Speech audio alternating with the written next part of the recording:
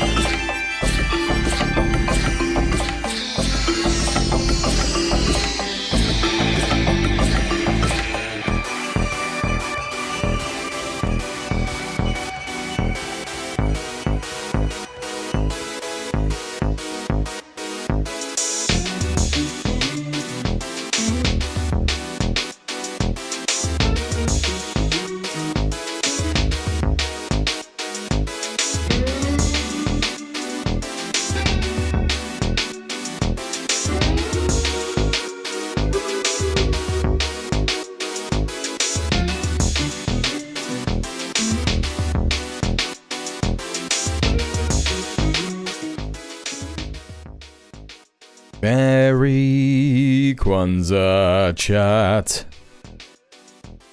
How you doing? What's going on? Welcome in. Well, fucked up the Christmas Day stream, didn't I? But I think everyone's fine with that, aren't they? I think you're all fine with that. Sorry, didn't have the camera ready for the stream. How's it going? It's good to see you. Welcome in, Ninny. Welcome in, Jenny. Welcome in, Middle-earth Marxist. Welcome in, Sam Outside. Welcome in, Prince. How are you all doing? How are your holidays going? We're in the gooch of the year, which I'm just learning this year is actually when Kwanzaa is. It's literally the 26th of December to the 1st of January. And that just makes so much sense to me to have like a celebration here, you know what I mean? Just like in this week. Because it's always felt like a celebration, because it's like, what is anyone even doing? You have a big sort of like festive roast and shit like that, and then everyone just kind of goes, meh. But the is kind of the celebration, because you see a bunch of friends and family around this time, right? Everybody comes back for Christmas and stuff. Like I saw, a good friend, he lives in Spain now. I saw him the other day, and he brought along with him another of our close friends and stuff that I've not seen in a long time, and that was great, you know.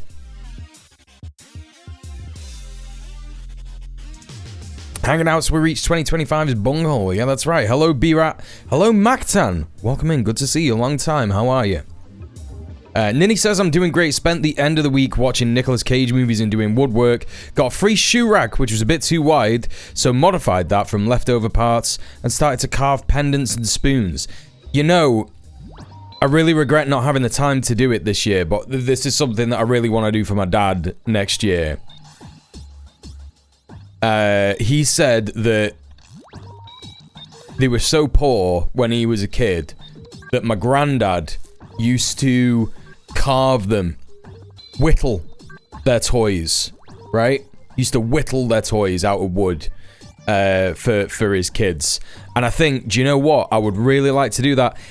If me Uncle Eric is still alive, I mean, it's really difficult. So I've got my dad and three uncles. I'm blessed with my dad and three uncles still alive. One of them, unfortunately, has got dementia and he's in a home.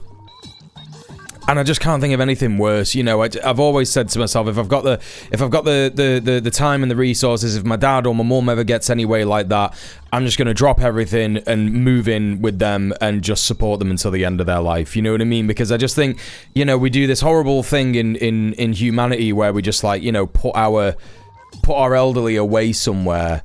And oftentimes, you know, even if it's a private home or whatever, they just don't get looked after, and then they die alone and confused, and it's sad, right? And I think that, you know, they look after us when we are born, and so why should we not look after them when they die? And of course, you might not have that relationship with your father or whatever, or your mother. But anyway, the long and short of it, I got on a bit tangential there, but I thought that even though he's in a home, one of my uncles who's got dementia, still do this for him. I'll carve him all something. Even though he might not know what it is, or he might not know, it might not trigger anything, and he might not go, oh, thanks, or whatever. I just think it's a nice thing to do, you know what I mean? I just think it's a nice thing to do. So, yeah, I think I'm going to do that for Christmas next year. But, yeah, no, glad that you brought that up, Ninny, because it made me think. Yeah, no, I've absolutely got to get that done. I've absolutely got to try and do that. I'm going to practice whittling this year. Just need to find some, wood. Get like a little whittling box. Get some wood and learn to whittle. Can't be that hard, can it? You just need a sharp knife or the right knife. I don't know. Oh, okay. Hello, Steph. How are you? Good to see you. Michael Bay with the 25-watch streak. Hell yeah, dude. Wish I could say the same for your movies, but they're just not my cup of tea. Merry Kwanzaa indeed. Hello. Summon Jolly Cooperators. Hello, Maracas. How you doing? Fucking hell, the Israelis are back on the Iran nuclear shtick, aren't they? Supposed to wait a few years at least to give people time to forget the last time they pulled it. Well, I've been covering it quite regularly. They do not care about waiting. They are obsessed with wanting to destroy Iran. That's what they're gonna do, and that it looks like that's gonna be on the cards very, very soon. And we're gonna look at that today together, and try and do our best to pick apart the horrors and figure out how to deal with it, you know? Hello, Nuclear Slayer, get you and them earmuffs if you carve a wooden train whistle, because I full sent and my ears hurt, so I did it again, but even better, then my ears hurt twice. Get you and then earmuff if you carve a wooden train whistle. A wooden train whistle? That's crazy. So you carved a wooden train whistle and it was so loud that it fucked your ears up. That's crazy. Iran's got a nuke now, so tough shit Zionists. I think that's what the whole shit is about. I think that's what it's about. Obviously, yous have been watching streams. All I've been doing over Christmas, like literally, you saw me on Christmas Eve. We did the Christmas Eve stream, right? And you know, I was, I guess, like, just getting into Christmas mode. I was looking at movie trailers and stuff like that. And then I went to my grandma's and my granddad's with my mum the day after. I was very tired. I only had a banana and peanut butter for literally just that, not even on toast, just had a banana and bit of peanut butter for breakfast. Got some coffee in a little thermos and jumped in a fucking taxi to my mum's. Flew over to fucking granddad's. You know, fucking just like, oh god, you know, and this is another thing about elderly people in this country, like, they get so, like, if you just leave them to it, they just get so brain rotted. And my grandma, you know, I've told you about my stepdad, you know, he's a Zionist, he's Jewish, and, you know, all that my grandma knows is what's on the news. And so she says, oh, well, you know, me and your dad have been thinking about, you know, your husband, talking to my mum. What, you know, you know, does he feel safe? Is that why he's always going away all the time? Is it really for work, or is he really going away because he's scared of getting stabbed and stuff? And I was just like, Grandma, all that stuff is fucking bollocks. And even my mum said, yeah, well, a lot of it is. And, but it's, you know, she just believes everything that's on the news, and this is what they're doing. I've said this before, right, chat? We've gone through this before. The way that the news affects me grandma, you know, and I think a bunch of other people have said similar things to me when they've interacted with like elderly relatives, and it's like, how do you get around that brain rot when it's just like the state media that are doing it? Like, how do you get around it? You just can't, and it's like now you've just got to let your elderly relatives, you know, decline and eventually die, and they just believe these lies, and it's like, oh my god, fucking hell, what a fucking world we live in, man. So anyway, that's depressing, isn't it? But anyway, went back to my mum's, helped her with Christmas dinner. As soon as I had something to eat, I felt good. I do hope that my stepdad isn't watching this. I don't think he would ever watch it, but apologies, mum, if somehow Robert is watching this. I don't know. But she was like, yeah, safe. I'm gonna just pop into the... As soon as he went out to walk the dogs on Christmas Day, my mum was like, I'm just gonna go and have a ciggy in the fucking... in the study. And I said, fuck it, I'll have one with you. And even though she smokes menthols, for some reason, she just had a pack of standard straights in there, and I was just like... I just... You know, chat, I just need... One, it was Christmas Day, right? And two... Just after that, with my grandma, I was like, fuck it, I'm just...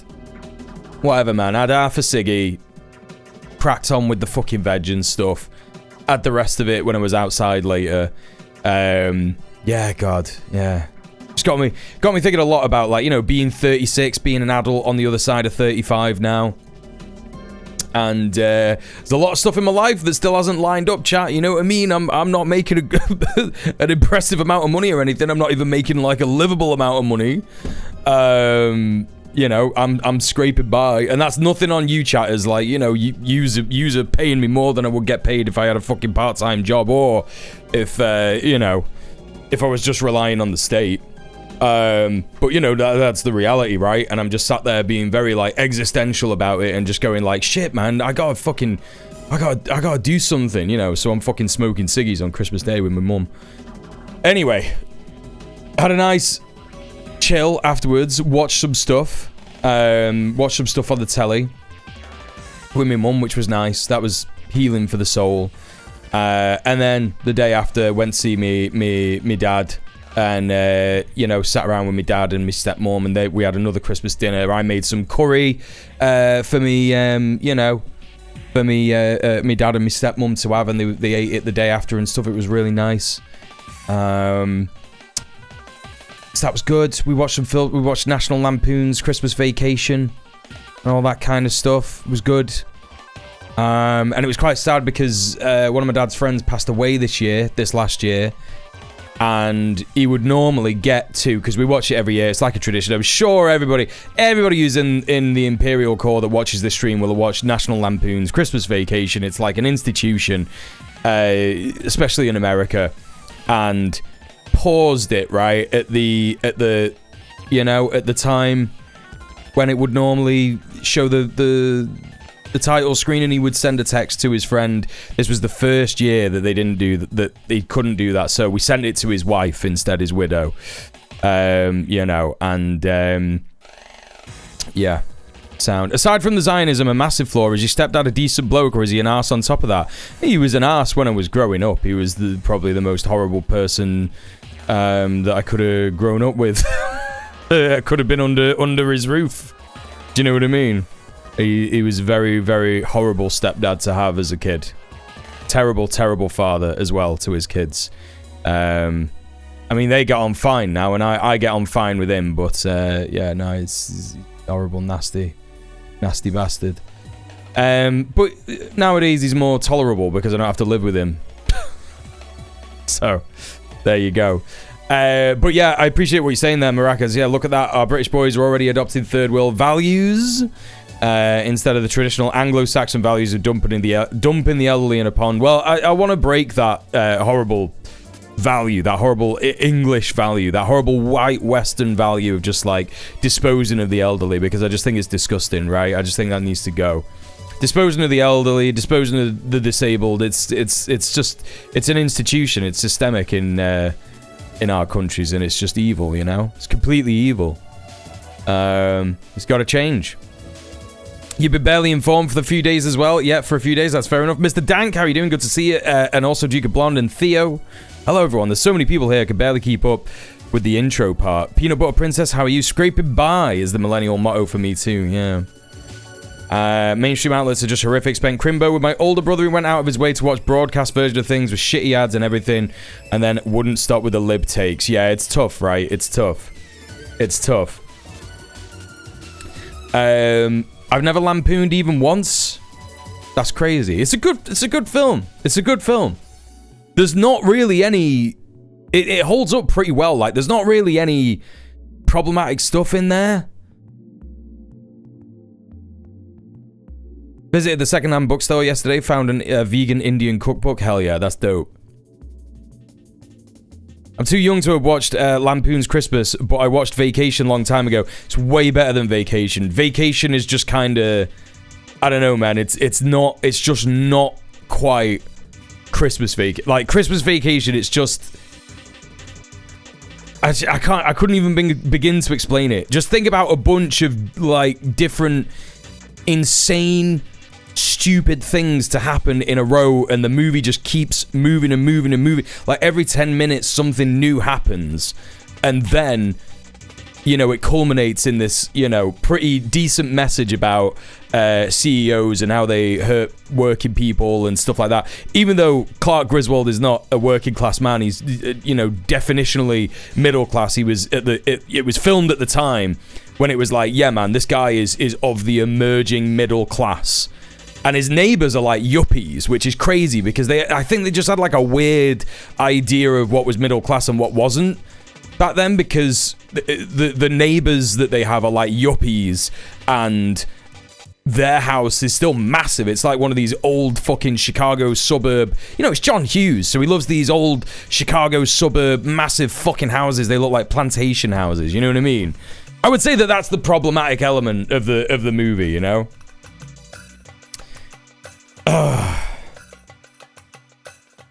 The presence of Chevy Chase could be questioned on several levels. Oh, I mean, yeah, he's a terrible guy, yeah, for sure. But I mean, like, if we're talking about, like, problematic jokes and shit like that, it doesn't really have anything like that. Like, I think the the most problematic that the film gets is about how Cousin Eddie in the RV is treated, because they're really treated like, you know, well, because they are working class. Cousin Eddie and Catherine and the kids, they are obviously working class.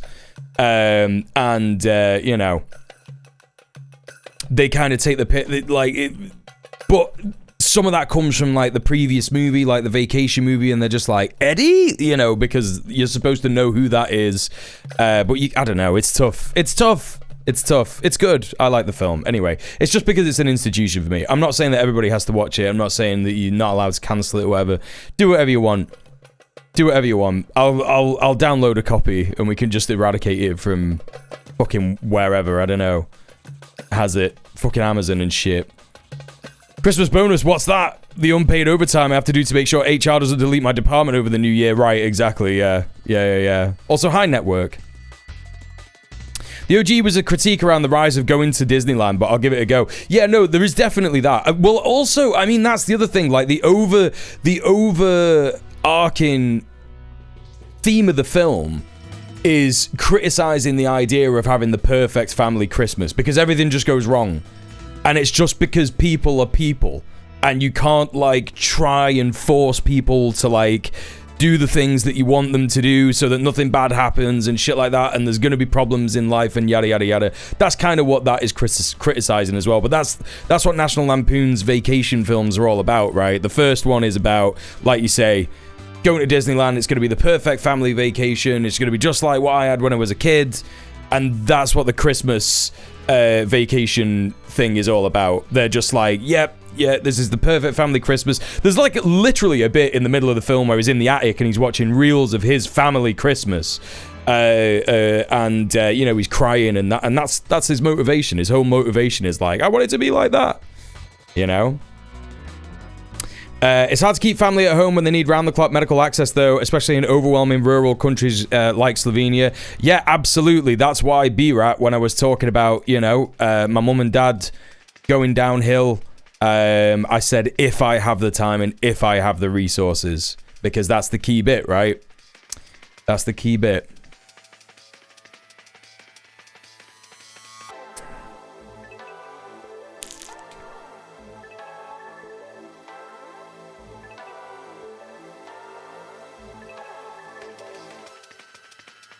I said our boys are adopting third world customs as a joke, but are the current crop of racists using that line yet? Or are they too deep into blood and soil racism?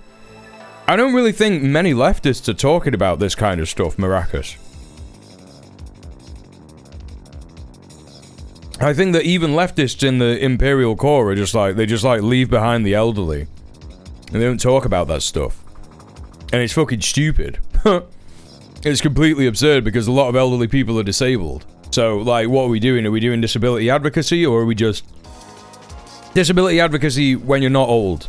Because when you're old, it's normal to be disabled, so then we just don't care about you. I don't understand. I really don't see a lot of it at all. So I would say that not only do the racists not think about that, but they even the lefties don't. So, yeah. That's what I'd say. You know, we got so much work to do in this fucking country, honestly. In the UK. Like,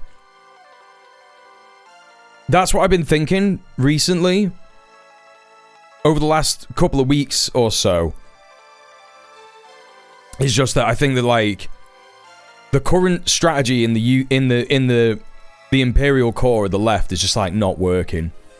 And what I mean by that is that there isn't really a strategy, there's more of like a culture. And that culture has just been informed by like leftist puritanism. And you know, I've been touching on this a little bit recently. But I, you know, I went into the world of organizing, I told you all about it. I was like, we absolutely need to, you know, be going out there and organizing and stuff like that. But even when you go out there and you organize, there are still people like this, and they treat working class people who are just not educated, and they don't understand the theory of labor value, and they don't understand the necessity of building power and stuff. They just treat them like fucking idiots, and it's really, really, really shit. And there's just a lot of proselytizing, you know, like preaching to people and being like, here's an example, right? I'm not gonna name any names here. I'm not gonna talk about any organizations or any people, but this is a literal thing that happened, right? Working class organization. There's a branch of this organization that has a bunch of working class single mums in it, right? Working class single mums. The central organization decides we're going to create a feminist caucus, and we're gonna you know, talk about feminism. We're gonna use it to like educate people and stuff like that. And it's like, great, that sounds brilliant. First thing that happens is they don't talk to any of the single mums on the estate that I'm referring to. And I say to one of the people involved, I'm like, hey, like, I think it'd be really good if you include these working class single mums, if you're doing a feminist, you know, like a feminist collective within this organization. Yeah, we'll do that. And they went to the estate, they went to where the meetings would happen and stuff like that. And the thing that they did was they spoke to these working class mums about decriminalizing sex work, right? Now that's fine, in my opinion. Like, I think that sex work should be decriminalized. But when people spoke to them afterwards, the working class single mums, they said, yeah, it just felt like a bit of a joke, really. I don't really know why we're talking about helping prostitutes when, you know, we didn't talk about any of the kind of misogyny that we face as single, you know, single working class mums in a fucking, in this organization that is not to do with decriminalizing sex work. Steph! Meow meow money for the little meow guy. Keir Starmer puts the tree in country. Oh no, wait, it's the other half. Steph, that's fucking great. Thank you so much. Thank you so much for the £17.60? Something like that. I'll see it in a second. Hang on. Streamlabs is loading. £17.06. Thank you so much. Merry Christmas. Puts the cunt in country. Thank you so much. Thank you for subbing off Twitch. Really appreciate that. Chat, we've only got £100 left before we hit the dono goal for December. Hello, Luna. Welcome in. It's good to see you. It's great. It's great stuff. Great stuff. It was good, wasn't it? Yeah. Hello, Valerie. Welcome in. So, as I was saying, right, there was just like a group of leftists who went to a proper working class area and were like, right, we're going to teach you about sex work. And all that happened is that these fucking literal, like, working class single mums have been fighting against the fucking landlords for a long time. Just kind of went, that was a bit shit. And I don't understand what the point of it was. And we didn't get to talk about anything that affects us directly. And that doesn't mean that they don't like sex workers. I know that I use the word prostitute, but that's the literal word that they used. And that's because you can't just go round to the working class and proselytize. You can't just go around to the working class and be like, yeah, but don't you understand your potential? Don't you understand that you've got to organize and blah, blah, blah, this, that, and the other? Like, listen, man, you got to meet people where they're fucking at. Like, you've got to meet people where they're fucking at. You know, it is so fucking stupid. I swear to God. And that's why I get so stressed out sometimes with people on the internet who are like really missing the broader point. Like really missing the broader point. A thing that used to stress me out the most was when people were you know, there was a whole fucking thing. Yo, Krill! Sonic will never again be a pain in my ass! With the 15! Thank you so much, my G. Thank you so much for supporting the stream. Thank you so much for subbing off Twitch. Appreciate you. What's that all together? That's 20... yeah, easily £25. I mean, the sad reality is that the boy's not in here, and that's because for Christmas I got like a new blanket on the... I got a new blanket for the couch to, like, you know, snuggle up on or whatever with the boy. And because it's super furry, he just, like, loves it, right? So he might be in here in a minute, but he really is enjoying the blanket. Krill, welcome in. How are you doing, mate? Holy shit, Middle-earth Marxist. Merry Crimbo, Mule, cheers for all your wise words and based actions this year. Yo, I don't really think I've done that much, but... And Sam with the 10 gifted subs.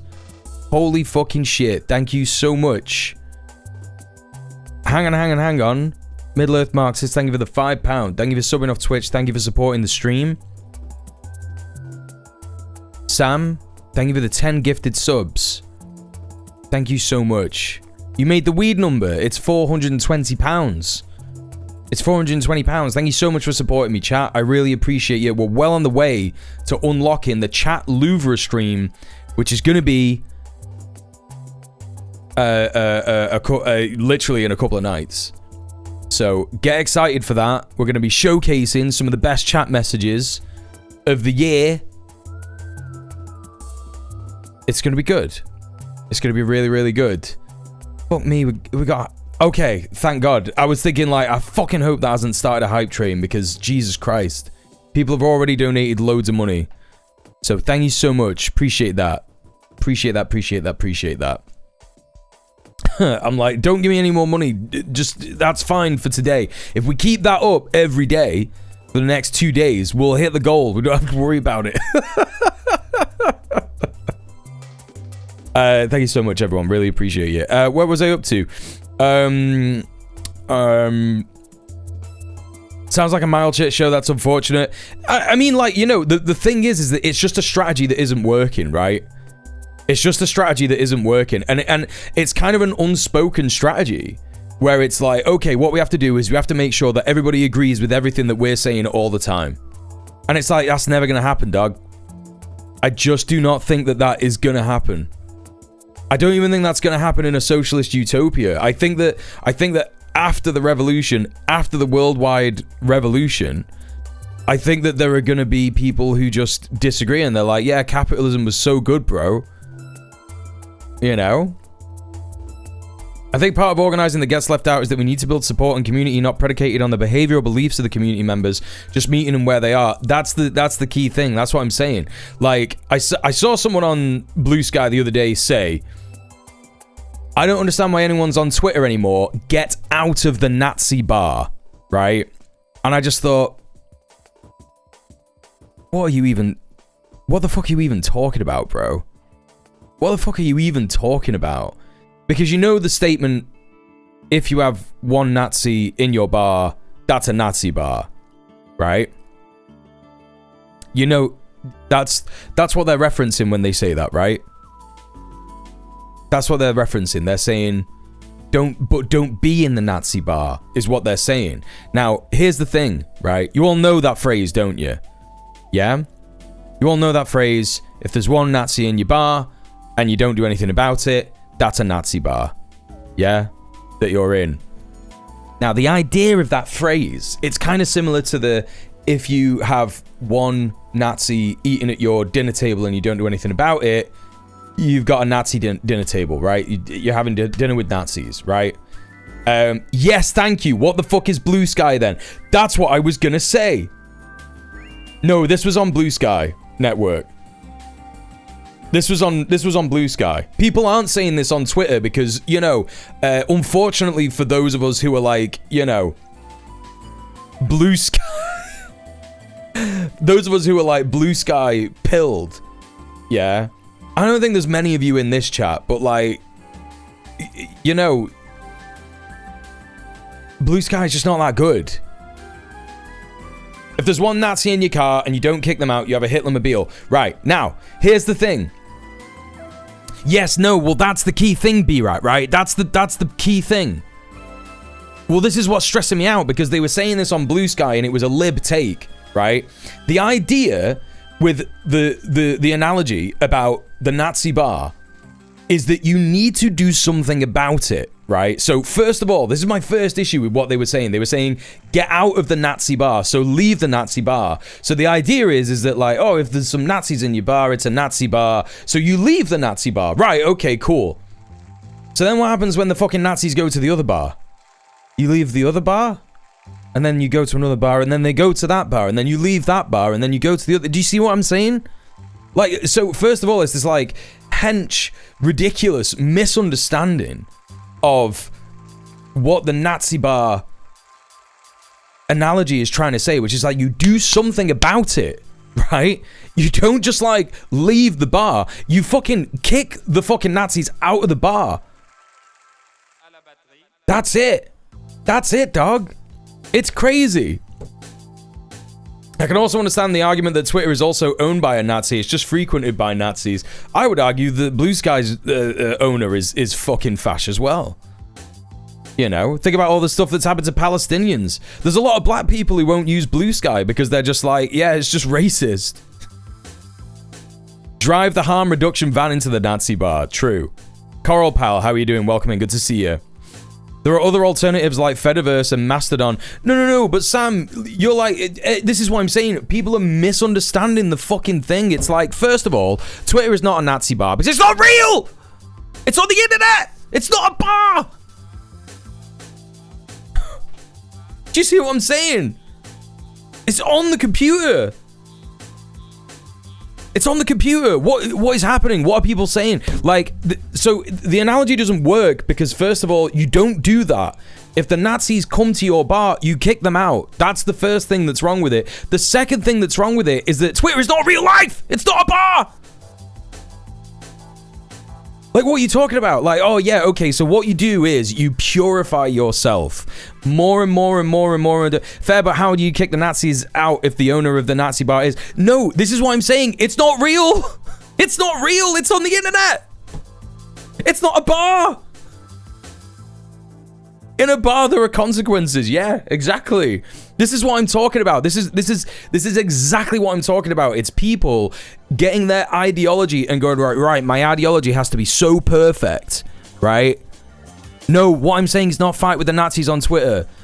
What I'm saying is that being on Twitter or not is whatever. It doesn't mean anything. It literally doesn't mean anything. It doesn't mean a goddamn thing. There's no point in people getting stressed about people being on Twitter. It's a stupid thing to think. It's completely stupid to think that. But there are some people who are like, no, I'm going to die on this hill. Get off Twitter. You need to get off Twitter. If you don't get off Twitter, you're not a proper leftist. And the core of what I'm talking about here, as I was saying, I was relating it to organizing, right? When the people that I was referring to, in my experience of organizing, when they went to this working class estate with these single mums and they started proselytizing to them about like what they should believe, that was online brain in action. Yes, I really think there are better reasons to get off social media, and none of them are because being on it makes you a worse leftist. Correct, network. That is exactly it. Being on the internet is not being a leftist. like you are not, like, you know, and yes, I'm saying this in my Twitch chat, you know, if all of you stopped watching me and went outside and did organizing, I would love that. That would be great. It would mean that I would probably have to earn less money. I would hope that some of you would, you know, still come by sometimes and support me. But, you know, ideally, I need everybody to be going out and organizing and doing stuff. And that's why I talk about what I talk about on here. And that's why I talk about things that, like, you know, you don't think being an explicitly white supremacist platform has a negative effect on people. Dog, that is a completely different sentence. That's a completely different sentence. You just did Twitter brain. You literally just did, oh, so you hate waffles. At what point did I say that Twitter doesn't have a negative effect on people? I never said that at all. Waffled my fucking pancakes, man. Like, come on, dude. Like, of course I'm not saying that. Watching you helps me stay locked into my organizing. Good. Well, you know, that's ideally it, right? That's ideally it. Here's the thing, right? You could criticize. Like, think about Twitch. Okay, let's talk about Twitch, yeah? Talk about the white supremacist nature of Twitter. Let's talk about the white supremacist nature of Twitch. Let's talk about the white supremacist nature of Twitch. Some of the biggest streamers on Twitch are fucking fascists. Is my man still on Twitch, by the way? This will confirm everything if this is true. Might not be true. Might not be true, but is my man still on Twitch?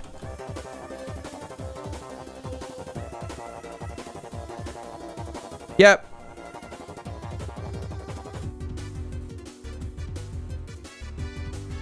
He's not been banned. I think he still streams, right?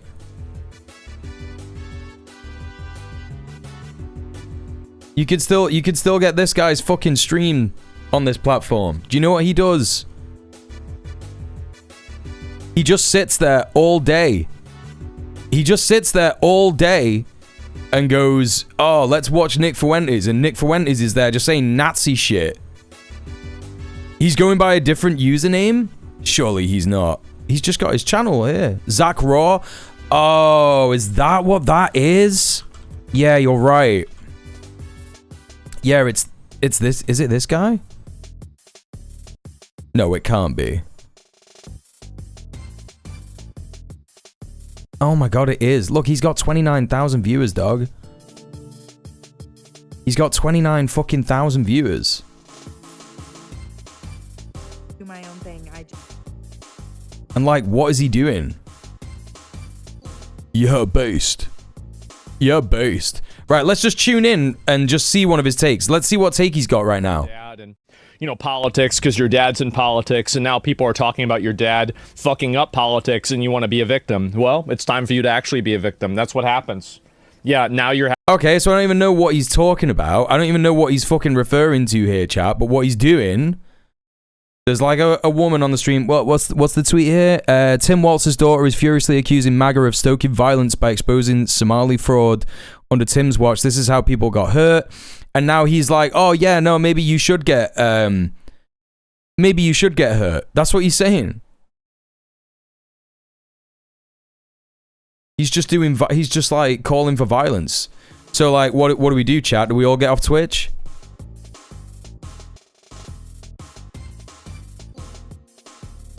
You're saying it doesn't matter whether people are on there or not. I'm just trying to figure out if you think it's not a big deal or it doesn't matter at all. It's not a big... It doesn't make a difference if you're a leftist on Twitter or not. That's what I'm saying. I'm not saying that the existence... Hey, listen. Here's my broad social media take. My broad social media take is that these are companies that are corporations that are influenced by capitalism. They want to make money. What's the easiest way to make money? Well, you have conservative opinions and you promote conservative opinions, because what does it do? It confirms people's biases who have those opinions. Those people need people to confirm those biases, because in the real world, it's unacceptable to say the things that they say. It's completely unacceptable to say the things that they think. And so they need a freak like Asmongold who's just going, yeah, no, it's fine to say this shit. It's fine to say that black people are criminals. It's fine to say that Palestinians should be genocided. It's fine to say that yada, yada, yada, yada, yada, insert horrible opinion. Because in the real world, they will come across people who have different opinions. And the different opinions might not even be that much different, but they do not allow it. They do not allow those different opinions to enter into their mind. Because otherwise that means they would have to think about their opinions and, come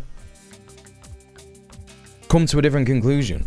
So if we're going to talk about social media, yeah, social media is bad. That's why, man. When I'm saying it doesn't matter, I mean it doesn't fucking matter, like, in terms of what that person was saying.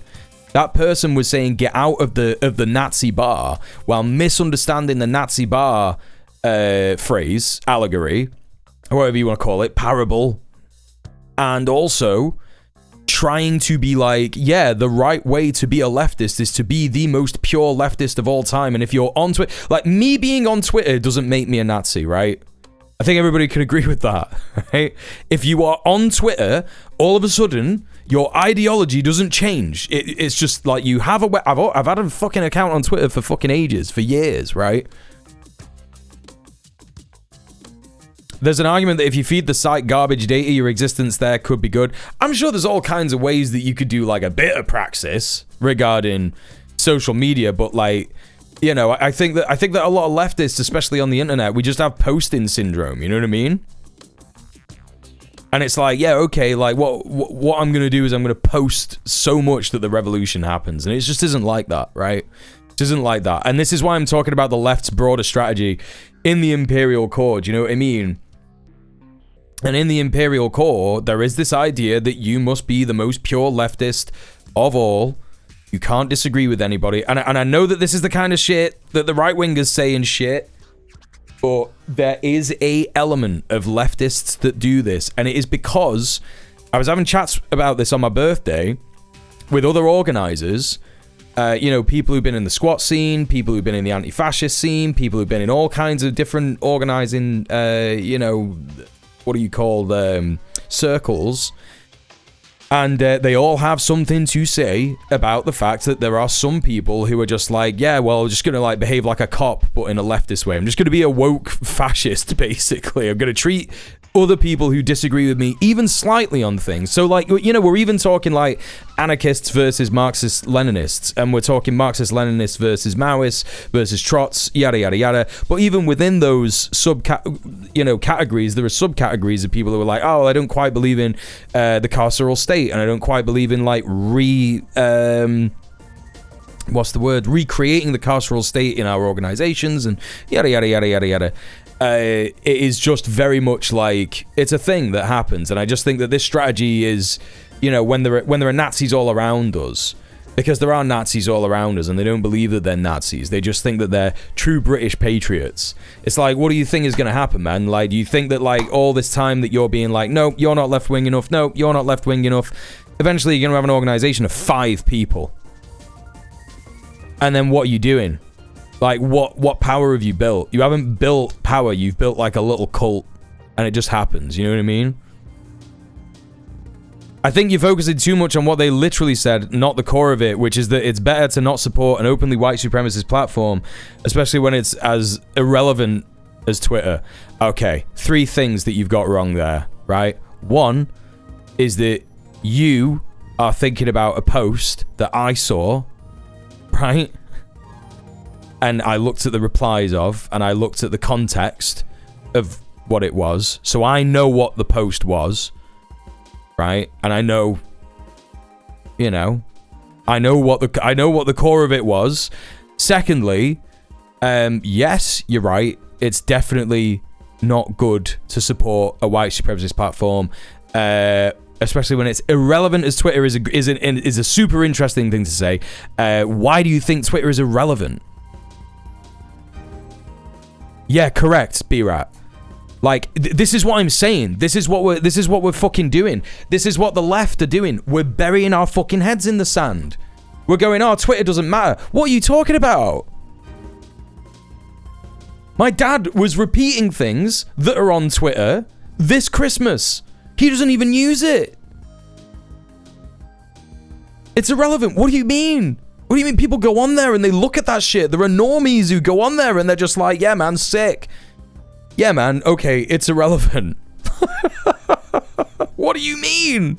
We have to stop burying our heads in the sand. Things are very bad.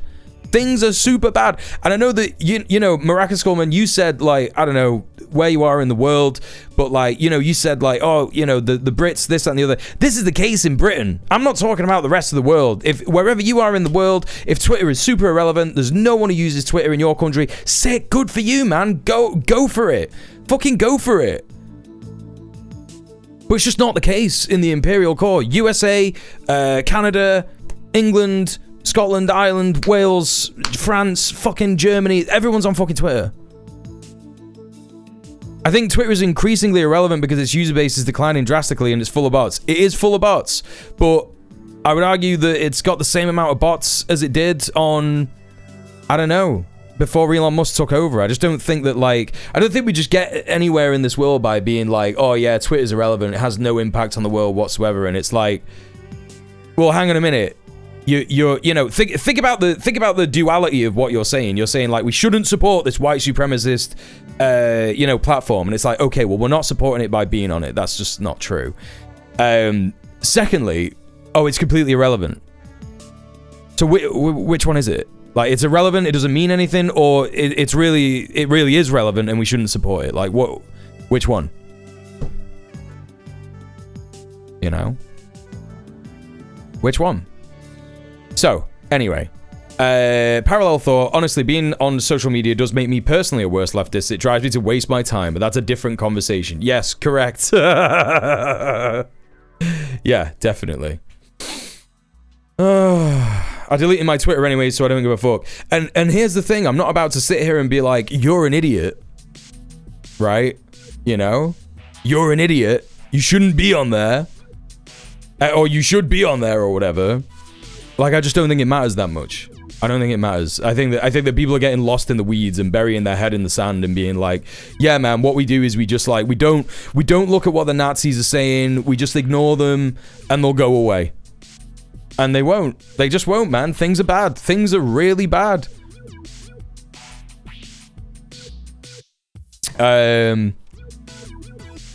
Yeah, if you're trans, like, it's different if you're trans. I'm not going to tell people to, you know,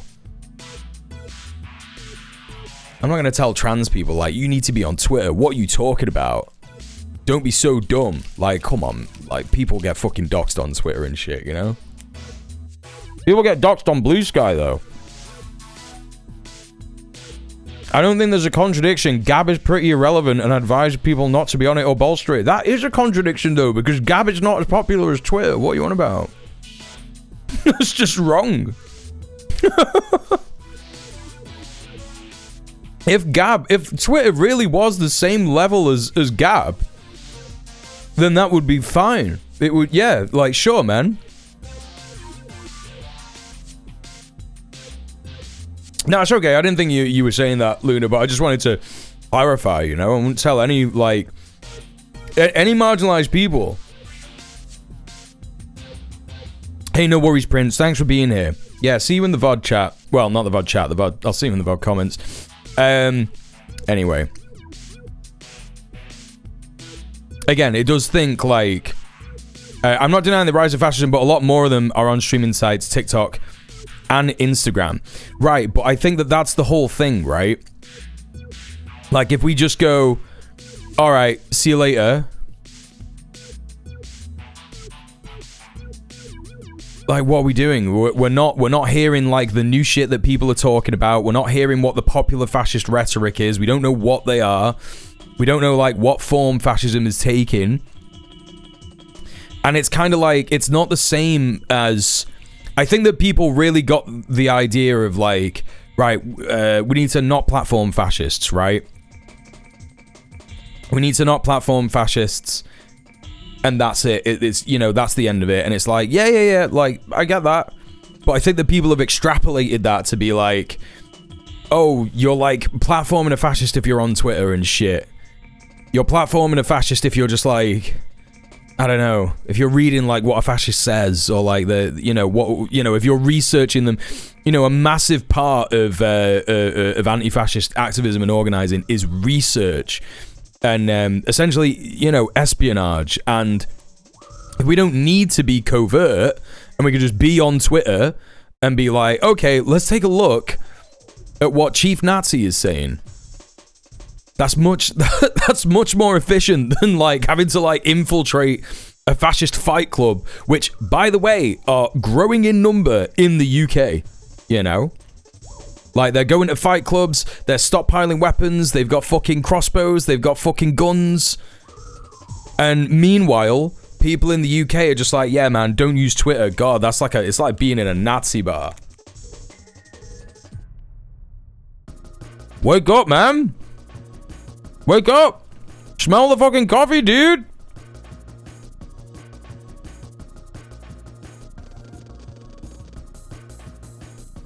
Hold on, you're saying it's better to not be on social media at all, but at the same time it's good to be on Twitter to understand and keep up with fascism. Yeah. Yeah. I am saying that. I don't think it's hard to hold those two opinions. Like, being on social media is one thing. Like, what are we defining as be? Are you using it actively? Are you on it every day?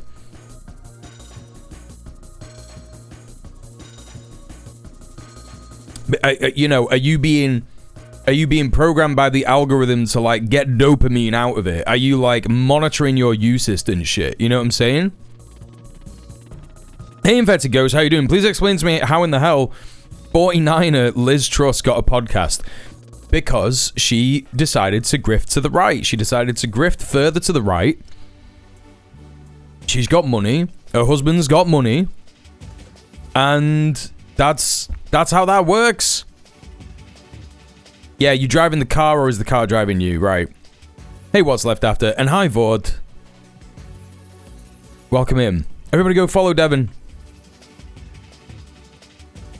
Hope you're doing good. Hope you're having a good holiday season. Does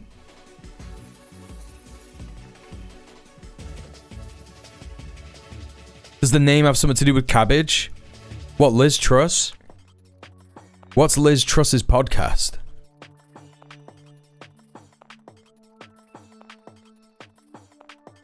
Would she be that? Oh, it's just called The Liz Truss Show. These people really run the UK. Oh, it's on the Daily Express. Well, let's talk about the state. Or there's so much to say about this already. It's being hosted by the Daily Express. So it's the Daily Express's podcast.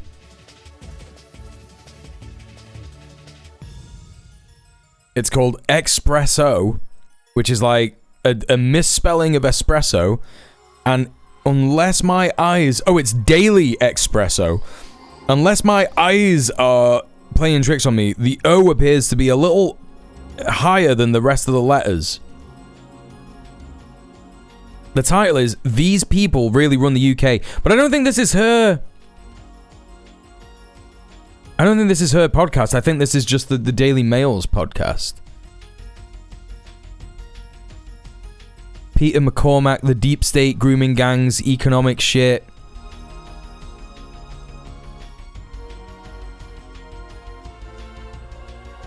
Okay, those aren't those different things. I don't think a lot of people saying to get off Twitter would care if you just have a burner you log into every once in a while to see the goings on.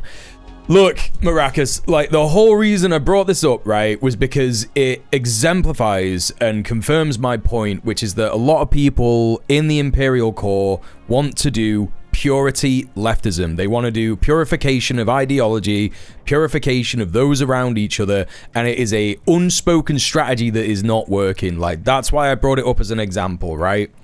So you can think whatever you think about being on Twitter. I really don't give a fuck.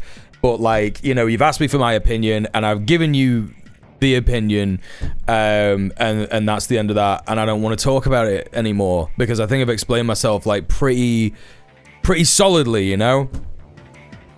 She got Curtis Yarvin on the show. Hey, Sorka, how are you doing? Welcome in. This is mad. Oh, it looks so bad. Look at these fucking...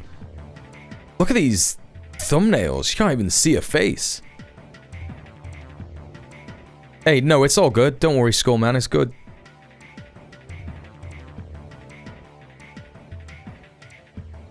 Are these... Is this all of it? Is this all of it?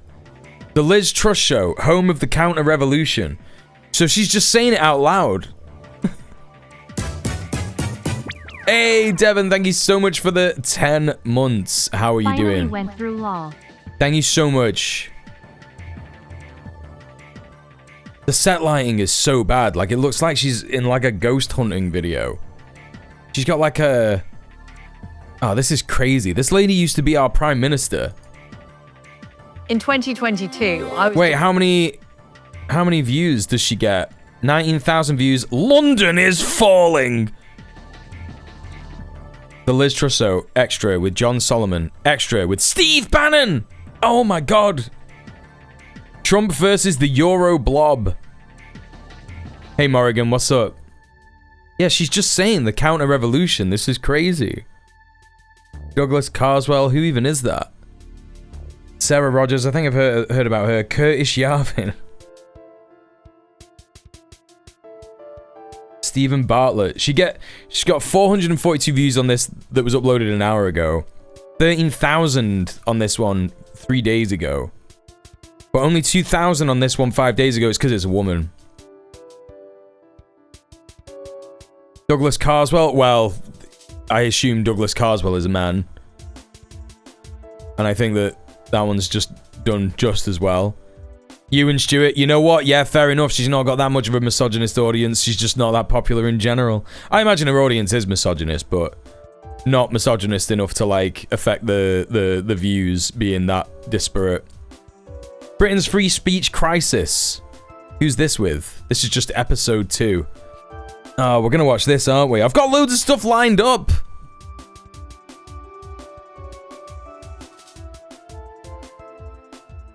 I've got loads of stuff lined up that I wanted to go through. I've checked in MPV player. It is actually slightly too high. That's crazy. The O's a little high. That's so weird. That's so weird. Oh, God. Yeah, why bother lying? Are we covering the unhinged Somali conspiracy today? No, because I don't know too much about that, but there's loads of stuff that I missed over the last 5 days. Got a ram day. The docket is full. And you know, I woke up at like 2 p.m. today, chat, so I'll probably be staying up late. And most of you probably will as well, because I imagine a bunch of you are off work.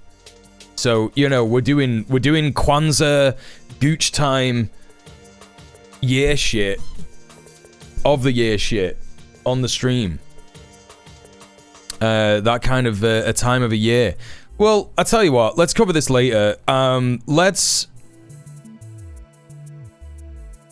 Let's have a little look at this. So this is pretty fucked up, chat. So, you know, I do want to give people a trigger warning for sexual assault and violence for this. This is German journalist Anna Liedtke, who was on The Conscience, and she says that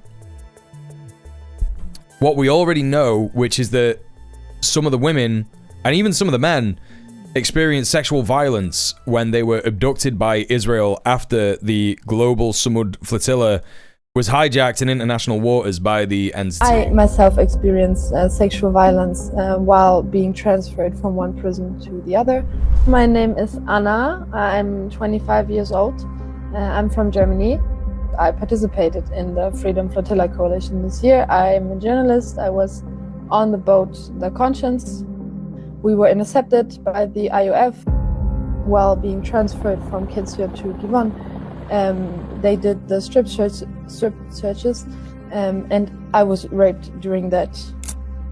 I'm sharing this, and not for me, but for all the people who cannot talk about it. Palestinians in the Zionist eyes are not viewed as humans, as cruel as that sounds, so this is why I'm sharing it. Because as a journalist going into those prisons, I think now is my task to also share this publicly and to say, I don't have to be ashamed, and I'm not ashamed that this happened to me. I just want the world once more to know what's going on inside those Zionist prisons.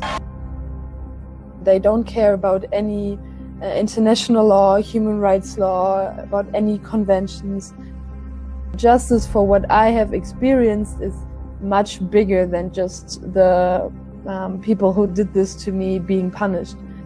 Justice would mean an end of Zionism, an end of the occupation, an end of genocide, an end of those prison systems, an end of all the violence.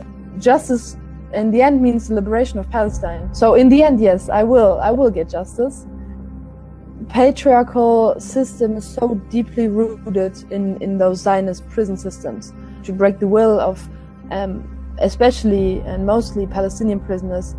The most important thing is that your struggle continues, your fight continues. If you're confronted with those IOF soldiers, they are this small. They don't have anything but their guns and their Zionist beliefs. There really is no reason to be afraid. There's women's solidarity that is so much stronger. I am calling everyone onto the streets in front of the embassies to say yes. So Palestine belongs to the Palestinians and our bodies belong to us. Whenever we experience this kind of violence, the best thing we can do, and of course also the most revolutionary thing we can do, is not to be silent about it. Alright, but have you heard this one though? Death, death to the IDF! Death, death to the IDF! Death, death to the IDF! Death, death to the IDF! Sorry, chat, I was just watching something on the other screen. Yeah, that's fucked up, right? Damn, dude. I mean, we all know it, right? And I think that this woman is so awesome for, you know, using this like incredibly vulnerable moment to be like, yeah, actually, I'm not saying this for me. I'm saying it because like I need people to know that the Zionist entity is a fucking genocidal, psycho-fascist rape state. It is only interested in unlimited baby murder, unlimited infanticide, unlimited rape of anyone that they deem to not be human. And that's the important part, right? She experienced like a fraction of what Palestinians experience. So, you know. That's it. That's fucking it. Big up. Speaking of rape and kids, here's Donald Trump. No relation, by the way. Pro tip. Don't flirt with an 8-year-old in front of your nation when that nation is questioning your involvement in raping children. What is this? Apparently, Donald Trump did a Christmas Eve event from Mar-a-Lago where he took calls from kids who were like, "Where is Santa?" How are you? I'm fine. You sound so beautiful and cute. How old are you? I'm 8. Wow, so smart. You sound good. I'm fine. You sound so beautiful and cute. How old are you? I'm 8. Wow, so smart. You sound so smart. So do you have a good? Bro, what? What the fuck? It just has to be some kind of Brandonization. Thanks for the follow. There has to be some kind of Brandonization happening where he's just like, he's not even thinking about it. Or, I don't know. He's getting off on getting away with it. Yeah, probably. Yeah, that could be it. Hey, Apple Chips, by the way. Hey, Helgina. Good to see you. Yeah, what a way to rehabilitate his image. Totally normal conversation he'd just usually have with his friend Jeff. It's insane. Speaking about the Israel thing, Maracas Coleman says, is Israel this horrifically cruel in order to flood the zone and numb their victims? I don't think that the idea is to numb their victims. I think the idea is to traumatize their victims. And to kill them in such a torturous way. Arrogance and brain dying, yeah. It's so normal to me, he doesn't even think of it. Yeah, that's true, right? That's true. That's true. Right, let's get on to some fucking news. We're gonna get into some news and then we're gonna get into some brain rot, okay? That's what we're doing. We're gonna check out the news about the Nigeria strikes. So this happened on, like, Christmas fucking Day. Or Boxing Day or something, I can't remember. So this is Femi Owolade, legal historian and research associate at Sheffield Hallam University. It's not far from me in the UK. An attack on local armed groups does not address the root cause of violence. So why is this the opinion? So the US did an airstrike on Nigeria over Christmas, and Donald Trump's whole reasoning about it was that he was attacking ISIS because they are murdering loads of Christians in Nigeria. Now, ISIS are also killing a bunch of Muslims in Nigeria, and there's a bunch of other groups that are killing Muslims and killing Christians. So it's not even necessarily ISIS. This is again another fucking coup de grace from the pedo president who just has absolutely no idea what is going on. Where his podcaster administration are simply just going, oh, why don't we do this? And he goes, sounds great, let's do it. You know what you're doing, Petey. I know you had a couple of drinks this morning, but you're good. You're good. It'll be all right. I believe in you. I put you in the job for a reason. The amount of desperate Nigerians I've seen cheering this on has disappointed me. There's all kinds of people who will either misunderstand the news or get it right, or either just not have an opinion on it for all kinds of reasons, right? And yeah. His function for Empire right now is making sure whoever comes after him can do whatever the fuck they want and appear reasonable by comparison. I think that's true, Sorka. Yeah, I think that is true. Whether it'll work or not is another matter. So let's see what he said on the Nigeria strikes.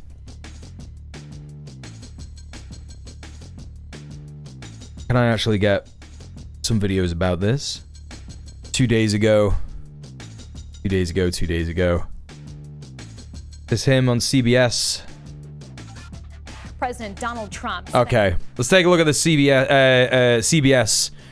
Now, why am I looking at CBS for this? Because they are currently the mouthpiece of the president, right? So all they do at the moment is just announce what the president is thinking, what he wants to do, and they glaze him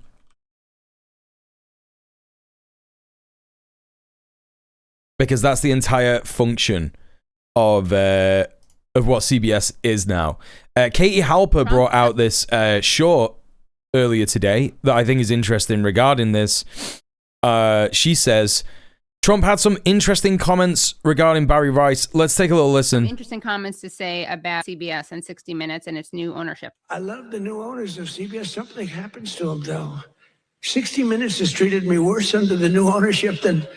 They just keep treating me. They just keep hitting me. It's crazy. It's interesting to actually consider how Trump world views figures like Barry Weiss. There has been this fixation, understandably, on the idea that her and her role represents this broader sort of like media lurch towards pliancy, complicity, favor towards Trump. But there are people in Trump world who, obviously Trump world is big and diverse in its own respect, and many of them actually, don't love Barry Weiss. There was one senior Trump official who told us that if nothing else, Weiss is a useful idiot.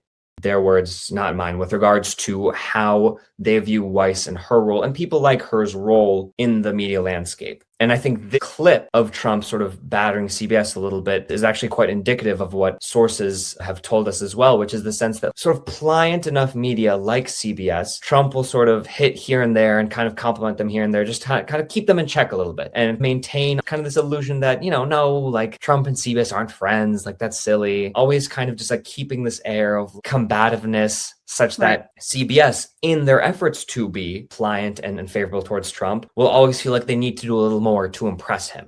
Right, so that's a really important take to understand in the broader media landscape of currently what is happening in the attempt by Paramount and Larry Ellison.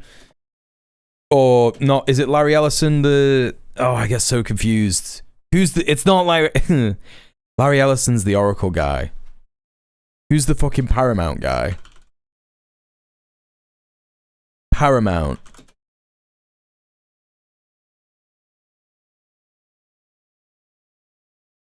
It's so confusing. Hold on. Paramount Pictures. Who's the Paramount guy?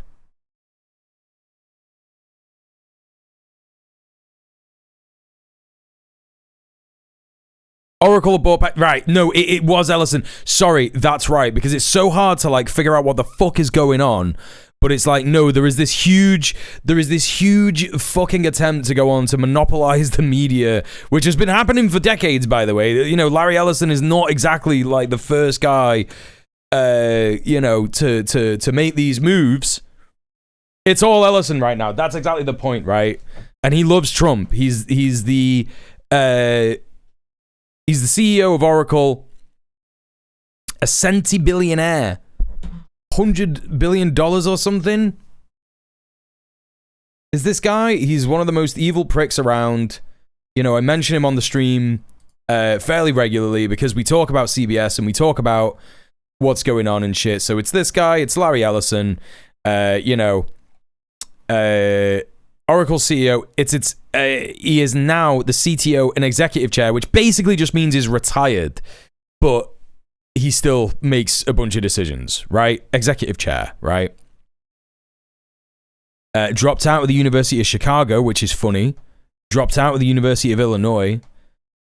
That's who this guy is. Anyway, so there was a merger this year, and Paramount own CBS. They own a bunch of stuff. They're trying to start their own. They have their own streaming service. They're trying to make it competitive with Amazon and shit like that. And it's really annoying because Paramount have like a bunch of really good movies and shit, but you absolutely just need to be fucking boycotting anything that Paramount does, anything that Oracle does, because this is the monopoly that is trying to fucking, you know, control what is being said. So you have someone like Larry Ellison who knows Donald Trump. Right? Yeah. Welcome to Unicorn featured presentation brought to you by Unicorn. Yeah. So, you know, it's a shame that the Ellisons are Jewish because they are a super rich family trying to control the media.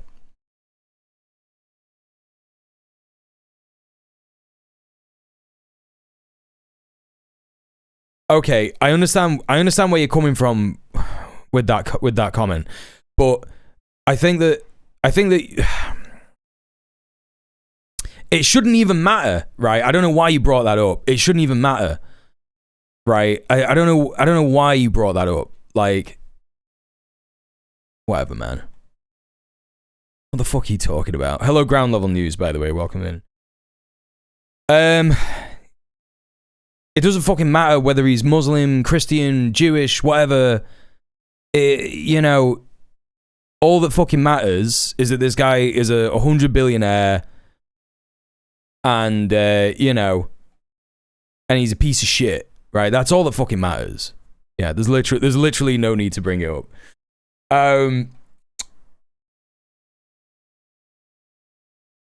you asked a question earlier, by the way, Maracas Skullman, yeah? And you said you wanted to bring me back into this fucking discussion, right? Speaking on coalition building, where's the line in your opinion? Obviously, a tent can't be too big or it will stand for nothing and purity politics is a no-go. How do you go about this? There are other channels that would have banned you for saying that. That's how big I think the fucking tent should be. Okay? Because I am certain that you made a mistake. And I'm willing to give you the benefit of the doubt.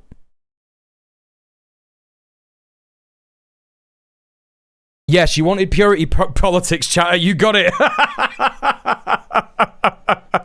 How big should the tent be? I think people should be given the benefit of the doubt when saying things like, it's a shame that Larry Ellison is Jewish.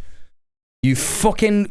Seriously, think about that shit. Think about what the fuck is going on right now in this conversation that we've had earlier and now what you fucking said there. Anyway, let's move on. So what we have here is we have Larry Ellison, who's a billionaire. You know, he's got a lot of fucking clout. He's got a lot of fucking, you know, control. Yes. Good friends with Trump, who is the pedo-fascist president of the fucking empire. And then you have Barry Weiss, right? Barry Weiss, who is not a journalist. Like, she is absolutely not a journalist, right? She has done opinion pieces for her entire career of being a so-called journalist. Most of those opinion pieces are things like Palestinians should be murdered, it's fine to rape Palestinians to death, etc., etc. The genocide that Israel does is worth it for a Jewish state, yada, yada, yada, this kind of stuff, right? So that's the kind of thing that fucking Barry Weiss has been saying. She's not a journalist. She is just a sycophant for fascists and Zionism. So you have this perfect mix where, you know, Larry Ellison is like we would rather people just like, you know, agree with what Donald Trump is saying because Donald Trump wants the best for me and I want the best for Donald Trump. So let's get a no good, nothing journalist to be the head of this news corporation that we've currently acquired, and it'll just be the mouthpiece for the empire. And I'm certain that there are people who are, okay, Maracas, take a fucking week off. Don't talk to other fucking chat members like that when I'm talking to you. What the fuck is that, dude? You immediately go to a femme-coded name in the chat to be like, calm down there. I don't need your patronizing. What the fuck are you talking about? I was patronizing you, dog. Talk to me. The issue is with me. Fuck me, bro.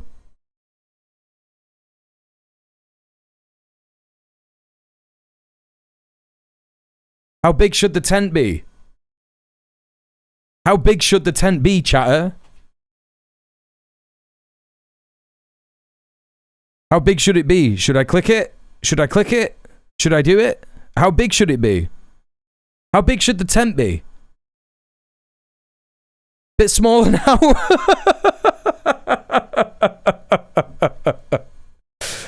Don't fucking test me, man. Holy shit.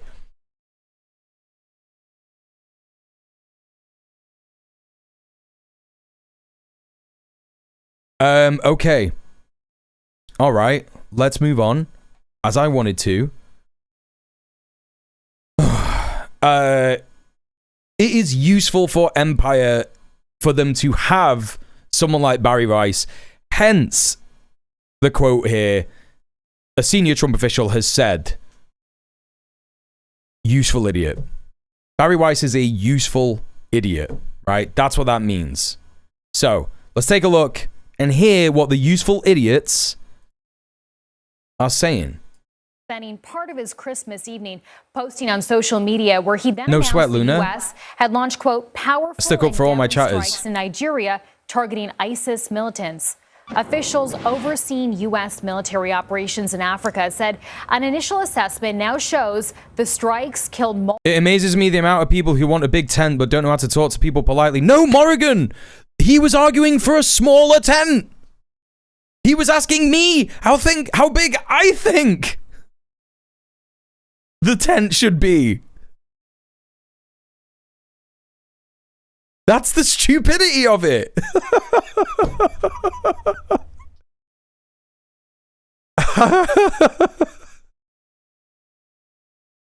That's what I'm saying. It's fucking so crazy.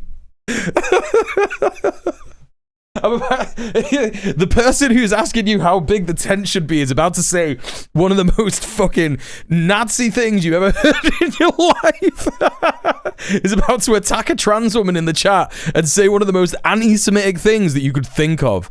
No, well, it wasn't that anti-Semitic, but yeah, it was on the edge there. You know what I mean? Like, I was hoping. I mean, you might still be watching, right? You might still be watching.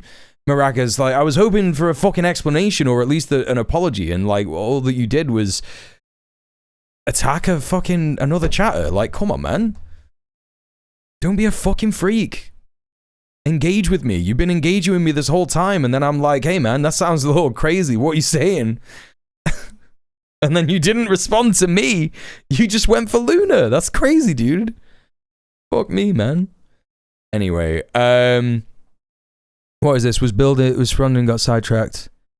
I'm missing something with the tent thing. Is that saying, yes, okay, so big tent socialism is a big thing that is being discussed, particularly in the UK at the moment, because of how bad the false consciousness is in our country, right? So false consciousness is things like racism, queer phobia, etc., right? And, you know, if that, Maracas, if you want my, like, legit, like, answer to what you asked, which is, like, how big should the tent be? I just think if people are able to leave their opinions at the door and not harm anyone when we're in the tent together, I think that's how big it has to be. I think that what we do is we relegate having those kinds of opinions to just like at home or in your own fucking head, and you don't do anything about it. Like, I get, you know, I'm not like, there are people who do not like believe that bisexual people are real, right? And they just think like, oh, bisexual people just want attention. You know, my dad said that to me, and you know, simultaneously, there are going to be people in the socialist movement who like understand that they're the proletariat, understand all this kind of stuff. But, you know, they would probably be like, I just don't think that being bisexual is real. And then, of course, you could probably think what their opinions on trans people would be alongside that. You know. But me personally, I'm not going to speak for trans people and how they feel about this kind of a thing. But if a person just doesn't believe that I'm bisexual, as long as they don't bring it up, I don't give a fuck, man. Like, you can think that in the privacy of your own home, as long as it doesn't affect me, right? And you know, when things start to affect people, that's where the harm comes in. You know, like if you think, oh, well, you know, it's completely fine for this person. Yes, we should entertain this idea that bisexual people don't exist. Then that's when it starts to become harmful. And I think that if you have an organization, you just have to have a very solid foundational documentation where you say things like, yeah, we just don't harm each other and we don't entertain harmful ideas. What are harmful ideas? Well, the idea that anyone, based on their identity, identity meaning ethnicity, sexuality, gender, we don't exclude anybody, right? You can't have Nazis in the tent, so you can't have ideology in there, right? But I just think it's, as simple as that. Multiple terrorists. We turn now to our White House reporter, Willie James Inman, who's following the president in West. Remember the rainbow tent from elementary school? Some people don't know how to play that game. Yeah. Walk us back to explain how we got here. Chanel, well, the president has been talking about this for weeks now, telegraphing essentially what he was going to do in terms of pushing back against terrorists who are targeting Christians in Nigeria. Now, in early November, the president posted about this. He said that not only would he take away aid from Nigeria, but that he would go in guns a-blazing, essentially, paraphrasing and quoting his social media post there, essentially saying that the country there, the government of Nigeria, is not doing enough to protect Christians. Now, Nigeria pushed back on this assumption and said that they, of course, are working to protect their citizens. But the president nonetheless told the Department of War, or the Pentagon, the Defense Department, to prepare for potential military action. Now, here we are with these strikes that took place last night. The president announcing these strikes against ISIS militants in northwest Nigeria. And we, of course, know, according to a statement from AFRICOM, that, of course, is the military apparatus that oversees military operations in Africa for the U.S., that several of these alleged ISIS militants were killed in this strike. And the president saying that it was a powerful strike. The Secretary of Defense, I'll note, he said that there's potentially more to come. So we could potentially see more strikes if you read into the lines of the Secretary of Defense's Pete Hegseth, his statement there. So a lot of moving parts of this, and the story developed and broke late last night. And oh, Helgina, you know, this is the whole thing. They're not going to be honest, are they? They're gonna say all these kinds of things. They're gonna say it's defensive. They're just the mouthpiece for Trump. That's exactly what I was talking about when bringing up Larry Ellison and Barry Weiss and the fact that Trump thinks that she's a useful idiot. You know? Hey, LHS, what's going on? It's good to see you. How are you? Merry Christmas. Happy Kwanzaa. Further response Happy Hanukkah. From the U.S. government. And you did see some video there of a missile. Shit, I did it again. Appearing to be launched from a ship, but no other video that we've seen. Sorry about that. From the U.S. government just yet. Chanel. And Willie James, I know you're saying this is a very fluid situation, but do we know if there was any coordination with the Nigerian government here? Yeah, there was some coordination and intelligence sharing, in fact, with the Nigerian. Oh my God, no. Bro, I hate this so much. It would have literally just been Pete Hegseth phoning the Nigerian government and just being like, okay, where are ISIS at? And they went, oh well, it's a bit complicated. They got some up in north and this area, right, and people are just gone, right, thanks. And the Nigerian guy will have just gone, whoa, just put the phone down, and they've just ordered these strikes, and that's just what's happened, right? Government, according to a statement from the Ministry of Foreign Affairs, and the Minister of Foreign Affairs, to be exact, went even further. According to the AFP, he spoke with a local television network in Nigeria and said essentially that he was on the phone with Secretary of State Marco Rubio ahead of these strikes, ahead of when they took place. And he also mentioned that intelligence sharing. Remember, as I mentioned, the Nigerian government had pushed back against the notion that they weren't protecting Christians. They denounced all types of violence, whether it's against Christians or Muslims. In this case, in particular, there have been targeting of Christians, but analysts will point out that mostly Muslims have been targeted in this violence in that part of Nigeria, in northwest Nigeria, to be. Interesting. This reporter has at least some scruples about what he's reporting on. Yes, correct. It is mostly Muslims that have been targeted in the unrest in Nigeria. Exact. But there was some coordination between they just don't know what they're doing, man. And the Nigerians, and it looks like this operation will continue because the ministry. I mean, let's face it. It's nothing to do with anything. I think that the best way to understand what Trump is doing is to think about the way that we've spoken about it on Red Planet. So when me and Tim and Sophie talk about this on Red Planet, we often talk about a couple of things, right? We talk about the fact that Trump is like kind of trying to play Age of Empires, right? He's like a kid who's playing Age of Empires. And I think that he's also a kid. That's also the other thing. He's a kid, so he's playing with his power. I have often referred to him as this is just gonna be the strongest, the most powerful person in the world who is going, yo, I'm gonna do whatever the fuck I want. I've got the nuclear codes. I've got all this fucking shit to play with. I've got loads of money, yada yada yada, and he's just doing whatever he wants. And I think that with Nigeria in particular, because in the white Western imperial core, people do not care about Nigeria because it is an African country full of black Africans. I think that he's just gone, let's just see if we can just bomb Nigeria and get away with it. We're just going to bomb wherever we want in Nigeria, and that's it. And he's gone away with it because there's no uproar about it. The only uproar that we're seeing is from people going like, hang on a minute, can he do this? ISIS is anyone who has resources. I mean, they may not even have resources. Like, you got to think about the way that he thinks, right? The way that he thinks and the things that he's said, right? And he has said, and what we've seen with the Epstein files is that he doesn't care that he's in the Epstein files.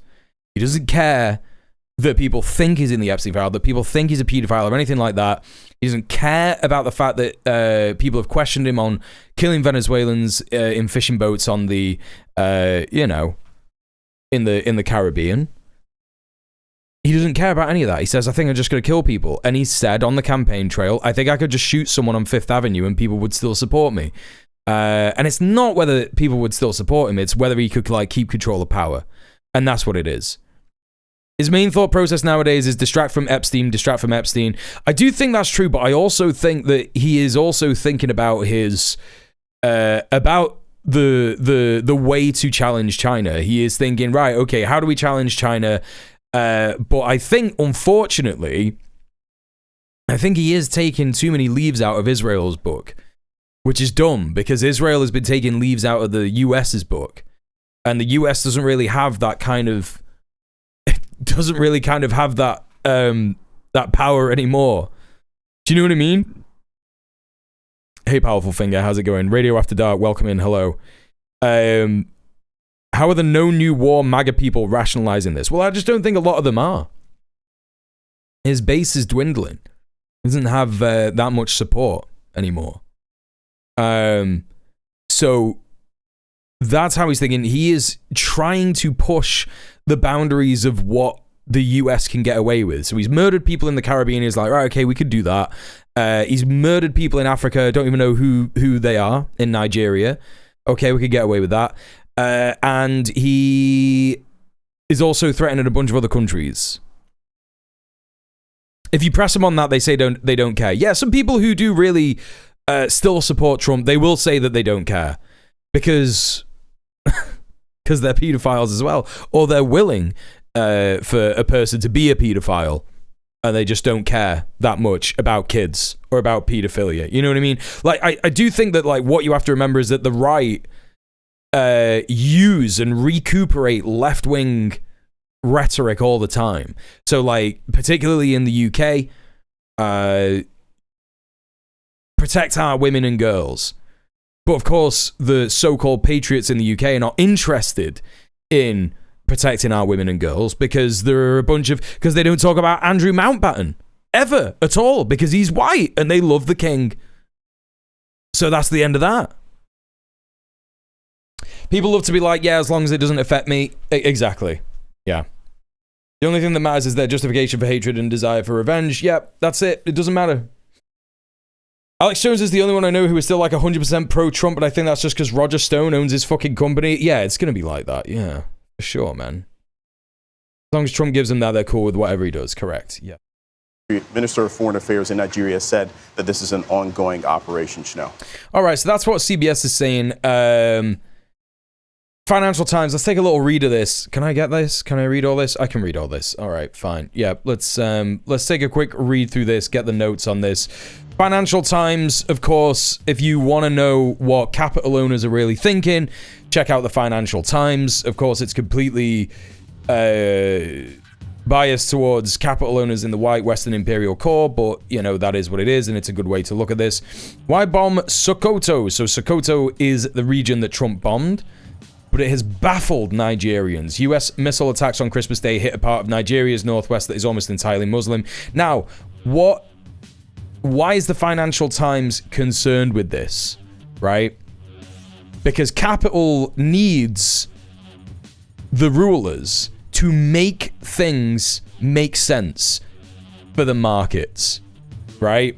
What is the Financial Times concerned with? Markets, capital. Why are they criticizing Trump strikes in Nigeria on Sokoto? Because it doesn't make sense. It doesn't make sense, and it is not good press for the military-industrial complex, is it? It's not good press. Like, who are they bombing? What's the message? Oh, Donald Trump is just bombing whoever he wants. Right, well, you know, there's been lots of very effective direct action campaigns in the UK in particular that have stopped the war machine from happening, and if you continue to just do this, there's probably going to be the same in the USA. I think Trump is mega popular in Nigeria as well. There was a split in the USA and the UK's approach to Nigeria and Biafra after independence that I think made Nigerians vibe with the USA, even though obviously they were the new imperialists. I did not know that, lesbian hot sauce. Interesting. So let's take a little read of this. It was late in the evening on Christmas Day when residents of the mainly Muslim village of Jabo in Sokoto State, northwest Nigeria, said they noticed an object resembling a small aircraft flying overhead. Shortly after, we heard a loud explosion and a huge ball of fire. One resident told local media everyone was terrified. People rushed out of their houses with their families and started running in different directions. The scene repeated in at least two other settlements in Sokoto State, which borders on Nigeria's neighbor Niger, was part of what US President Donald Trump called a powerful and deadly strike against ISIS terrorist scum in northwest Nigeria. So that's the quote, quoted there. A powerful and deadly strike against ISIS terrorist scum in northwest Nigeria. The US military said in its initial assessment that multiple ISIS members have been killed in the strikes on extremist camps. Trump claimed the camps got decimated in an interview with Politico. However, residents of Jabo professed surprise at the strikes, saying that projectiles had landed in empty fields, causing no casualties, and that Jabo had been relatively shielded from violence. The last attack by militants had occurred 2 years ago. Video footage on Nigerian television showed pieces of burnt metal in what looked like farmland. Oh, this is crazy. One man told Arise News, a local television station, "Glory be to God, there was no loss of life." Major General Somalia Uba, the Nigerian military's Director of Defense Information, appeared to confirm the Buja's close involvement. The country's armed forces, in conjunction with the US, had carried out the strike based on credible intelligence, careful operational planning. It doesn't sound like it. Uber went on to say that the precision strike operations against identified foreign ISIS-linked elements had received approval from federal government authorities. The operation underscored Nigeria's resolve alongside strategic partners to confront transnational terrorism and prevent foreign fighters from establishing or expanding footholds within Nigeria's borders. So I don't know who they were really targeting, because, you know, Trump's going to say ISIS because ISIS are just broadly known to be the big bad, right? Evil extremist Muslims, yeah? And I'm not saying that I disagree with that. I think that ISIS are evil extremists. They certainly are. I don't think it's anything to do with being Muslim. They're extremists in the same way that Netanyahu is an extremist and the Zionists are extremists, and they have nothing to do with Judaism. So, did they really target ISIS, though? That's the question.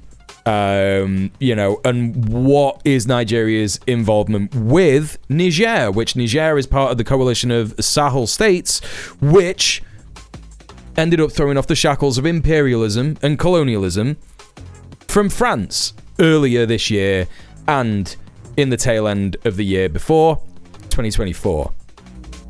So it's very interesting. I don't know whether they did do that. I don't know whether they did do that. But that appears to be what has happened. And yeah, that's just my analysis. My analysis is that he is... and this is also what Sophie is saying as well. I had a quick look at what she was saying. She had a take on this. Yeah, they're just pushing what they think they can get away with. And it's the same with Israel. Again, this is why I'm saying that they're taking a leaf out of Israel's book, even though Israel took a leaf out of the white supremacist colonial projects that preceded its books.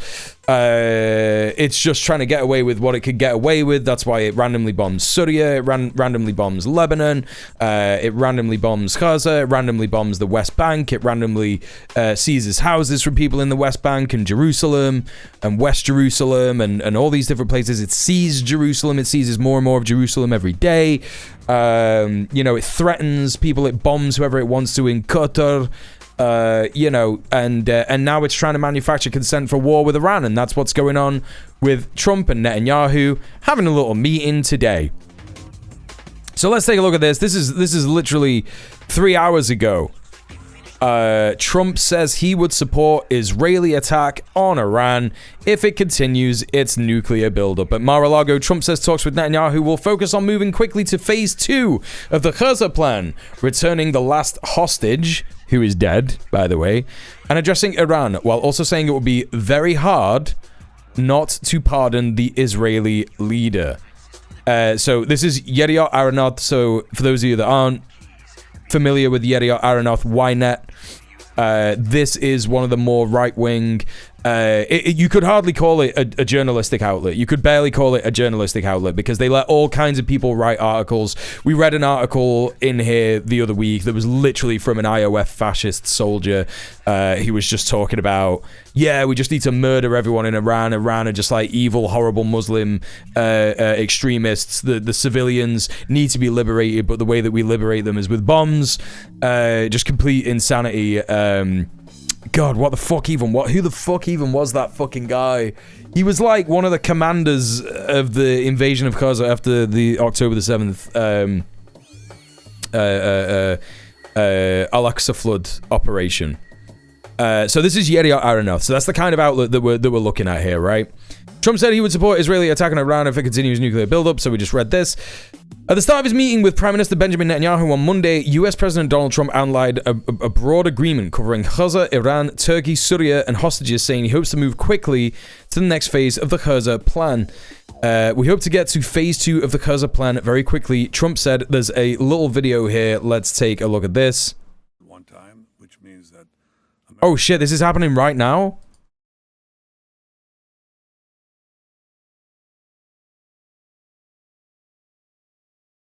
Oh shit, dude, this is live.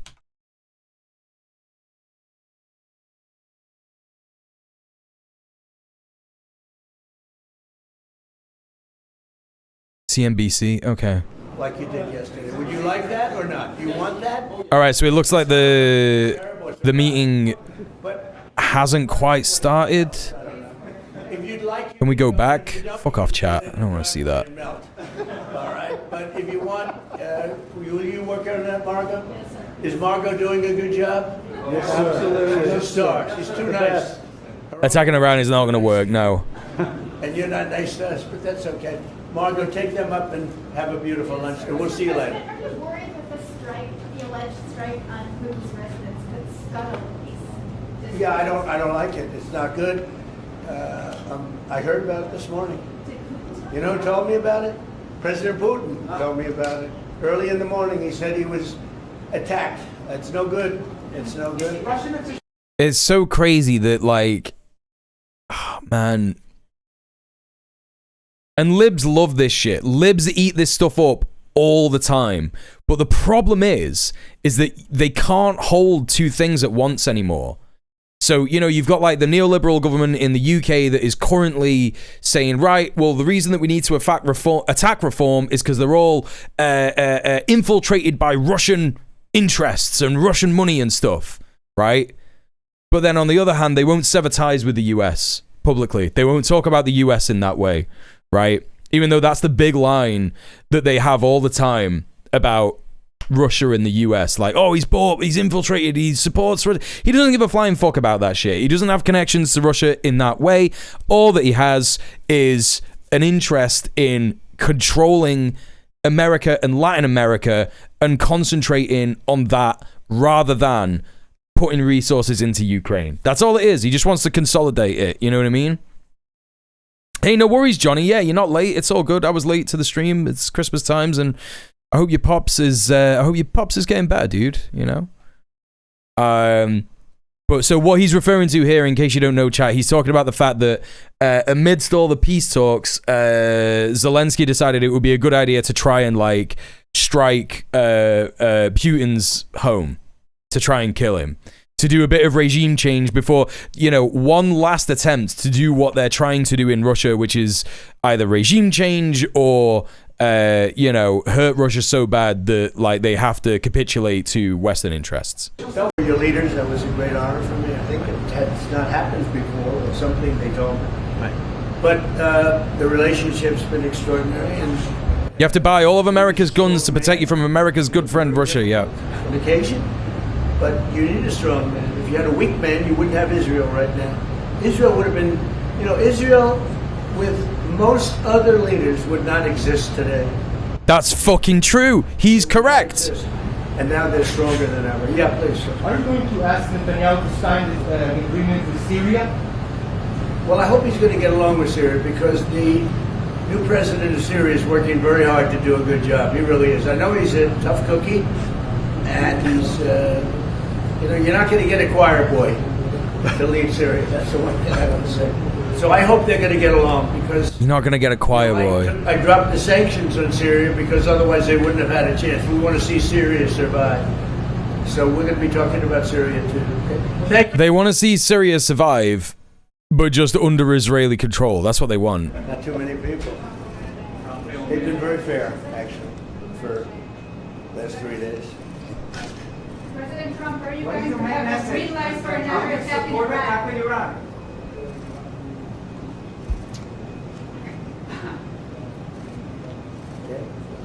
Mr. President, how quickly should you folks move to phase 2 of the peace plan for Gaza? As quickly as we can, but there has to be a disarmament, you know, that we have to disarm with Hamas. So one of the things we'll talk about, certainly. But total hip replacement. Oh, Johnny, mate. My granddad is looking to have that done pretty soon, and it is absolutely vile. I don't know how anybody could go through it. It is, oh Jesus Christ. So yeah, sending him a lot of love, dude. That's wild. Yeah, they got matching suits. It's so weird. And now we hit the area. It's the implementation area. That's where they implement. Yeah, Zelensky tried to kill Putin at his home or some shit. Around. He went there personally to do it as well. No, he didn't. I'm chatting rubbish now. Yesterday there was an explosion overnight tried to hit the residence of President Putin. Do you have any information? No, I don't know about it, actually, and I don't, I just heard about it, actually, but I don't know about it. No. Did you speak with That would be too bad. That would not be. No, yeah, they're getting desperate, Luna, for sure, yeah. Telephone call with President Putin this I had a very good talk this morning. I waited till this morning because It was his job before he retired. Good spirits, he should be home tomorrow. Good to hear it, man. in Russia at 2:30 in the morning, and we had a very good talk. We spoke at 8 o'clock in the morning hour time, and it was a very productive talk. I mean, we have a few very thorny issues, as you can imagine. He knows about thorny issues probably better than anybody in the world, but it's working out. We have... Bro, he's talking to fucking modern Hitler, bro. You know what I mean? if we get them resolved, you can He's just like chilling with modern Hitler. Like, this is just Hitler. They're losing 26,000 Like, you know, just soldiers a month. Can you believe it? A month, 26,000. You know? Young, beautiful soldiers. And like, what would be happening if Hitler existed nowadays? We're seeing it here, chat. He's just chilling with the president of the United States, just being like, yeah, man, this guy knows about thorny issues. This guy knows about thorny issues. He has to deal with doing a genocide all the time. Do you expect Turkish forces to be stationed in Gaza? So I have a great relationship with President Erdogan, and we'll be talking about it. And He doesn't like that. that's good, and a lot will be having to do with Bibi. We're going to be talking about that, but Turkey's been great. And Bibi does not want Turkish troops in Gaza with the international security forces. That's a fact, right? I was saying in Laney's chat this morning that when Trump abandons Ukraine fully, this will happen in America too. Wait, what will happen in America? Look, he's a wartime prime minister. He's done a phenomenal job.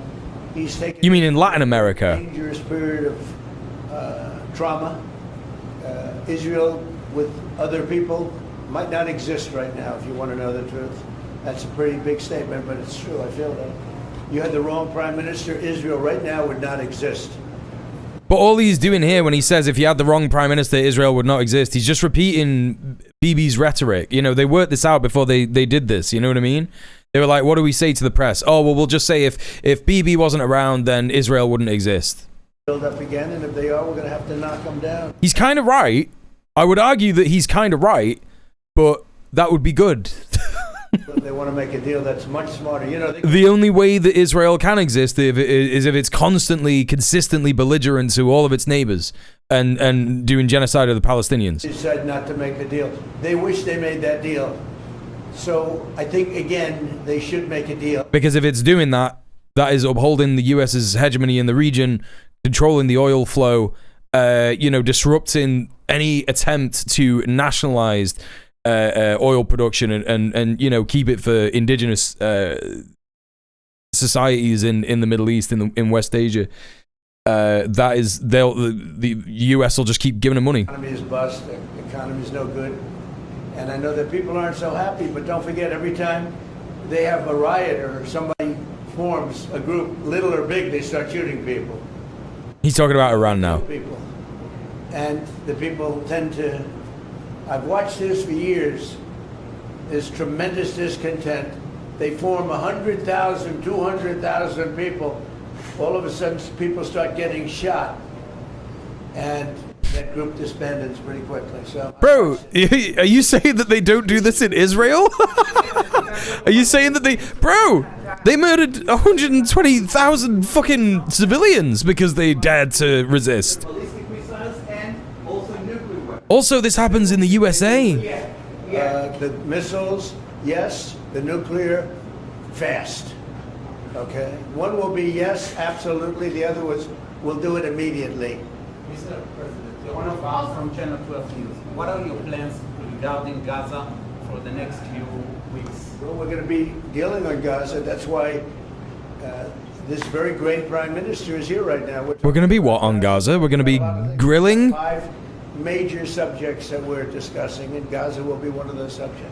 Mr. President, can you... The 5 major subjects that they're discussing is literally going to be the 5 countries that Israel wants to bomb. It's going to be Iran, Turkey, Egypt, Syria, and the rest of Palestine. Just about that's been released was released because of me Steve Witkoff, Jared Kushner, my whole team, Marco Rubio, Pete Hegseth, they were all released because of us. None were released in the Biden administration, none. They were all released because of us. Then, Epstein Files question. lack of releases with respect to the dead.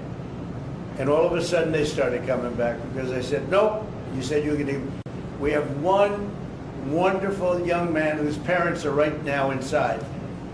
And wait, what beautiful parents, a beautiful brother, sister, and like a beautiful family. Oh no, they're talking about hostages in Gaza. Only one left, and we're doing everything we can to get his body back. And the parents just said, hopefully he's alive. And I said, I'd love you to think that way. Okay? So we're doing everything we can. Do you have President Trump? But then think of it. He's not alive because he's buried under the fucking rubble because Israel fucking bombed him, dude. That's... Out of all of these people, and I'm not just talking about the final 20. Right. Oh. All of the people, what do you think the total number is? 255. 255. 254 came out, one more. Hey, Gomya Mama, how you doing? Welcome in. Not very reassuring, yeah. President Trump. Nobody else got it. President Trump. Well, it's because he doesn't really care. President Trump, does the reconstruction of Hold on 1 Gaza? second, y'all do you. Just let her go. Does the reconstruction of Gaza will begin even before Hamas is disarmed? I think it's going to begin pretty soon, yeah. Before Hamas He's looking forward to it, so am I. Look, what a mess. What a mess it is. No, he's looking forward to the areas of Gaza where the Israeli fucking army have now seized under the so-called fucking ceasefire, where they've been continuing to bomb Gaza, you know. And he's looking forward to rebuilding that area. And what they mean by rebuilding is fucking building some fucking bases. Building some military bases to push the lines further in. Yeah, please, go ahead. I'll ask you about the relationship between you and the... USA is built on the old Rome laws, and one of the old Rome sayings is that there'll be peace when everybody is dead. Yeah. I don't think it can be better. We just won a big war together. You know, if we didn't beat Iran, you wouldn't have had peace in the Middle East. Because So crazy. What are you talking about? Fantastic. Would not have been. We beat Iran. There's peace in the Middle East. What are you on about? Oh my god, it's crazy. He's fucking delusional. Bombers. If we didn't, and we sent a lot of Tomahawks in there also, by the way, from a submarine. And what about the pardon? We sent Tomahawks in there from a submarine. Pardon? I think you will. How do you not? He's a wartime prime minister who's a hero. How do you not? How do you not pardon him? I think it's a very hard thing not to do it. I spoke to the president, and it's on. I mean, he tells me it's on its way. So what they're talking about is that Netanyahu is not going to be prosecuted, and Isaac Herzog is going to give him a presidential pardon, because Isaac Herzog is the president of Israel. Although I don't think that it works like that in the fucking, you know, in the Zionist occupation. I'm not sure that's how it works, but they're just gonna copy the US, and he's just gonna be like, yeah, you get a pardon. Who cares? Whatever, man. They've sent billions of dollars of drugs in, but maybe just as bad, they've sent hundreds of thousands of people in from jails, from prisons. I'm just gonna put my coffee in the microwave. I'll be back in a sec. Insane asylums. The drug lords, the drug dealers, were all sent into our country. But think of it, what he's done. Tren de Aragua, probably the worst gang. They cut off people's fingers. One man made a phone call to complain about them. He cut off their hand. They cut off his hand. Don't ever make a phone call again. We'll cut off your hand. After that, we'll kill you, they said. That was in Colorado. And now they sent in all of the bad ones. They sent in some bad people. And that to me was just terrible. And they sent in drugs. Now, I will say this. Biter thank you so much for the 79 months. Welcome in. Holy shit, dude. 79 months. Chat, this could be you. They have a hard time getting people to pilot those boats. But 97% of the drugs coming in by the ocean, by the sea, by water, are gone. Every boat that we take out, we save 25,000 lives of Americans. Thank you very much, everybody. We'll see you. We're going to have a big meeting. and we'll see you in a couple of hours if you'd like. And if you'd like, you can come up and have lunch like you did yesterday. Would you like that or not? Do you want that? Oh, yes. Because some of them think it's terrible. It's a bribe. But, you know, a bribe for $25, I don't know. If you'd like, you can go. And if you don't, you can stand in a driveway and melt. What the fuck is he talking about? If you want, will you work on that, Margot? Yes, sir. Is Margot doing a good job? Yes, sir. Absolutely. She's a star. She's too nice. Who the fuck is Margot? Who's he talking about? And you're not nice to us, but that's okay. Margot, take them up and have a beautiful lunch, and we'll see you later. Whoa, hang on. We saw this bit earlier, right? The alleged strike on Putin's residence. Are they just repeating it now? Fuck this shit. All right. We're gonna move on, I guess. I don't think we'll get any news from the meeting for some time. Chat, check out this fucking hoodie that my stepmom got me. Absolutely insane. Just like one of these like big comfy gaming hoodies. What do you call it? A fucking, I don't know. A snuddy? A snogie? What are they?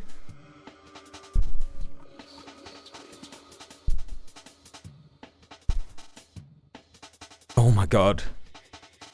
Nice design and colours. A slanket, yeah. It's not really a slanket. It's like just proper fleecy and nice, you know what I mean? Yeah, it's pretty velvety, yeah. Yeah, on the outside. The inside is different. Snuggie. It's a snuggie, yeah. It's pretty fucking cold in here, so I'm smashing it on, you know? You're gonna be really excited, chat. You're gonna be really excited to do this. I think I'm gonna do it like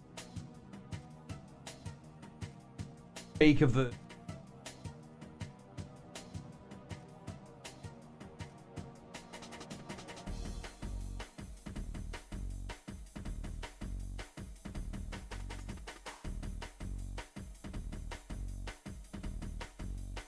sound will be cutting out because I'm not speaking into the microphone. It'll be worth it though. Yeah, there you go. There he is.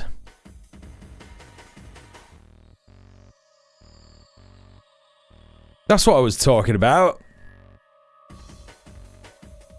There he is. Yep. We got the right amount of donos for it. So there he is. I'm going to try and zoom in a little bit. There we go. We're zooming in. Can I rotate it? Tilt?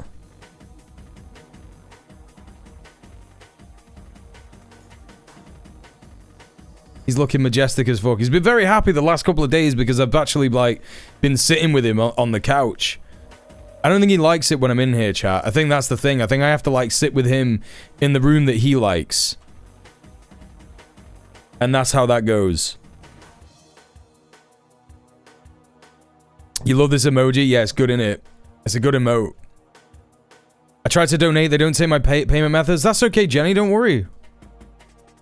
I appreciate the thought. It's the thought that counts. Okay, he'll just have to be a bit skewed. That's just how it's gonna be. That's just how it's gonna be. Alright, yeah, we got cat cam. Gonna have to change it on this fucking scene as well. Hold up. If I do that. Yeah. That. Yeah. Take him up to the top right. Squish it down. How's that looking?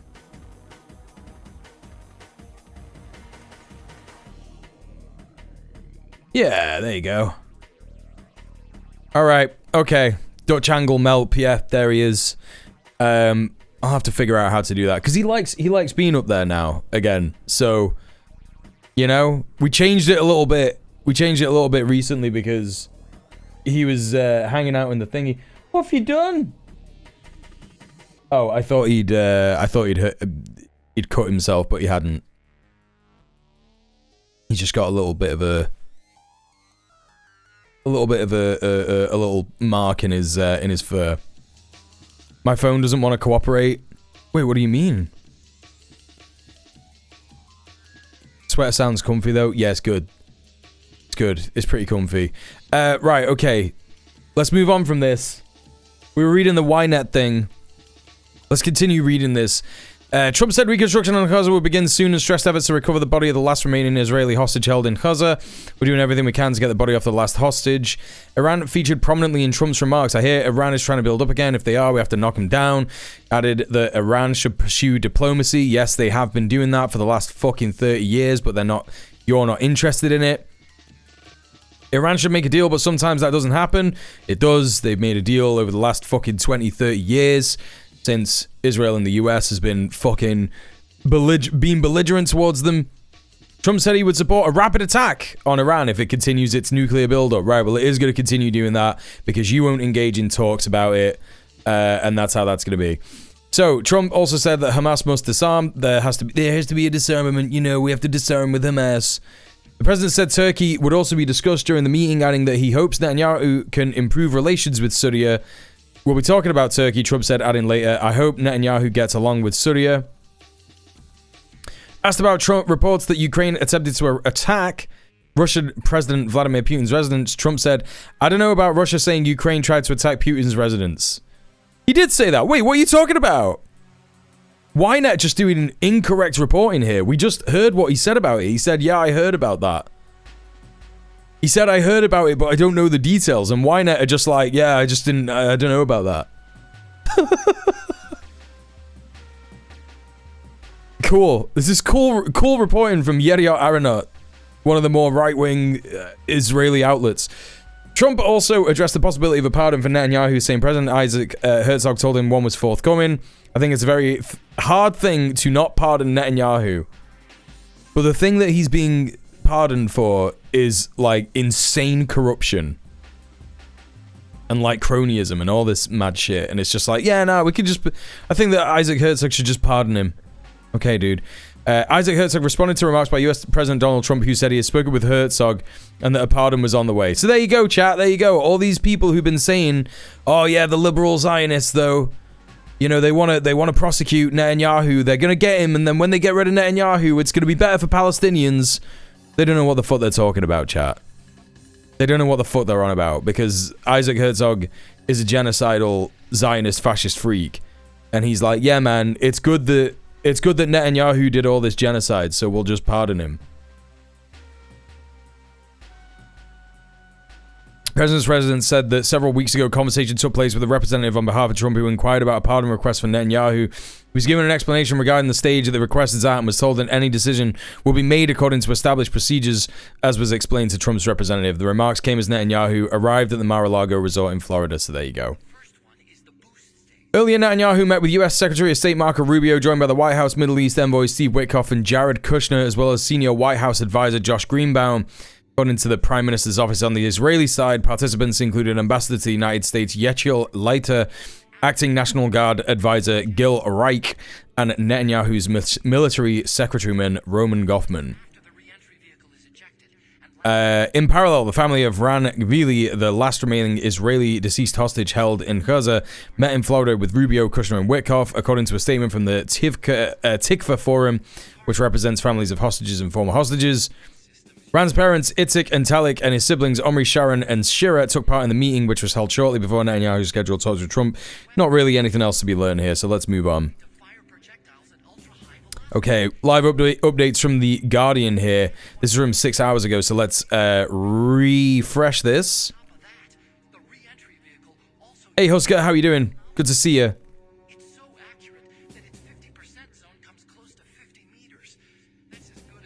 Okay, so the meeting is done.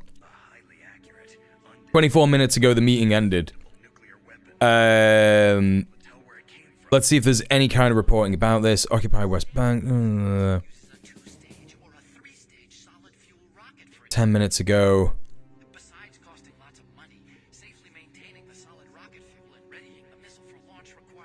Oh my god, what is happening?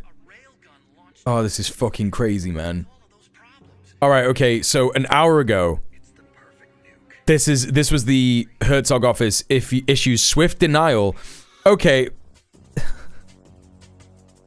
So much conflicting reporting. We got Yediot Aharonot here, who is saying, yeah, a pardon is on the way, and Isaac Herzog said, yeah, probably.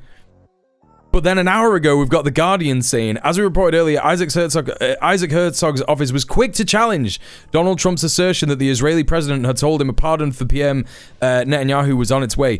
Reuters reports that asked about the US president's remarks, Herzog's office said he had not had any conversations with Trump since a pardon request was submitted several weeks ago. So you can see how...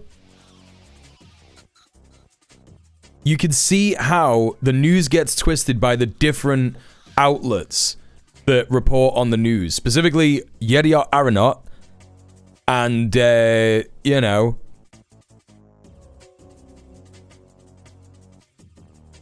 The Guardian's reporting on this. Husker says, on pins and needles in a good way, someone who means a lot to me reached out and wants to hang. Oh, that's really nice, Husker. Yeah, good to hear it. It's good when the butterflies in your stomach are not because of some kind of existential dread. And it's because, you know, it's making you excited and you're happy about something that could happen. That's really cute. Good to hear it, man. Reuters reports that asked about the US president's remark, Herzog's office said he had not had a conversation with Trump, so there you go. They're twisting the news and shit like that. Anyway, let's have a look at the stuff that's come out since the meeting. So this is live updates from the Guardian representative at Mar-a-Lago. Netanyahu says they're awarding the Israel Prize to Donald Trump, adding that this was formally announced over lunch for his tremendous contributions to Israel and the Jewish people.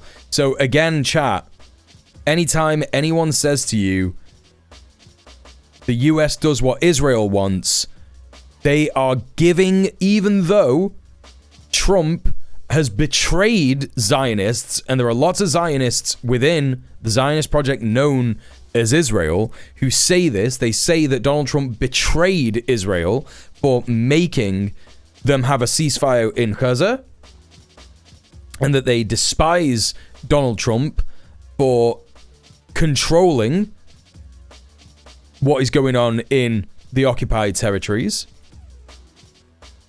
Netanyahu, despite all that, is giving a prize, the Israel Prize, to Donald Trump. And it's because they are completely servile to the USA. Hey, Galamango, how's it going? Yeah, another participation trophy, exactly. For the pedo president. According to the Jerusalem Post, the prize is the state of Israel's highest civilian honor, has been awarded on rare occasion to non-Israelis before.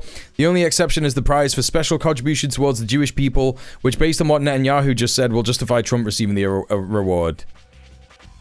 Cool. Trump says Hamas will have a very short period to disarm or they'll be held to pay. Trump says they talked about Hamas and disarmament. Hamas will be given a very short period to disarm, he says, and we'll see how that works out. But if they don't disarm as they agreed to do it. No, they didn't. No, they didn't. Then they'll be held to pay for them. And we don't want that. But they have to disarm within a fairly short period of time. He's been saying this for fucking decades. He's been saying this for weeks. He's been saying this for months now. They're not going to disarm. And I think that just what will happen is that I think that, you know... Do they call the Israel Prize the Izzy? Yeah, probably, yeah. Colonizer Prize, yeah. He is absolutely obsessed with trophies, 100%. I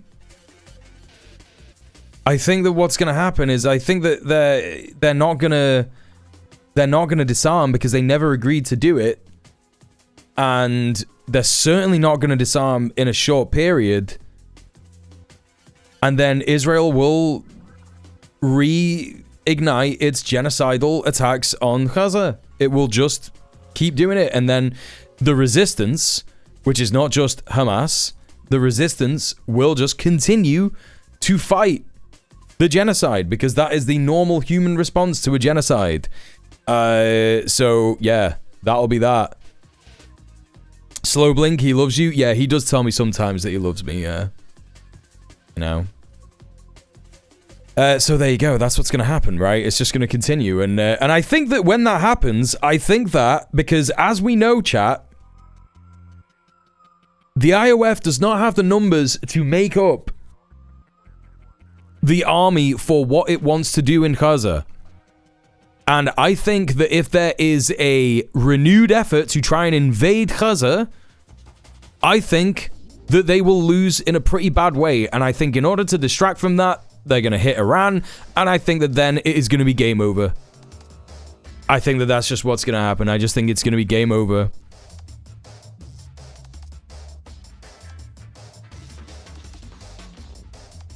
So, there you go. Any more news on this? So, we've got some interesting reporting here from Sky News. 3 war fronts on the agenda as Benjamin Netanyahu set for talks with Donald Trump. So, this is from Yusra El-Baghir. Every now and then, Sky News comes out with some decent reporting. It's rare, but they do. I'm not saying that this isn't going to be biased. It's certainly going to be biased in one way or the other. It's Rupert Murdoch-owned media, and they're going to be fighting in the corner of empire. Gaza, Iran, and Lebanon are all on the agenda for the meeting at Mar-a-Lago. How is this sustainable for Israel? It isn't. That's the thing. It's not. It's just not. They are so obsessed with the idea of being this supremacist state that they will destroy themselves by having multiple wars on 3 fronts. They're going to have the war in Gaza. It's going to, start up again. But what they fail to remember is that this ceasefire has given the resistance an opportunity to regroup and rearm. Right? So while Trump thought he was being very clever in trying to make this happen, to appease the Gulf states that are under a lot of pressure from each other and from their own populace to be like, hey man, we need to do something about Palestine. And they appealed to the president. They were like, hey man, you need to do something about Palestine. It's getting a little bit, people are getting fucking mad. People are doing things. Despite the attempts to do something for his favorite dictators like Sisi and Erdogan, it's all blown up in his face. And I think that Turkey could do something, and I don't think Egypt will. I think that it's more likely that Turkey would do something against Israel, and it's only because it knows that Turkey is on the table from whatever point they're finished fucking around in Syria and Lebanon. So, yeah. I just think it's wild. I just think it's all blown up in Trump's face. It's all fucked up. He's done it wrong. He's done a bad thing, and he doesn't even realize it. And I don't mean a bad thing as in like a morally bad thing. I think he's just failed in what he wants to do. I know Israel desperately wants to prove their asset value by destabilizing Iran, but another attack would up the chances of Tel Aviv being flattened. I don't think it will up the chances. I think it will just guarantee Tel Aviv being flattened. And I think that there will be a massive... It's almost unfathomable. You're right, Galamangu. Anyone who has paid attention to this over the last 10 years, 20 years, is looking at this and going like, what the fuck do they think they're doing? There is simply no way that this is going to be good for the Zionist project.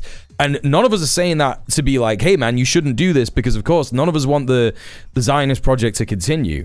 But like, where's the logic? Where's the brain? And it is simply because Israel has to. If you listen to Ray, I'll always shout out Ray because he's a Palestinian. He is from Palestine. He lives in America now, but he understands all of this stuff. And if you listen to Ray, he'll explain it to you. Israel has to be kept in a constant mode of going to war with everybody all the time. Otherwise, there will be deep unrest. There will be deep economic, instability. And it will fall apart because Israel is a very weak excuse of a state. Like, there simply is not much of a state infrastructure other than war. Just keep going to war all the time. Yeah, I know. Going for Iran is crazy because they just... Well, it's this idea that they think that they can keep up. I think that in order to, like, tell a lie, you have to believe in the lie a little bit. Right? I think that if you know you're lying, I think that you can get, like, a little bit scared that the lie is gonna... it's just gonna come out. And people are gonna figure it out. They're screaming at Lebanon to disarm Hezbollah, and that they're not able to do it, let alone Iran. Yeah, well, I think that Netanyahu has to believe in the lie a little bit, and I think that they do. I think that they do believe that they're strong enough to take on Iran. You'd think that going to war all the time would cause problems for a country until you realize that they're supplied by certain other larger countries. Yeah, but even that fighter jet is going to end up being not enough to stand up against Iran. Because the last time that they went to war with Iran, they got fucking thumped. They got battered. And they were like, yeah, definitely good. The only reason that Trump demanded a ceasefire from Israel and Iran after they went in and bombed the nuclear sites is because they knew that Israel was going to be destroyed. And when the infrastructure of military command in Israel is destroyed, the Palestinians are just going to take it back. That's all that's going to happen. The Palestinians are just going to take it back. Minor clarification, which I'm sure you'd agree with. Israel believes it could take on Iran, assuming it retains U.S. support on its own. It'd be crushed. Yeah, but it's also asking Donald Trump to turn his attention away from Venezuela and go back to the Middle East. And I don't think he's willing to do that much. I think that's why he wanted the ceasefire in Gaza, which is not really a ceasefire.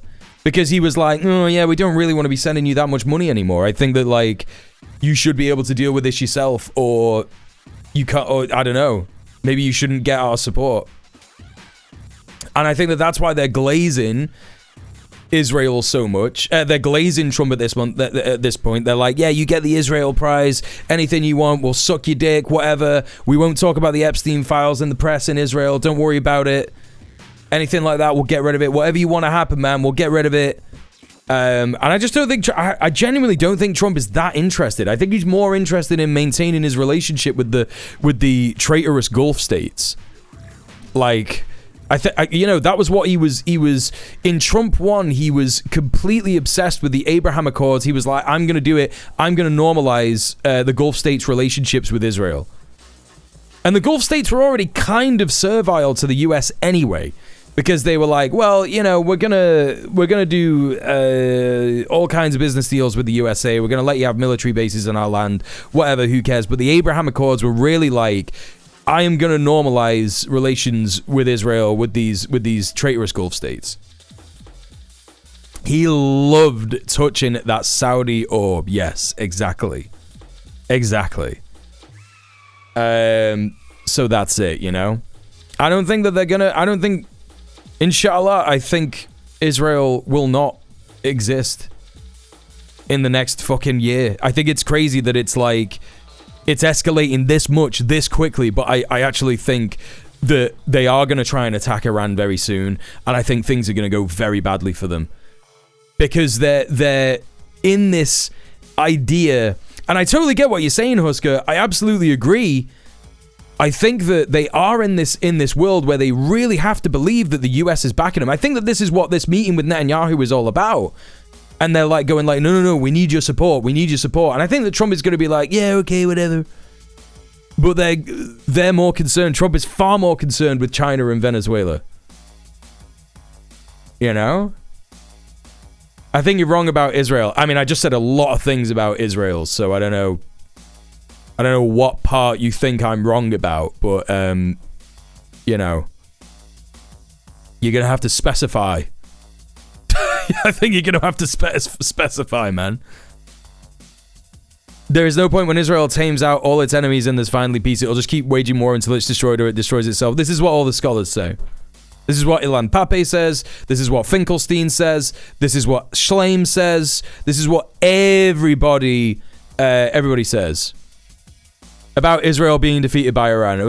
What evidence do you have to say that Israel won't be defeated by Iran?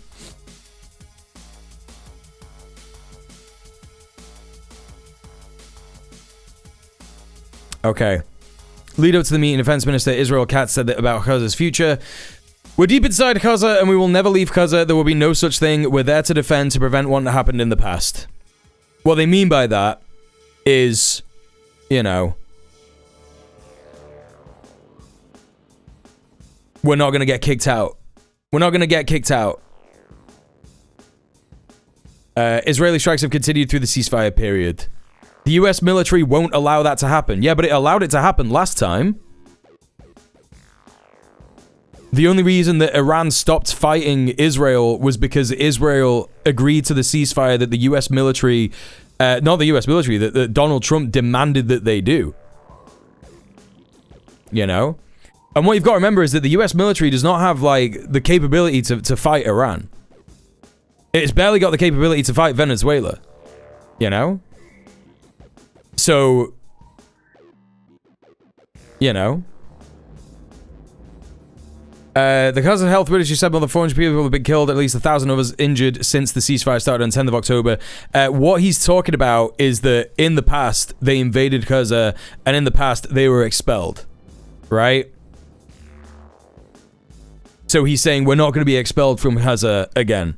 But I think that they will. I think that they probably will. In the meeting, Netanyahu is expected to push for more strikes on Iran and argue that its nuclear program still needs to be addressed. This could be in opposition to Trump's foreign policy priorities, especially since his strong stance on ending Israel's 12-day war with Iran in June. Even Sky News is saying it. Even Sky News is saying it. Sky News is like, yeah, man, Trump wanted Israel to stop bombing Iran. Right?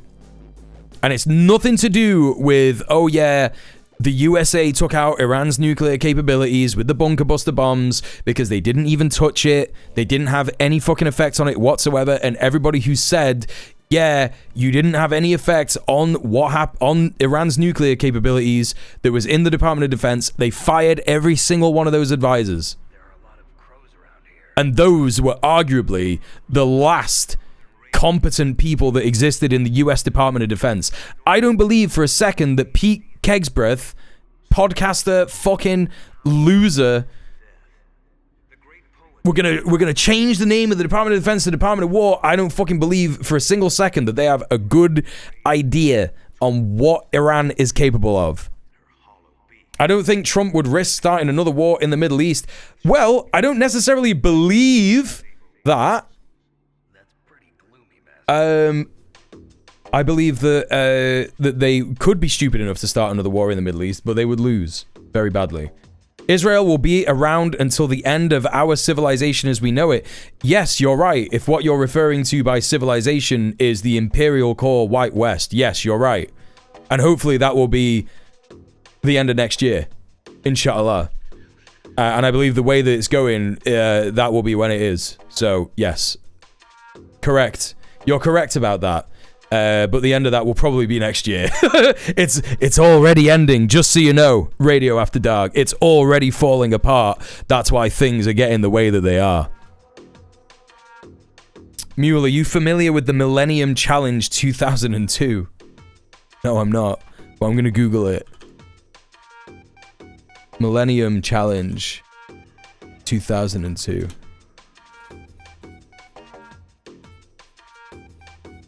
Oh, yeah. Okay. I think I've heard about this, but under a different name. It pertains to Iran, yeah.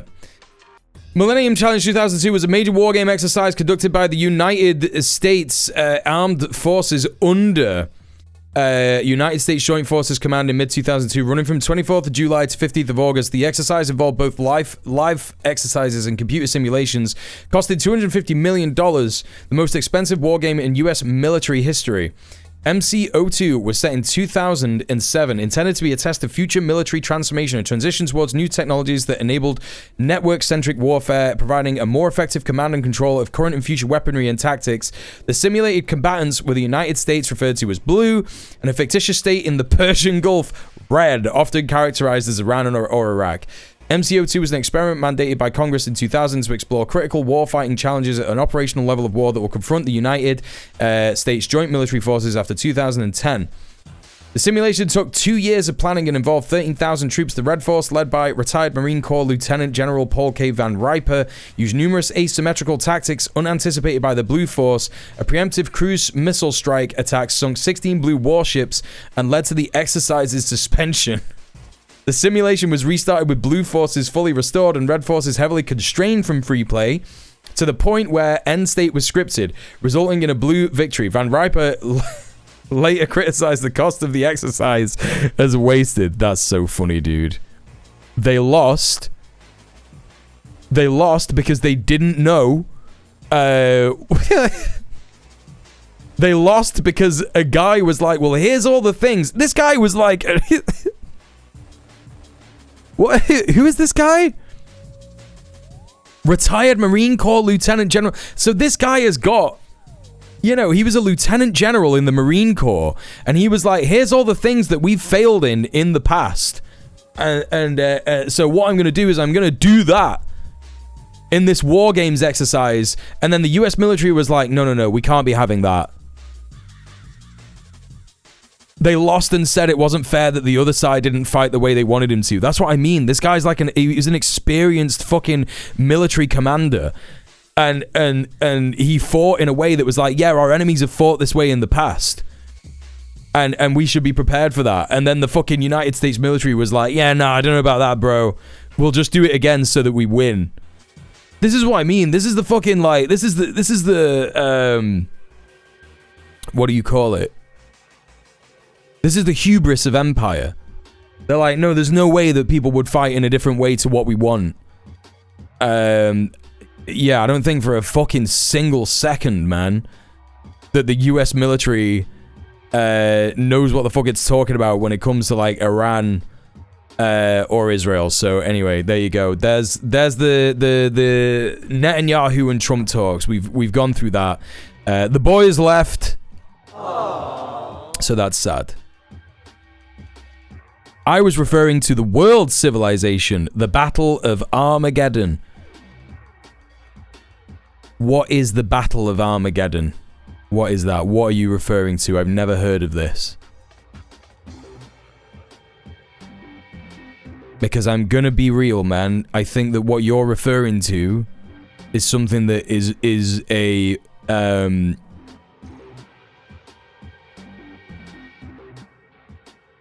I don't think we've got a chud.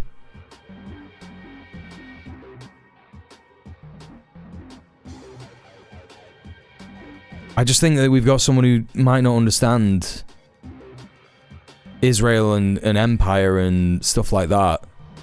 Because Battle of Armageddon is like something that, you know, people just kind of talk about as if like it's a thing that's gonna happen. Yeah, an obscure horror supernatural movie. Yeah, it's kind of like who was saying that in the chat? Yeah, it's easier to imagine the end of the world than it is to imagine the death of capitalism. Ursula K. Le Guin. Everything that is taking place in the world today is leading up to the final battle. The final battle, yeah. Between who? Good and evil? Like, it isn't, like, the world isn't the Lord of the Rings. I don't think that this person is a Bible basher, no. The world isn't the Lord of the Rings. That isn't what's going on. There is no final battle that's going to happen. It's not how it works. Like, even if there was World War III, there wouldn't be, like, a final battle. I love the people who think Revelations is in the future. 666 is just Caesar Nero. That's a good point. I didn't think about that.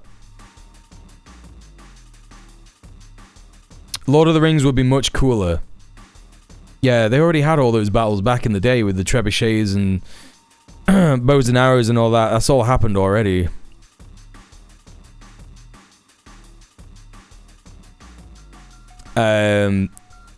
You have to be kidding me, right? What do you mean? I have to be kidding you. What are you talking about? I could say the same thing to you. You're talking about like the final battle. Like what? You watched a bunch of movies? Like what are you what are you going off, man? Like that's why we're talking about Lord of the Rings, because that's like, it's like the kind of thing that happens in a movie. The final battle. Like, come on, man. That's not how the world works.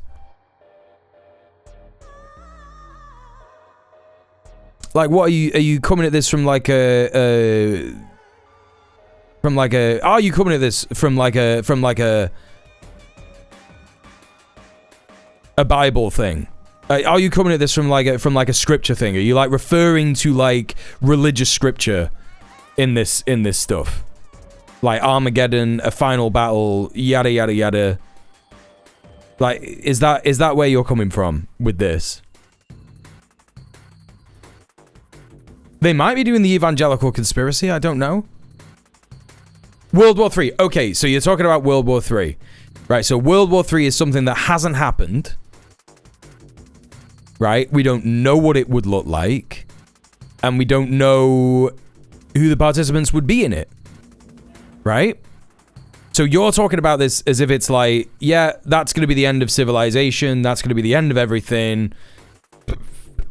But there's no evidence to say that that will necessarily be the case. We're living in a world now where there are multiple nuclear powers who are going to war against other nuclear powers. Example, Russia and NATO. And they're not using the nukes. They're fighting each other. They're engaging in Cold War tactics and shit like that. There's even a bunch of states that could arguably have developed completely far more efficient nuclear deterrents, such as intercepting missiles and the like, that will mean that nuclear annihilation is just not possible. We will destroy ourselves. Well, okay, man. Well, so then what? Like, okay, let's talk about this shit philosophically then. Philosophically. So now what? We're gonna destroy ourselves. So now what? What? So there's no point in watching politics streamers on Twitch, right? There's no point in any of it. Just like, oh, that's just what's gonna happen. So yeah, fuck it, man. Whatever. Just do whatever you want. Do whatever you think you want to do. Just give up. Yeah? Philosophically, where does that leave us? That's the end point. If that's what you believe, if you believe that we're going to destroy ourselves, what should we do? Unless some aliens come down to save us from ourselves, it's inevitable. What are you basing that on? And also, if that's what you think, then what? What should we do? We just give up? Polymarket. Yeah, just like, you know, there's a reason that I'm saying this, but I want this person to answer the question. You know?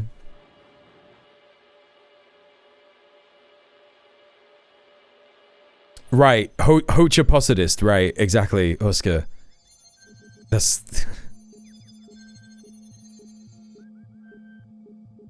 Yeah, like, philosophically, where does this lead you, man? We just go along for the ride. Right, but what's the ride? What's the ride, dude?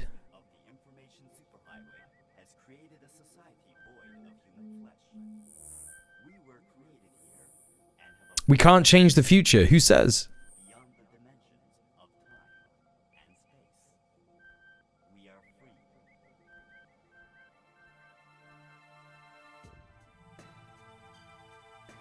Yeah, it's like a black pill conversation, yeah, that this person's having. We're all in the ride together. No. I'm asking you, what is the ride? What's the ride? You're saying just go along for the ride. So what's the ride, dude? What's the ride to you? And we can't change the future. Who says?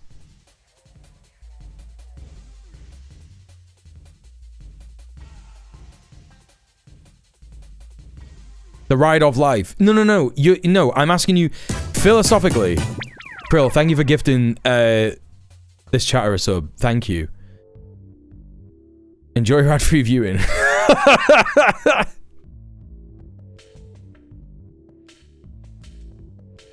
Cheer up, here's a sub.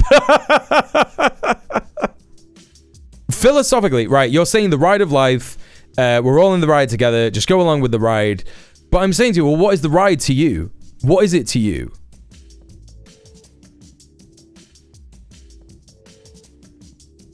What is the ride? What do we do? What do we do?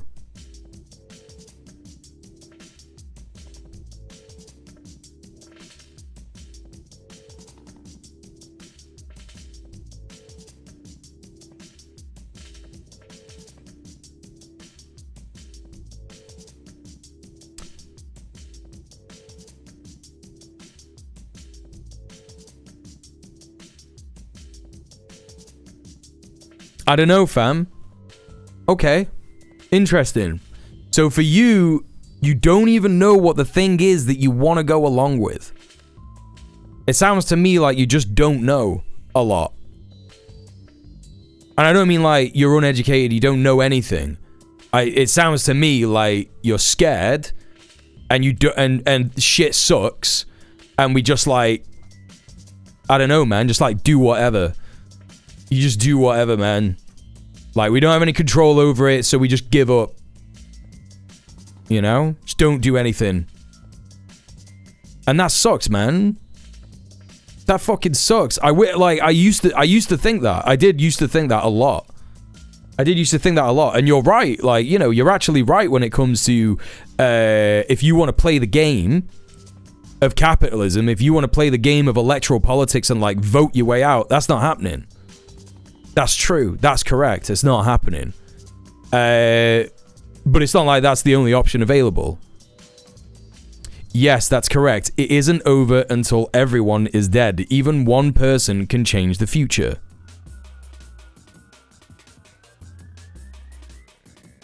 The thing about being a nihilist is that you could either arrive at the conclusion by having studied the evidence, weighed it up, and deciding nothing matters, or you could arrive at it by being intellectually lazy and it's impossible to know the difference.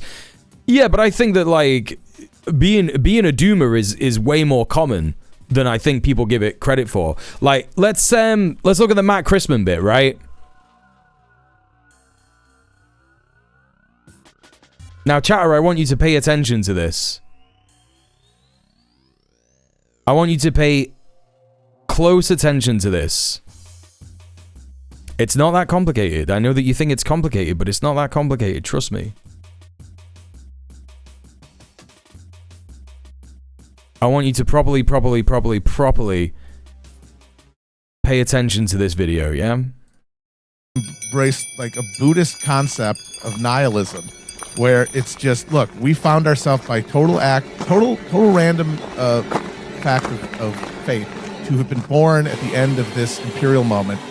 We have access to this incredible bounty of exploitation, of the bounties of exploitation, and we're gonna fucking use it and have fun. You're also in the same boat as us. You were born in the same situation.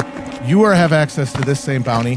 Why don't you just enjoy it? Yeah, everything's gonna die. Everyone's gonna die. Sure, it's not sustainable, but we're gonna be the last to die. So why not enjoy it? Why fight against it? And I actually finally got the point of all of that hypocrisy mongering that Republicans do, where they say, "Oh, you drive a car.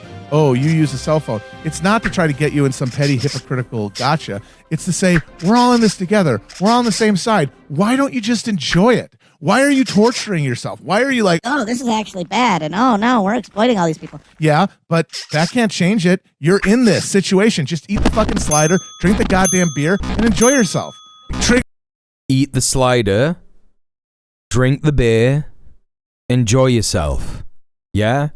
Go along with the ride. Just go along with the ride, bro. Eat the slider, drink the beer, enjoy yourself. Just pretend it's not happening. Just pretend it's not happening.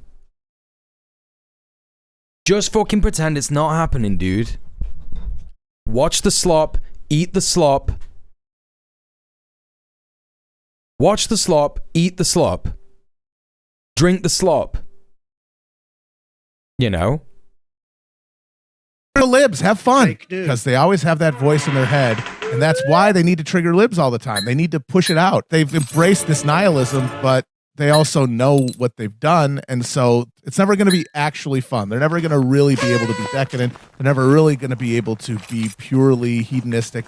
They need to have an enemy that they can smite at any given moment to smite their conscience. It's as simple as that. That is what the ruling class wants us to do.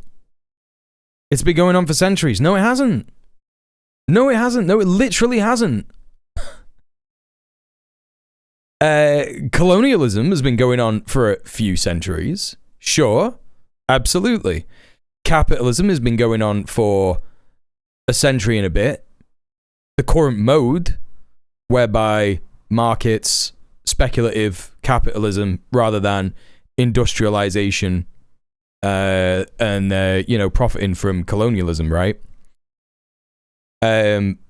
Empirical domination And monarchy was before that. Emperors and empires and monarchs and shit like that.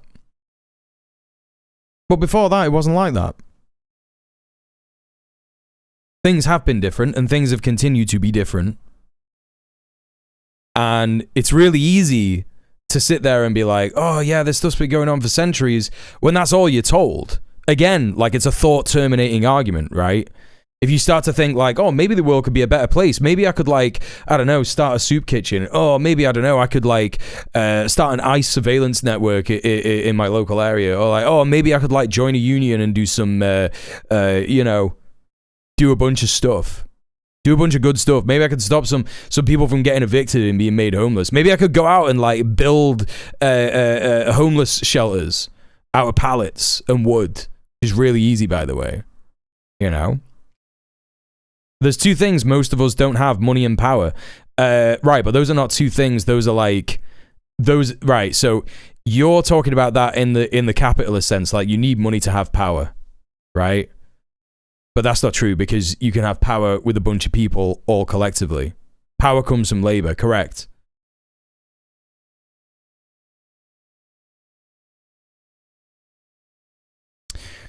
I take cover in the fact that even if we don't solve climate change and we all die, the Earth will still be here. It might take thousands of years, maybe millions, but the Earth will heal, and hopefully whatever civilization comes after us will learn from our mistakes. Yes.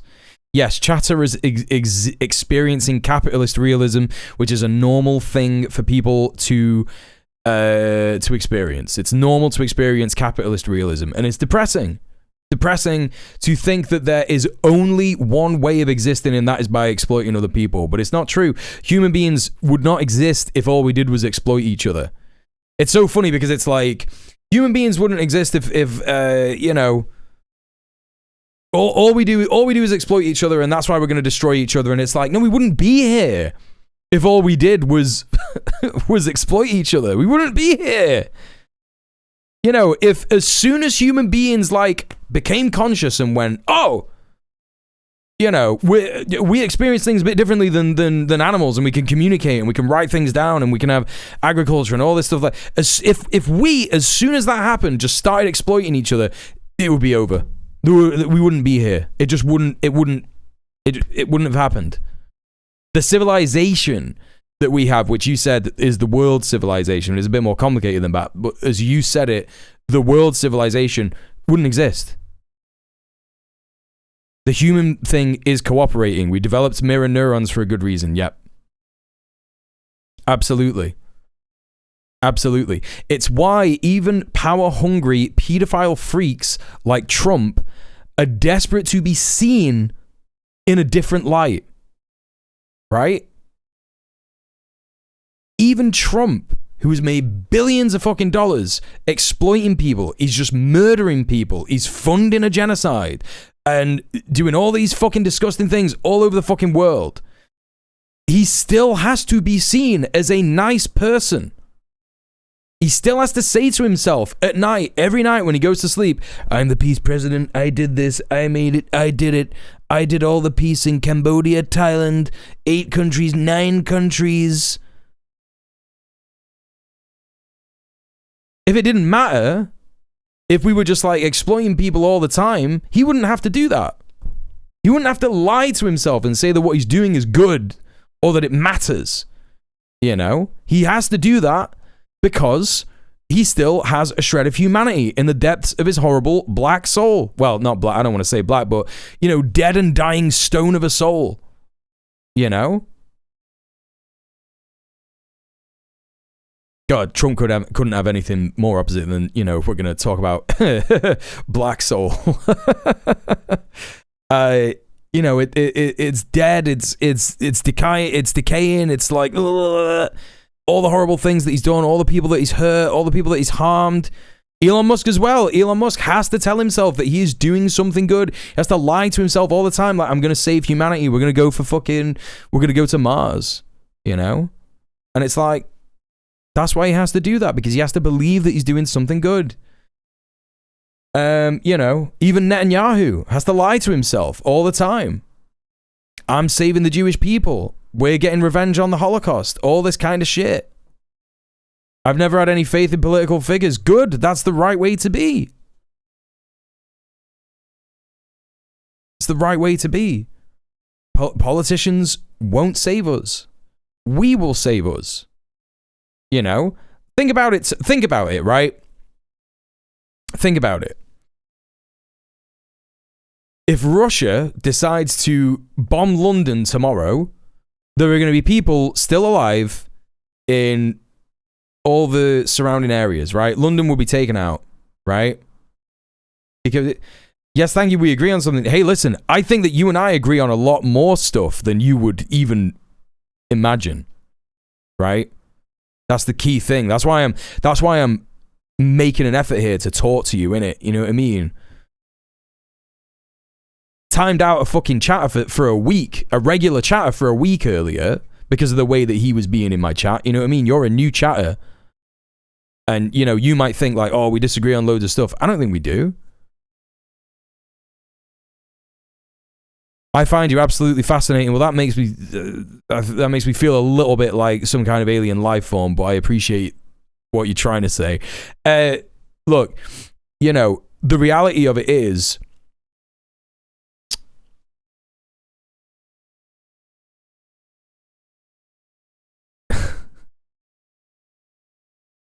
the reality of it is that there are going to be people left, right? Like, people think like, oh, as soon as the nuclear bomb goes off, there's all these nuclear bombs going to go off all over the world. And it's like, yeah, there might be a fucking nuclear winter, and there might be like people struggling to grow crops and shit like that, but people will try. People will try. People will persist, and they will try. You know, the game Fallout is more representative of what the future after a nuclear winter would be like, to be honest. You know, they might, you know, you might sit there and be like, oh, well, you know, people would just get more cancers and they die more and shit like that. And it's like, yeah, sure they would. But guess what? I bet you people will be trying to get pregnant and have babies so that the human race can continue. Because that is something that is just hardwired into us. And eventually, would there be a baby born that isn't affected by nuclear fallout? Stranger mutations have happened. You know? Stranger mutations have happened, man. But, you know, I think that the key thing that I'm trying to get across to you is that, like, you know, I think that you are at a turning point in your life where, you know, you've come into my stream randomly. You might not agree with all the things that I say or whatever, but the first thing that you've said is like, nah, man, the world's just going to end. Fuck it. We're just along for the ride. And when I was at that point in my life, I met someone who changed me completely. And even though I do believe that that is a possibility, I also believe that there are other unknown possibilities that none of us could even possibly imagine. And so it is worth it to still try and change things. And that's why I do what I do here on the stream every fucking day, 4 days a week, 5 days a week if you include Red Planet. And it's also why I desperately try and organize my local community. Hello, my old chum. Thank you for the follow. Because there is something worth fighting for. There is always something worth fighting for. Anything is possible. Anything is possible.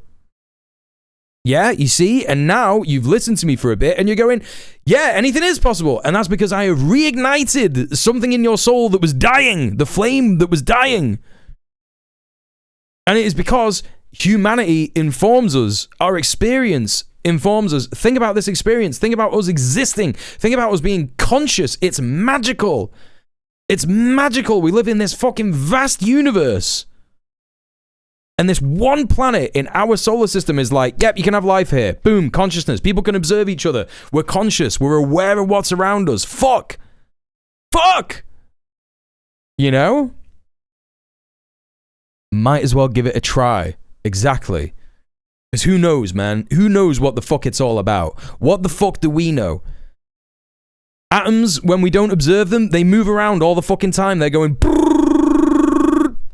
What the fuck's that about? What does that mean? We don't know. We don't know what it's about. It could be some big test.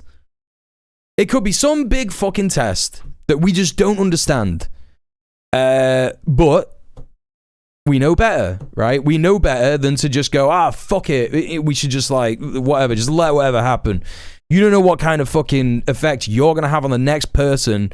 You know, if you say to them, hey man, there's something worth fighting for.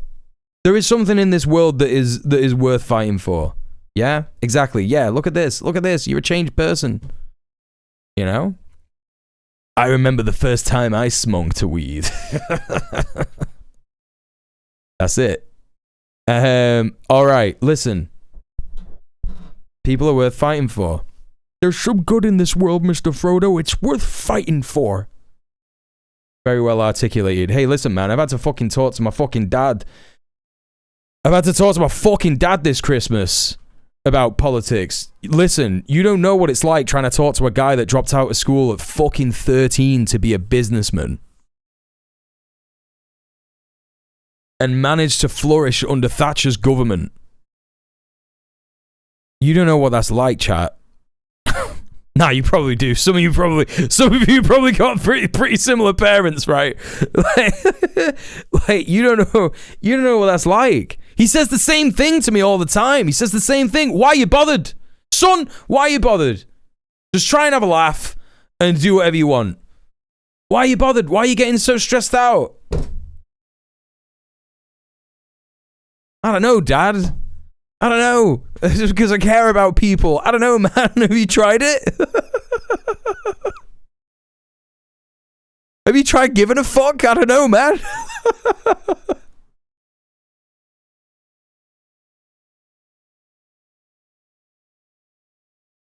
Anyway, let's talk about the propaganda surrounding Iran. Let's talk about it. My parents are fundamentalist Mormons. Oh, God. Sorry to hear it, ground level news.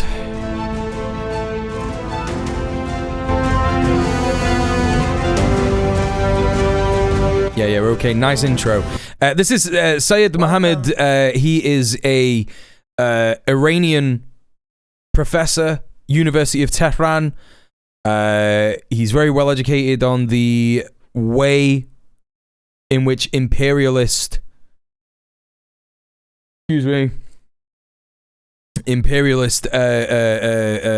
propaganda surrounding Iran and its nuclear weapon development, or so-called. And yeah, we're going to listen to him talk about the manufactured crisis that this is about. Dad's been conditioned like me. We're getting old and weary. Hey, listen, man, I'm 36, and I know that might not be old, but I know what you're saying. I know what you're saying. It's okay. I don't think I'd be so radical without it. They're quite anti-government, so we got off on a good start. Good. Hey, Buddy Bebop, by the way. Welcome in. To demystifying Iran. During the 12-day war, the Israeli and U.S. regimes conducted military strikes against Iran's openly declared peaceful nuclear facilities. The first ever direct military attack. Yo, Ray.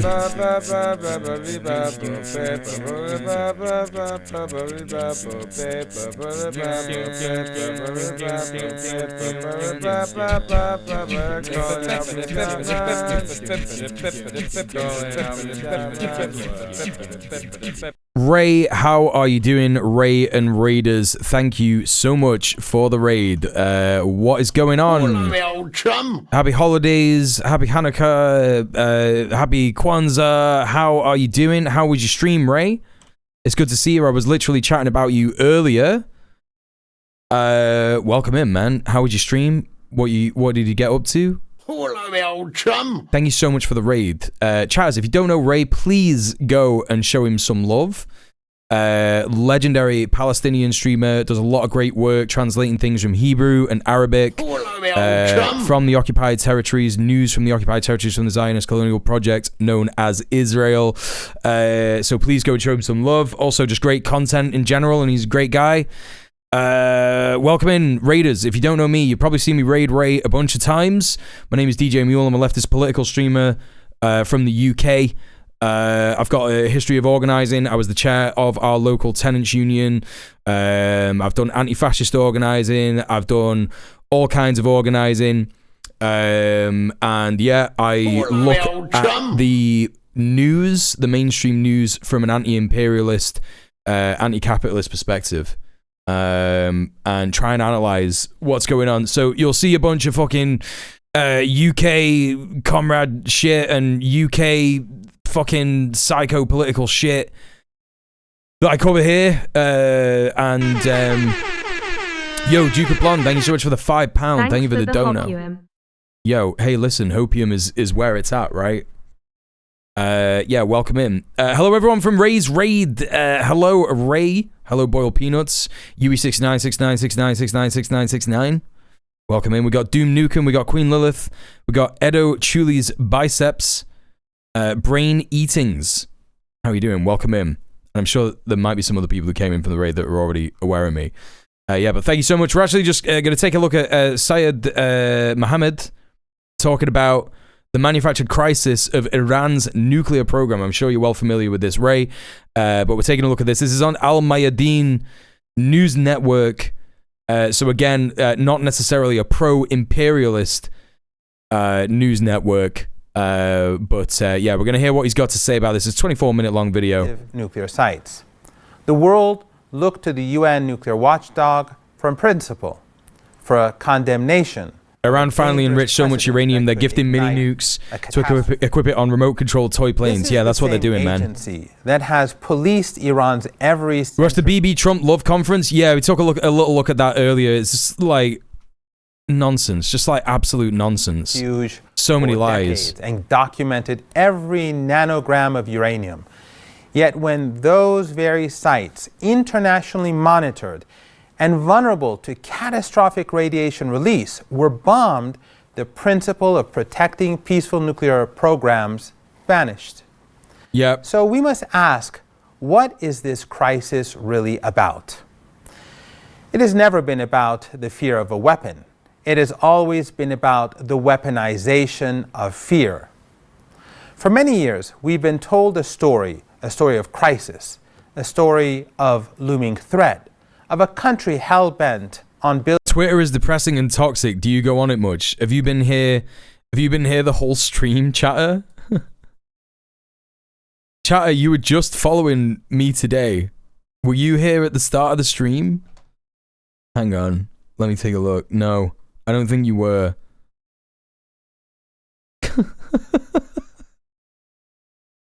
Yes, I was talking about Twitter before.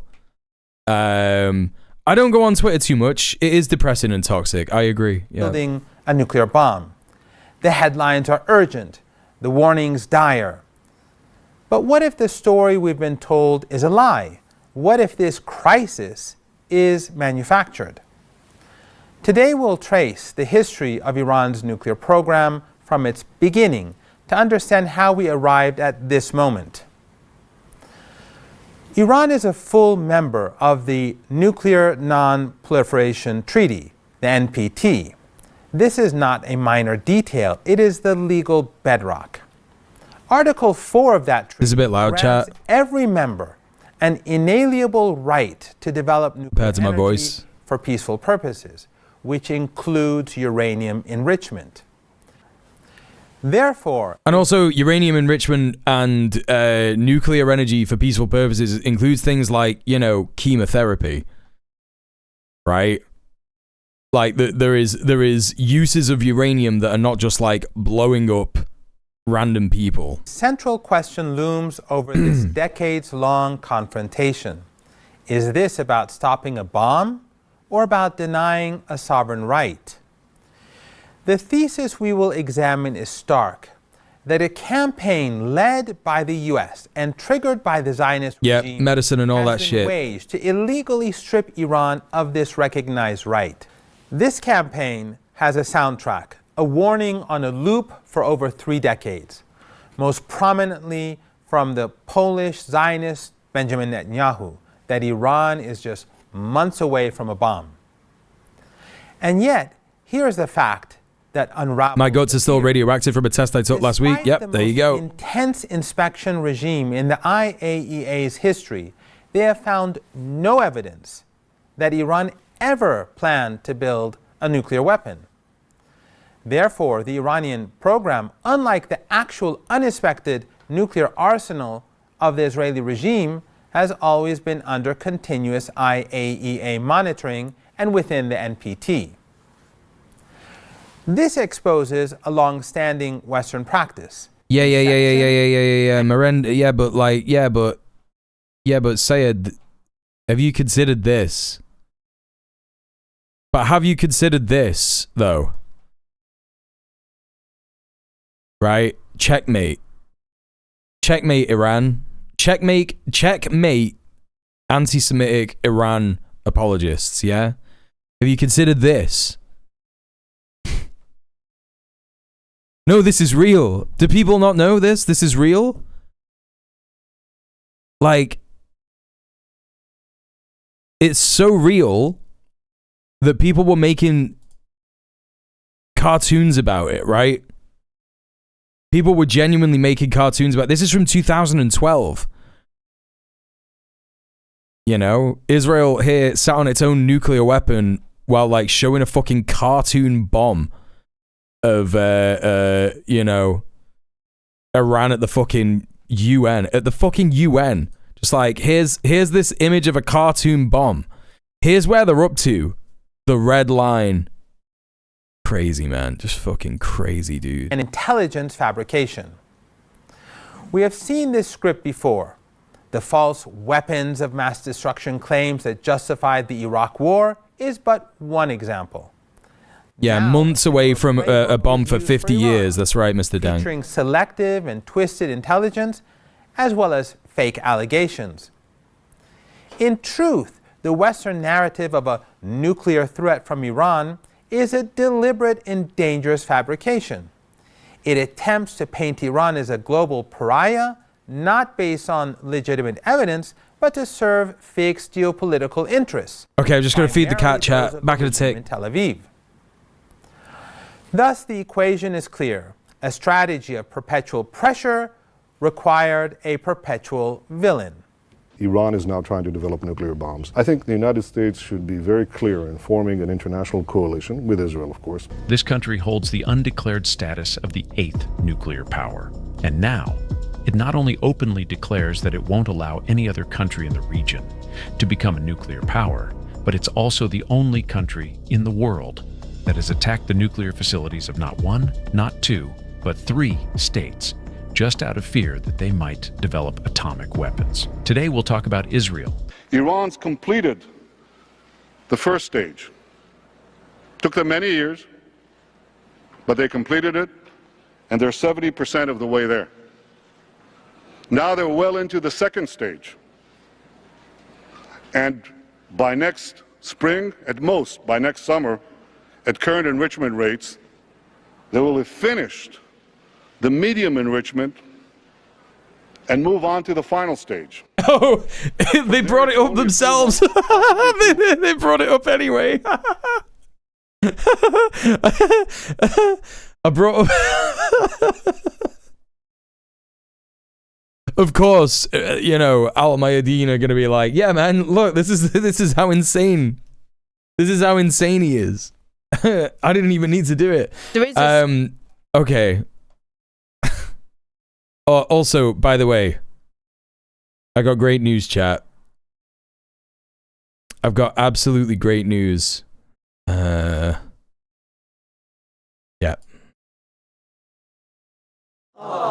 You can't quite see his face because he's just sat there looking at me. Why are you looking at me like that? What's going on?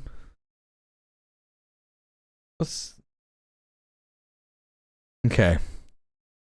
All right. Well, he's there. He might sit down in a minute. Weeks before they get enough enriched uranium.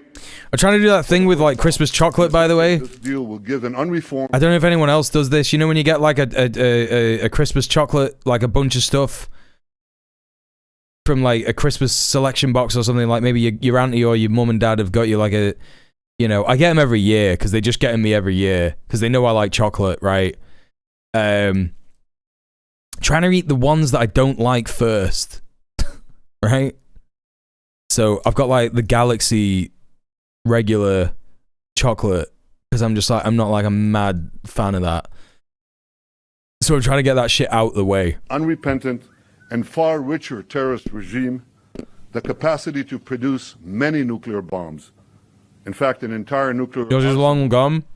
That Iran has another secret facility in Tehran. I'm 36 now. If I tried to eat a whole fucking selection box on Christmas, I would die. That's not even an exaggeration. I don't know how old you are, absolute rubbish, but I don't know, man. When you get to 36, you just can't do it like that. You just can't be doing stuff like that anymore.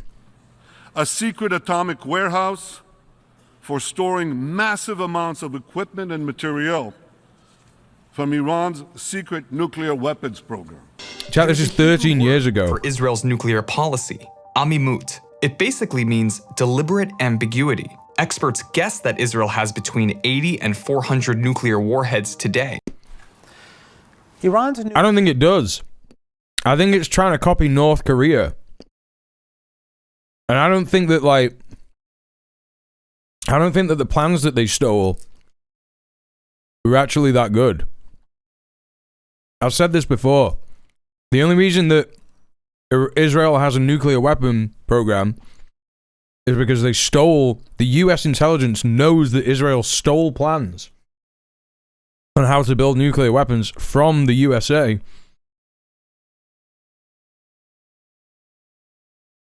And I think that, they probably, stole a bunch of plans, didn't really have the engineers to figure it out properly, and they've made some crap bombs that don't work. Thank you for checking out the YouTube channel, whoever that was. The nuclear program began in 1957 with a US-backed nuclear cooperation deal, the Atoms for Peace Agreement, signed with the Shah's regime. Under this deal, the US helped build Iran's first Does it feel it in your teeth, Steph? Yeah, same. And fueled it with highly enriched 93% weapons-grade uranium. By 1960, the American support expanded to include the transfer of hot cells, chambers capable of separating plutonium from spent reactor fuel. Later agreements further committed the US to providing an additional reactor and specialized training for Iranian nuclear scientists. Yeah. In 1974, Iran established the Atomic Energy Organization to oversee this expanding program. Its staff grew rapidly to 4,400 by 1978, and dozens of specialists were sent to the US for advanced training. With sustained American backing, Iran developed plans to build multiple nuclear power plants. Germany agreed to build the Bushehr power plant. France and others agreed to sell technology. Iran's nuclear ambitions were back then a celebrated symbol of modernity, fully supported by the West. There was no crisis. By 1979, Iran was creating the foundation for a full-scale civil nuclear program. Then comes the revolution, changing everything overnight. Damn, dude. That's crazy. Everything was fine until they had a revolution. The crisis emerged not from a hidden lab, but from an anti-imperialist revolution in the streets.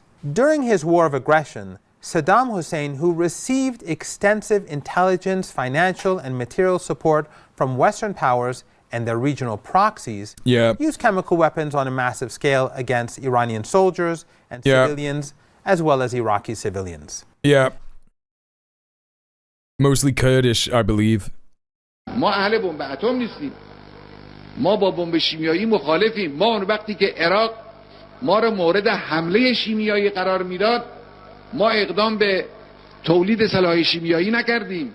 با اصول ما این چیزا موافق نیست. Mustard gas and nerve agents were deployed en masse. The victims were men, women, and children, suffocated, poisoned, burned, left to die in agony. The world saw the pictures, and the world, for the most part, remained silent. Iranians were being gassed with Western technology. He's like a lion, funded by Inni wealthy Lilith. Arab regimes. The West did not stop it. In fact, it enabled Saddam. Iran faced a major threat and possessed the technical capability to produce chemical weapons. By the prevailing Western strategic logic, the rational move would have been to rush to produce them. But Iran did not. Imam Khomeini prohibited the government and military from producing weapons of mass destruction. Iran made a conscious decision, moral and religious, not to go down that path. One may be cynical about religious decrees, but one cannot argue with the historical fact. During a war of survival, under significant duress, when every strategic incentive screamed yes, Iran chose no. Therefore, before one blindly accepts the modern Zionist and neocon narrative of an irrational regime hell-bent on a bomb at any cost, they must confront this inconvenient history. Consider the supreme test. The moment Iran had the most convincing reason to produce chemical weapons, it refused.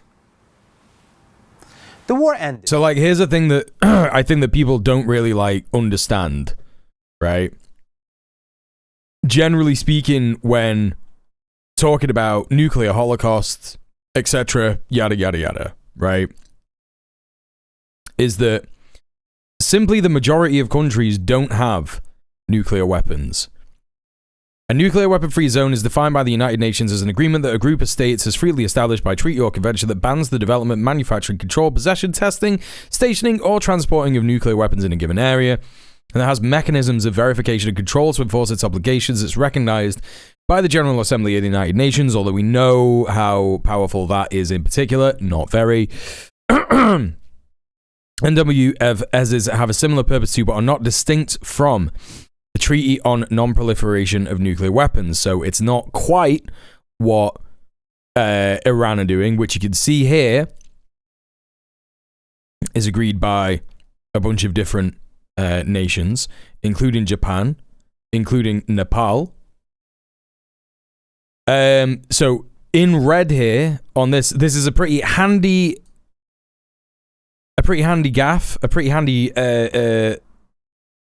graph here to take a look at. Countries in blue, no nuclear weapons, and they are subject to the NWFS. Countries in red are countries with nuclear weapons. Countries in yellow are countries that have signed the non-nuclear weapon, the non-proliferation treaty, which is what Iran, you can see Iran is there. You've also got Iraq, you've got Saudi Arabia, Yemen, Oman, Kuwait, Qatar, Lebanon, and there's even some European countries here.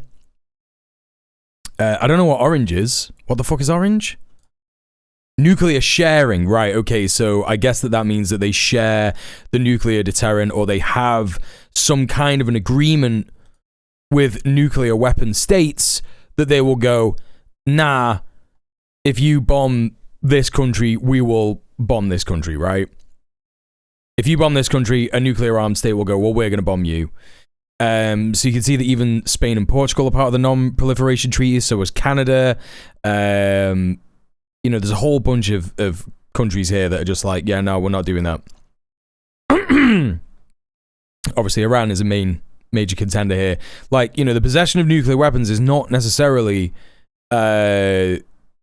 all-encompassing all over the fucking world. You can see that there's like, the main countries. Russia has a bunch of stockpiles. So does China. So does India. So does France. So does the United Kingdom. And so does the USA. These people have it's just that these people have a lot of nukes. And it sucks.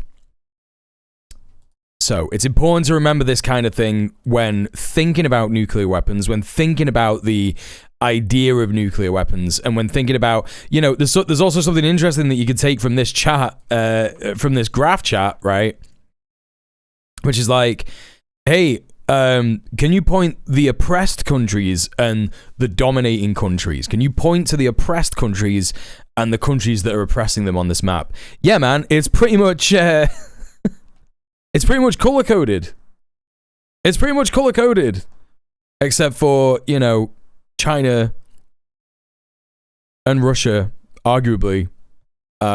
India is not great in terms of does it oppress other countries? Certainly it does, but not nearly to the magnitude of the USA and the UK, France, and Germany, and Italy, right? So, a pretty interesting map that you can take a look at there. Melpert is super pissed off with the nuclear weapon chat, so hopefully he'll be back in a minute. It's very sad that he's left. Okay, so, yeah, let's continue. Iran entered the 1990s with its policy of strategic restraint already proven. Today, Iranian leaders point to the 2003 fatwa issued by Ayatollah Khamenei, which declares nuclear weapons haram or forbidden. Given this record of restraint and religious prohibition, we must ask, what is actually driving this manufactured crisis? I was wondering what the fuck he had on this big tablet then. This is actually... I actually kind of love this. This is kind of fucking Star Trek. This is dope. This brings us to a pivotal and fabricated moment. In 2004, the US and Israeli-backed Iranian terror group, known as the MEK, claimed to have obtained laptop documents about a secret nuclear weapons program. To understand the source, one must know its history. During Saddam's war of aggression against the newly established Islamic Republic, the MEK initiated a major terror campaign, murdering 17,000 Iranians. In 1986, they moved to Iraq and fought for Saddam against their own country. This was not a whistleblower. The MEK was and continues to be a US-Israeli proxy. It has long waged war against Iran. 2 years earlier, this same group exposed 2 alleged secret nuclear facilities, an enrichment plant in Natanz and a heavy water reactor in Iraq. The international reaction... So the Natanz site still exists. It's one that was targeted in the 12 Days War in July, initiated by Israel, of course. And of course, since then, there have been other sites like Isfahan and the other one. I can't remember what the other one's called. The Western reaction was immediate shock. Headlines... Well, these are just, you know, these are enrichment sites. You know, they're sites where it's like, okay, well, we enrich uranium for domestic purposes, you know? A clandestine nuclear program, yet consistently omitted that the story was sourced from a US-controlled terror organization, one that had betrayed Iran to fight for Saddam. And this is also another thing that you have to understand when analyzing the news chat, you know, especially whichever news site you are looking at, understanding its bias, and especially if it is like, I don't know, man, a British news site, for example, are they going to be open and honest and saying, yeah, our source for this is an imperialist-backed terrorist group in somewhere in West Asia, right? We got this information from ISIS. They might as well have said that when talking about this particular expose. This brings us to the crucial details that frame the entire so-called revelation. True, in August 2002, Iran had not declared these plans to the world. The screaming narrative of deception was thus sealed. But the law whispered a different truth. Under the IAEA Safeguards Agreement at the time, Iran was not yet legally obligated to declare them. This wasn't Iran's opinion. It was the finding confirmed by the IAEA's own Director General, Dr. Mohammed al-Baradei, in an official 2003 report. The rule in force was clear. A country only had to declare a new facility 180 days before introducing nuclear material. At the time of the so-called exposure, the bricks and cement at Natanz and Iraq were still rising. No nuclear material was present. Technically and legally, Iran was still within its window. This was a permissible secrecy. But how vital a secret could it truly have been? The Natanz facility was being constructed in plain sight, adjacent to a major highway. The shock was pure political theater, scripted from intelligence provided by a designated terrorist proxy with a clear agenda. It manufactured the image of a rogue state caught red-handed when in legal reality, Iran was operating in a permissible gray zone.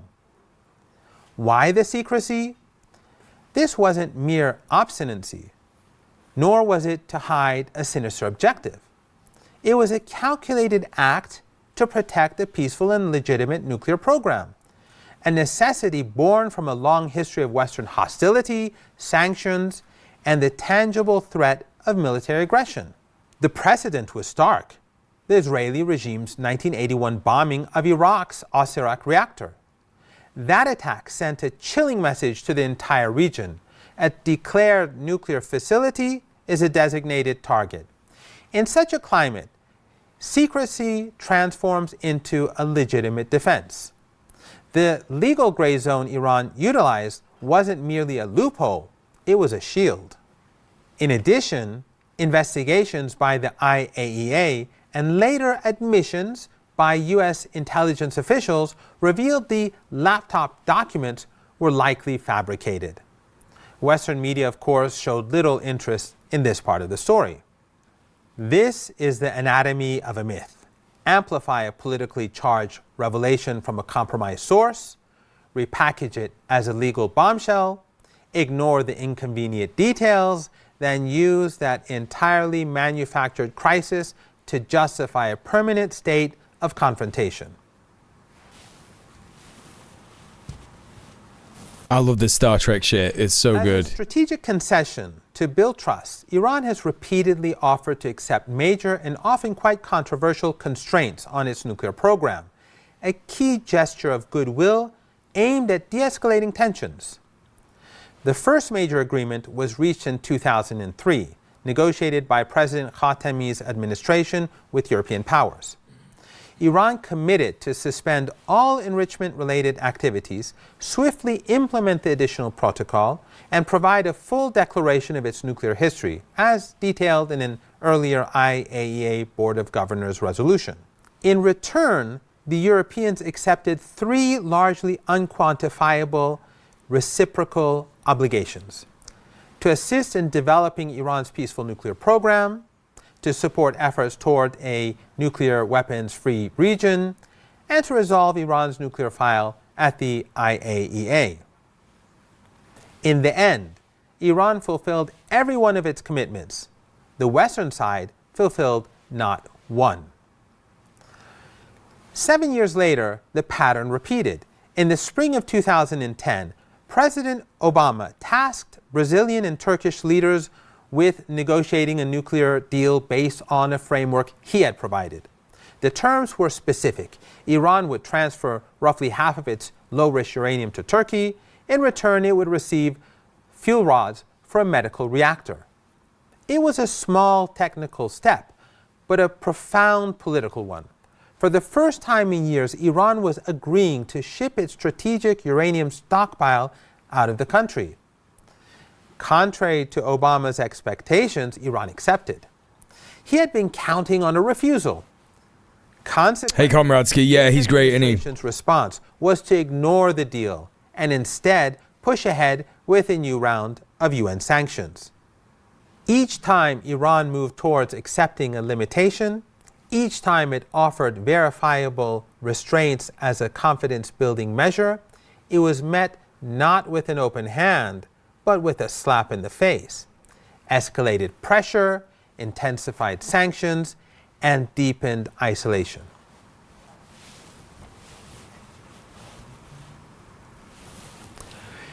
In 2013, the election of President Hassan Rouhani was followed by intense negotiations. It's so refreshing to hear someone just lay it out like this. Yeah, it's because, you know, the whole time we just get told again and again and again and again, oh, X foreign country is our adversary. X foreign country is gearing up for war. X foreign country is trying to attack the UK and blah, blah, blah, this, that, and the other. And it's like, you know, there's a reason that we're not allowed to access Russian media in like the UK and the US. We're just not allowed. Ever since the invasion of Ukraine, it's just like, no, you don't get to see any of it. Russia Today, gone. It's off. It's off the table. You can't watch any Russia Today shit. Right? And I'm not saying that it was great reporting. What I'm saying is that you're going to find it very difficult to hear any Russian side of the story, and not even from the States' point of view, right? And it's very rare that you're going to see any reporting from Iran. It's very rare that you're going to see any reporting from, China and shit like that. And it's like, yeah, man, you don't, it's not popularized, because if it was, then people would be like, oh, our media is lying to us. Only RTE is left, and that's captured by imperialism, yeah. It's just like, of the UN Security Council plus Germany, the P5+1. The result in 2015 was the... You can get to RT and many other Russian news sites from the US. I stand corrected. Of course, the US is not as interested in war with Russia as the UK and Europe is. So, yeah. You're right. I believe that. EPOA. A detailed... You can't get that shit in the fucking UK. Iran's obligations were sweeping to severely reduce its stockpile of enriched uranium, limit enrichment to 3.67%, permanently convert the Arak heavy water reactor, and accept... Unless you use a VPN, which I would never do, because I am, of course, servile to the government of Keir Starmer, who says that I must access the internet not through a VPN, even though VPN companies are allowed to operate in the UK and sell their products and services in the UK. I promise, Keir Starmer, I do not use a VPN to look at porn. I promise. I don't do that. Nor do I use it to watch things on Amazon Prime that I can't watch in the UK. The most intrusive inspection regime ever devised. In return, the P5+1's obligation was singular and clear: to dismantle the suffocating web of... They're blocked on Telegram, however? Yeah, that is odd, yeah. For years, the IAEA repeatedly and explicitly God forbid. certified Iran's full compliance with the deal. Under its terms, the core of Iran's peaceful nuclear program was effectively frozen. However, from the very beginning, Obama, but more importantly, opponents of the deal, began to violate it by undermining the economic benefits Iran was promised. Ultimately, in 2018, U.S. President Trump pulled the U.S. out of the deal, reimposing and intensifying sanctions in a campaign of maximum pressure imposed against all Iranians. As a result, the deal collapsed. I am announcing today that the United States will withdraw from the Iran nuclear deal. Iran, squeezed and seeing no economic benefit, began a calculated incremental response in 2019, expanding its peaceful nuclear activities. The assassination and martyrdom of Iranian General Qasem Soleimani in 2020 poured fuel on the fire, making negotiation unthinkable for the foreseeable future. The diplomatic landscape shifted again with the 2000... Yeah, you see, and this is what I was talking about earlier when, we were talking about, Iran couldn't beat Israel, or Iran, the US military won't allow X, Y, Z, this, that, and the other. Trump giving that gift to Israel, assassinating Soleimani, or like giving it the okay or whatever, or like helping it happen, you know what I mean? I think that that could only really be described as like, it's a move that's just not going to serve the empire, because it's like, okay, so what we're doing now is we're making it acceptable to just assassinate whoever the fuck you want, wherever the fuck you want in the world. And the rules-based order is just like, it's a mess. It doesn't mean anything, right? It just doesn't fucking mean anything. And, then obviously 2021, that was fucking Biden's reign, Joseph Robinette Biden, and he ruined everything. We should have kept on, otherwise there wouldn't have been any kind of Joe Biden auto pen nonsense over the fucking over the next couple of years. But not much changed with regards to Israel, right? And unlimited genocide allowed by Joe Biden. But I think that, like, obviously he just wasn't doing things in the wacky way, in the wacky sort of unpredictable way that Trump was doing it. Because, you know, really, in reality, Trump just wants total control of the government to be able to do whatever he wants. Because he just, like, he looks at the government in the way that, like, your granddad looks at the government. Because he's not an experienced politician. Joe Biden is an experienced politician, and he was like, yeah, the way that we do genocide is we just do it, and then we just pretend that we have some air of like, oh yeah, no, well, I'm arguing with I called BB a really smelly poo-poo on the phone, and I was saying, you gotta stop, and he just won't listen. He's a mad dog, right? But Trump just doesn't do any of that, because he watches the TV, and like he watches Fox and Friends, and he's like, I would just do this. I don't know why they don't do that. I would just do this, and he just thinks that it's like really smart fucking moves, and it's like, okay, capitalism, you got the fucking pedo president involved, and now he's just like doing whatever the fuck he wants, and he's just making all these kinds of fucking stupid moves, and he's like, oh, maybe we're not gonna like pay that much attention to Israel. We're gonna try and force them to have a ceasefire. We're gonna try and force Hamas to disarm, and that's gonna work, and that's gonna happen, and that's gonna be peace in the Middle East. And he's just not that interested, really. And you know, I think that his advisors were probably saying during the 12-day war, you can't be bombing Iran, bro. You can't be doing it, because it's just not going to work. Like they've got too much defenses. We don't have the firepower to do it. And he probably just read that as like, yeah, but we will in the future. So just like stop the war now, and we'll go back later, right? It's going to be something along that. Like he just thinks about things in this really simple way. And of course, he sacked everyone who said that he didn't do a good job in Iran. Anyway, yeah, I just genuinely just do not think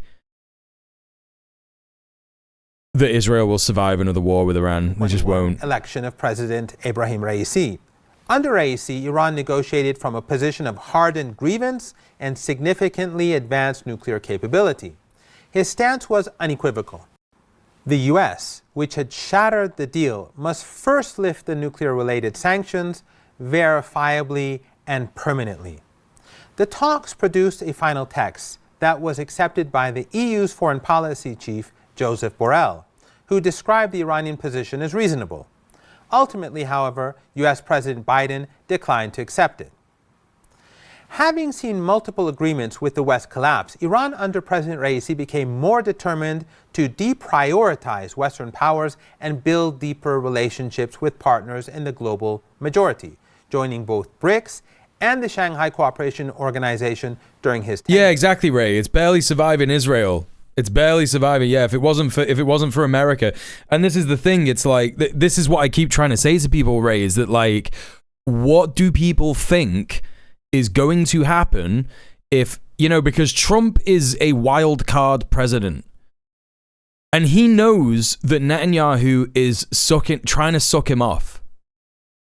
He knows that Netanyahu, by giving him the Israel prize and saying thank you so much for everything that you're doing for Israel, he knows that he's begging. He's like, yes, please, we need your support to attack Iran again. It's the only way we could guarantee that the USA is safe. Trump knows that the USA is safe.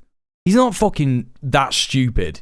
You know, he's stupid, but he's not that stupid. He's like, no, I think we're just gonna continue doing Venezuela. Like, what does he think is gonna happen if Israel goes to war with Gaza again? Well, you know, starts to genocide Gaza again, and then the resistance keeps actually taking out IOF soldiers, entire IOF platoons, you know, giving him like the most insane kind of shell shock imaginable, because all they've been doing is like shooting toddlers, and their ghosts are fucking haunting them every night when they go to sleep, and they lost all their fucking, you know, squadron when they came across some actual resistance fighters who blew them up in the middle of fucking, you know, a town center where they thought they were safe or some shit. And the IOF's gonna keep fucking, you know, being unable to restock its numbers, its reserves. Iran is still gonna be there. Hezbollah is still gonna be there. It's a completely unsustainable project. And it's so stupid because, you know, Israel reached this point of no return. I don't know if you'll, you know, agree on like the proper timing with me, Ray, but I think it was probably somewhere around the March of Return, where they just reached this like point of no return, where they just absolutely, they cannot fall back into a position of maybe we should have peace with the Palestinians. They can't do it anymore because they've wound up the populace so much to be so racist and so genocidal and so like, you know, no, there's no way. There's absolutely no way. If we, you know, because there's all this rhetoric like, oh, if the amount of Palestinians gets more than the amount of fucking Jewish people, then, oh my God, they're going to take over and it's going to be this. And everyone's terrified of it. And, you know, they don't even want to entertain it. And so they're just like, no. So they have to be in this genocidal mentality. They just have to. And it's self-destructive. It's completely self-destructive. They cannot go back. And it's just crazy, man. So, like, you know, one way or the other, it will just fall apart. And it's like, it's already happening. You know, you cover it on your stream, Ray. And again, you know, I'm going to shout Ray out because Ray does such a great job of covering this shit. You should really go and follow him. It was in the 90s that they had the last chance to save their project. Absolutely. Abso-fucking-lutely. Like, they had the chance with Arafat. Even though Arafat, people, you know, people didn't agree with Arafat, people didn't like him, you know, the people argue that the Oslo Accords only benefited Arafat, even though arguably they killed him in the end. I think that they had the chance to slow down and go, do you know what? We're going to sort this out. We're going to denazify, right? Or, you know, de-Zionify, that, you know, de-radicalize. And then eventually we can have some kind of peace, and we can have a peaceful nation where, you know, Palestinians and you know, Jewish Israelis can sit, you know, live in peace together and shit like that. It's over, man. Do you know what I mean? It's just fucking over. Yeah, it's wild. And it was the assassination of Yitzhak Rabin, right? Like Yitzhak Rabin, he was the prime minister that like did the Oslo Accords and was like, yeah, okay, I'll do the peace plan, yada yada yada. And then just some like psycho fascist Zionist was just like, nope. And it's arguable that there were other Zionist politicians who encouraged him to do that, not just like personally, but like with their rhetoric and what they were saying about the Oslo Accords. Like I might be wrong, but I'm pretty certain that there were people who were saying when the Oslo Accords, the peace process was going through with what it was going through, there were Knesset politicians that were saying stuff like, if there's a prime minister that agrees to the Oslo Accords, he should be killed. Like, there was shit like that going around. They needed to go more Western lib-coded to save their ass back then. Yeah. They could have had South Africa scenario where the colonizers will have the economic benefits of the old system and just let neoliberalism do its own thing. Yeah, I think that even that would have been better, right, for everybody involved. They might have done other insane shit, like still try to go to war with Iran, because even though they were trying to have some kind of peace with the Palestinians, you know, they will have been like, wow, we still need to go to a war with Iran and maybe some other Gulf nations because we need to be the US's hegemony control in the region. I don't know. It's just, I mean, that's what it all falls back to, right? Is that they, you know, Israel is necessary for the US. Like Joe Biden said, if there wasn't an Israel, we would have had to have created one. It's just a big military base in the US to destabilize the region. Yeah, they would still be the US's agent. Yeah, and it's just like, you know, how would they have survived? How would they have done it? Because again, you know, if there would have been that kind of like, right, we're going to step back and we're not going to destabilize Palestine or anything like that, then there would have also been this probably pretty glaring admission from the United States that's like, oh, well, we're not going to give you any more money then. Yeah, and then maybe Palestine would have never had the metric ton of bombs that Israel had, and it would have just ended up being Palestine. Yeah. It was inevitable how a fascist, the Zionist mentality was inevitable to get here. Jabotinsky called it since the 1920s and the 30s. Yeah. They just had to be fascist. Like, that's why he adopted all the fucking fascist. Even he looked at Hitler and he was like, yeah, man, we should just copy that guy. It's crazy, man. It's just crazy. Following President Reagan's and Jabotinsky is lauded as a fucking hero. He's lauded as a hero, and he's like, he basically believed everything that Hitler believed. Crazy. And the election of President Masoud Pezeshkian, a new attempt was launched to resolve the nuclear issue through negotiation. His administration signaled a willingness to explore a path. No, they wouldn't. They wouldn't powerful finger, no. Under the right conditions, seeking a balanced and honorable resolution. But even as Iran was beginning indirect diplomatic negotiations, the Trump and Netanyahu regimes were secretly conspiring against Iran and ultimately launched a murderous regime change war. You want to talk about the development of Israel society? I'm always here, like over history. Hell yeah, dude. We should do a stream about it. We should do a fucking co-stream about it, 1000%. Let's organize it. I gotta get you on Discord, man. I don't know if you got Discord. You should maybe come on Red Planet. Like, Red Planet is a show that I do pretty much every Sunday. Not at the moment, but we talk about a bunch of stuff like that. I think that would be a really good show. Yeah, man. I'll try and get you in Discord, yeah.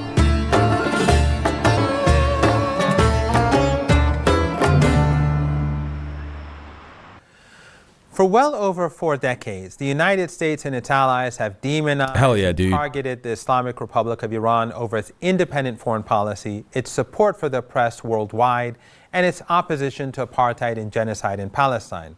The collective punishment for these policies has taken many forms: maximum pressure sanctions, assassinations, cyber attacks, mass attacks. Okay, cool. I'll hit you up on groups, and on Discord, Ray. War of aggression. Conversely, this is precisely why other countries such as Morocco, Turkey, the UAE, Jordan, and Qatar face no such sanctions. Undoubtedly, Western elites and legacy media will continue to promote fake narratives about Iran regarding terrorism, nuclear weapons, human rights, and whatever else Zionists and neocons want. But their reach is gradually fading. Iranians have come to the understanding that Washington never sincerely sought to resolve their differences, including over the nuclear program, and that Western hostility... I don't think there's going to be a Red Planet this week. Let me just check, Jenny. ...ultimately driven by the endless demands of the genocidal Zionist regime. Nevertheless, the Islamic Republic of Iran will continue to protect its sovereignty, as well as support the Palestinian struggle, a stance that more people worldwide are beginning to recognize and appreciate. See you next week. There you go. Pretty good, just a pretty good informative bit there that I wanted to play everyone, because, you know, this is something that is going to be discussed again, whether we like it or not, in the Western news over the next couple of fucking weeks or months or however long it's going to be. But there you go, chat. If you want to take a look at that yourself, there is Al Mayadeen. I would recommend just subscribing to that channel, Al Mayadeen English. You know, it's better to have more and more anti-imperialist news sources out there. But as always, do your due diligence. You might pick up something that I have missed about their funding or whatever, or blah, blah, blah, blah. Who fucking knows? Who fucking knows? But we took a little look at that. We're now going to take a look at some insane stuff. Yes, that's right. We're going to take a look at what some of the chuds have been saying this Christmas. That's right. It's the Christmas season, isn't it? It's currently Kwanzaa. There's all kinds of things that people have been saying this Christmas. I was thinking that there was still going to be some kind of rhetoric around the left trying to kill Christmas this year, which of course is not real. But they're not even really going for it. But what we've got here is a Newsmax piece. Yes, that's right. We're on Rumble, rumble.com. We're checking out what they're saying on Newsmax. I don't know how long this is. How long is this? 12 minutes. Now, Trump will not be the Grinch this Christmas. On Newsline. On Thursday's Newsline, former Naval Intelligence Officer John Jordan, so you know that he's not biased, and political analyst Daniel Lippman discussed how the media is the Grinch on this Christmas on Trump's economic news, how Jesus was not Palestinian, and more. I can't wait to hear what they've got to say. Don't know about you, chat, but I can't wait. Dr. Disrespect on Rumble, damn, he really fell off. Yeah, that kind of happens when you just like film minors in the toilet at TwitchCon, right? That's just kind of what happens, right? We turn to the latest from President Trump and the First Lady. They are spending Christmas at Mar-a-Lago. They made some calls, listening to children's wish lists. Oh, this is when he did the pedo thing. This is when he was like, "You sound really cute and beautiful. How old are you?" And she's like 8, and he's like, "Oh." Santa, and also making calls to military service members. And a Truth Social post, President Trump today, and this is what he wants everyone to know. He says, "Merry Christmas." Whoa. I want to read all of it. What are you doing? Wait. President Trump today, and this is what he wants. Merry Christmas to all, including the radical left scum that is doing everything possible to destroy our country, but are failing badly. We no longer have open borders, men and women's sports, transgender for everyone, or a weak law enforcement. What we do have is record stock market 401ks, lowest crime numbers in decades, no inflation, and yesterday a 4.3 GDP, 2 points higher than expected. Tariffs have given us trillions of dollars in growth and posterity, and the strongest national security we have ever had. We are respected again, perhaps like never before. God bless America. It's so good. He's like, we're respected again, perhaps like never before, but we've still got the radical left scum. He said Merry Christmas to us, chat. He's the pedo president wished us a Merry Christmas. I want everyone to know, he says, "Merry Christmas to all, including the radical left scum that is doing everything possible to destroy our country, but are failing badly." So why you gotta mention it, bro? Why do you need to mention it? It's never a dull moment here with the president. We're going to talk about some of his big wins and also who those Grinches are. I'm pleased to bring in this Christmas He didn't say it to all the people he wants to deport, yeah. And Washington reporter over at Politico and Republican strategist John Jordan, who's an economist and an attorney. Guys, Merry Christmas. We got two people who really just fucking agree with each other so much. What we did, yeah, is we got two people that agree with each other so much, this might get taken down by Rumble for just being pornography. Welcome in. I love the non-infiltrated Santa who's out there spreading cheer. President Trump talked about that, but not Tim Walz's daughter. She wants to be very clear, guys, that it's Merry Christmas. This is what Asmongold was talking about before when we looked at his stream. He was talking about Tim Walz's daughter, and like she was saying, it's really bad that things are getting this way, and it's horrible that people are attacking me. And Asmongold was like, yeah, well, that's what happens. Fuck around and find out. I don't give a fuck. Yeah, based. But to the illegal migrants that ICE has been terrorizing. Take a listen. Today, I am holding all of our neighbors that ICE has been terrorizing near and dear to my heart, and sending them love and light, as well as all of our unhoused folks and just anybody that may be struggling right now. So she said that, and because she's Tim Walz's daughter, it just got blown up. And it was like, the right in America, they absolutely despise Tim Walz. There's all kinds of fucking AI shit about Tim Walz. Or I don't even know how you say his name.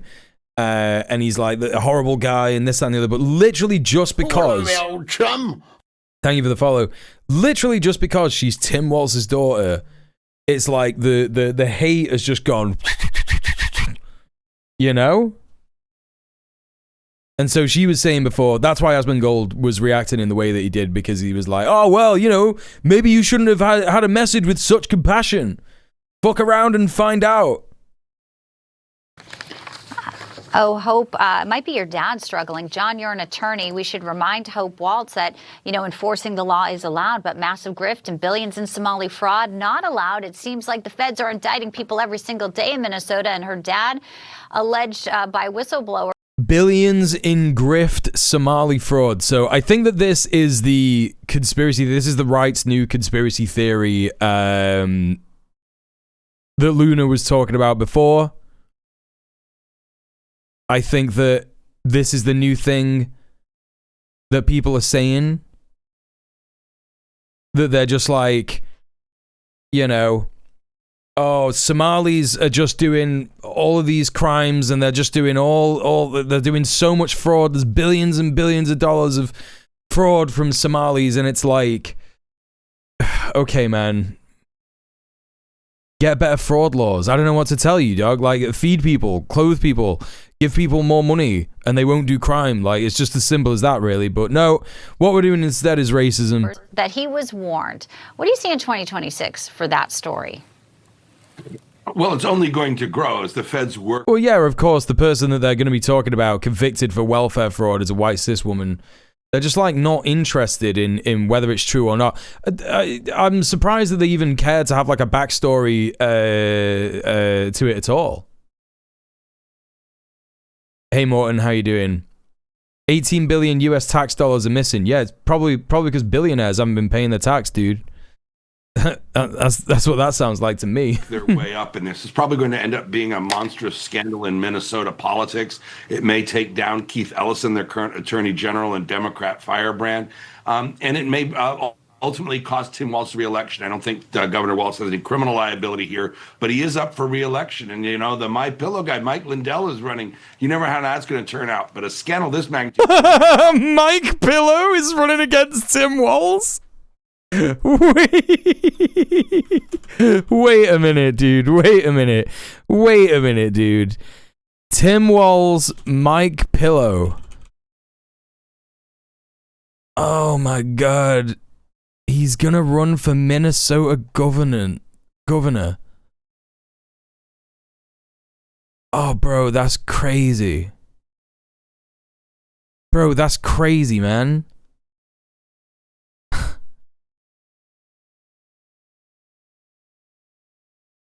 My Pillow CEO says FBI seized his phone. Yeah, but isn't this because wait? CEO of My Pillow, Mike. Didn't they seize his phone because they don't like him anymore?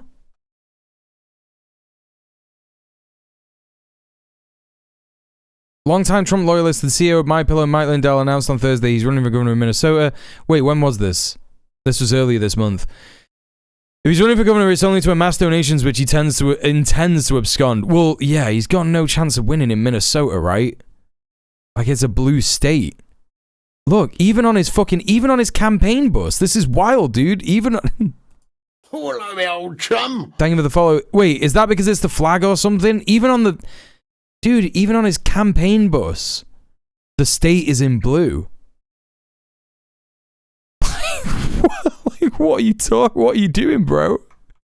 What are you doing? Oh, okay. All right, let's take a little read of this. Lindell says the FBI seized his cell phone in the drive-thru of a Hardee's fast food restaurant in Minnesota. The move appears to be connected to the Justice Department's investigation into attempts to overturn the 2020 election. Lindell is a loyal Trump supporter who has promoted conspiracy theories about the election. He claims the agents served him with a subpoena and questioned him about voting machines. It is time now for a look. Wait, what? Was this year? Wait, when is this report from? If the Kash Patel FBI seized Mike Lindell's phone,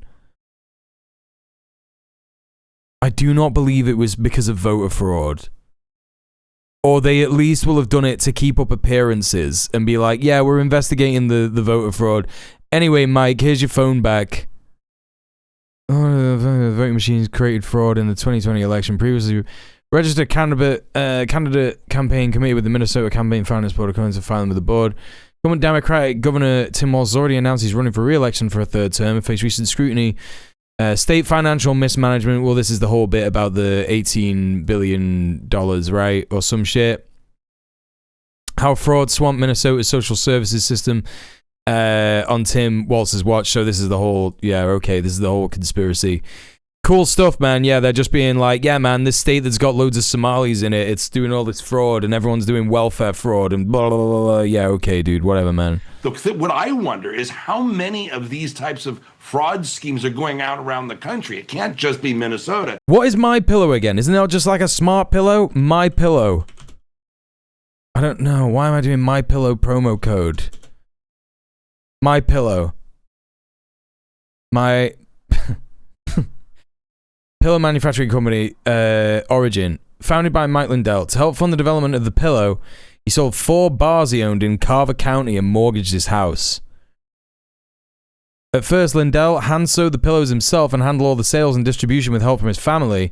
First My Pillow was sold at 2005 at a kiosk in Eden Prairie Center.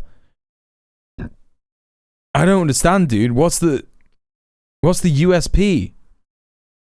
I thought it was like a... Oh, here we go, yeah. My Pillow products are a patented design involving a mix of different sized pieces of open cell polyfoam. Lindell said he tested 94 different foams before deciding on the right one. The pieces are chopped to specification by a machine Lindell developed based on a piece of farm equipment. The mix also contains a resin that enables foam to retain much of its shape when molded to the user's preference.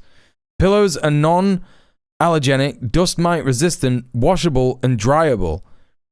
In 2013, QVC awarded My Pillow its Q-Star Award for Product Concept of the Year. It just sounds like a normal pillow. I thought it was like... I really thought that it was like... You could like sync it to your phone and shit. And it would like tell you stuff. Am I thinking of something else? It's just a pillow. I thought... I really did think like...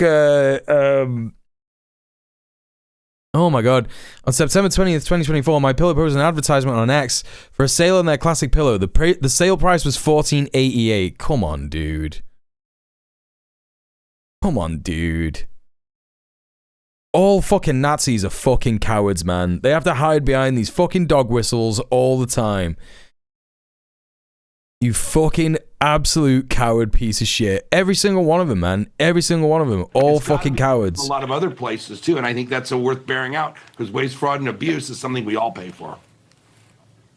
Yeah, absolutely. But what would it be, Daniel, without a little leftist anger on Christmas Day? It never stops, does it? The Kennedy Center, there was a jazz concert on Christmas Eve. Last minute, they pulled the plug. Chuck Reed says it's a protest over the renaming of the show. And then you have the CBS broadcast of the Kennedy Center's honors. They cut 10 minutes out from President Trump's speech. Oh, that's so funny. Do you agree, Daniel, with either one of those moves?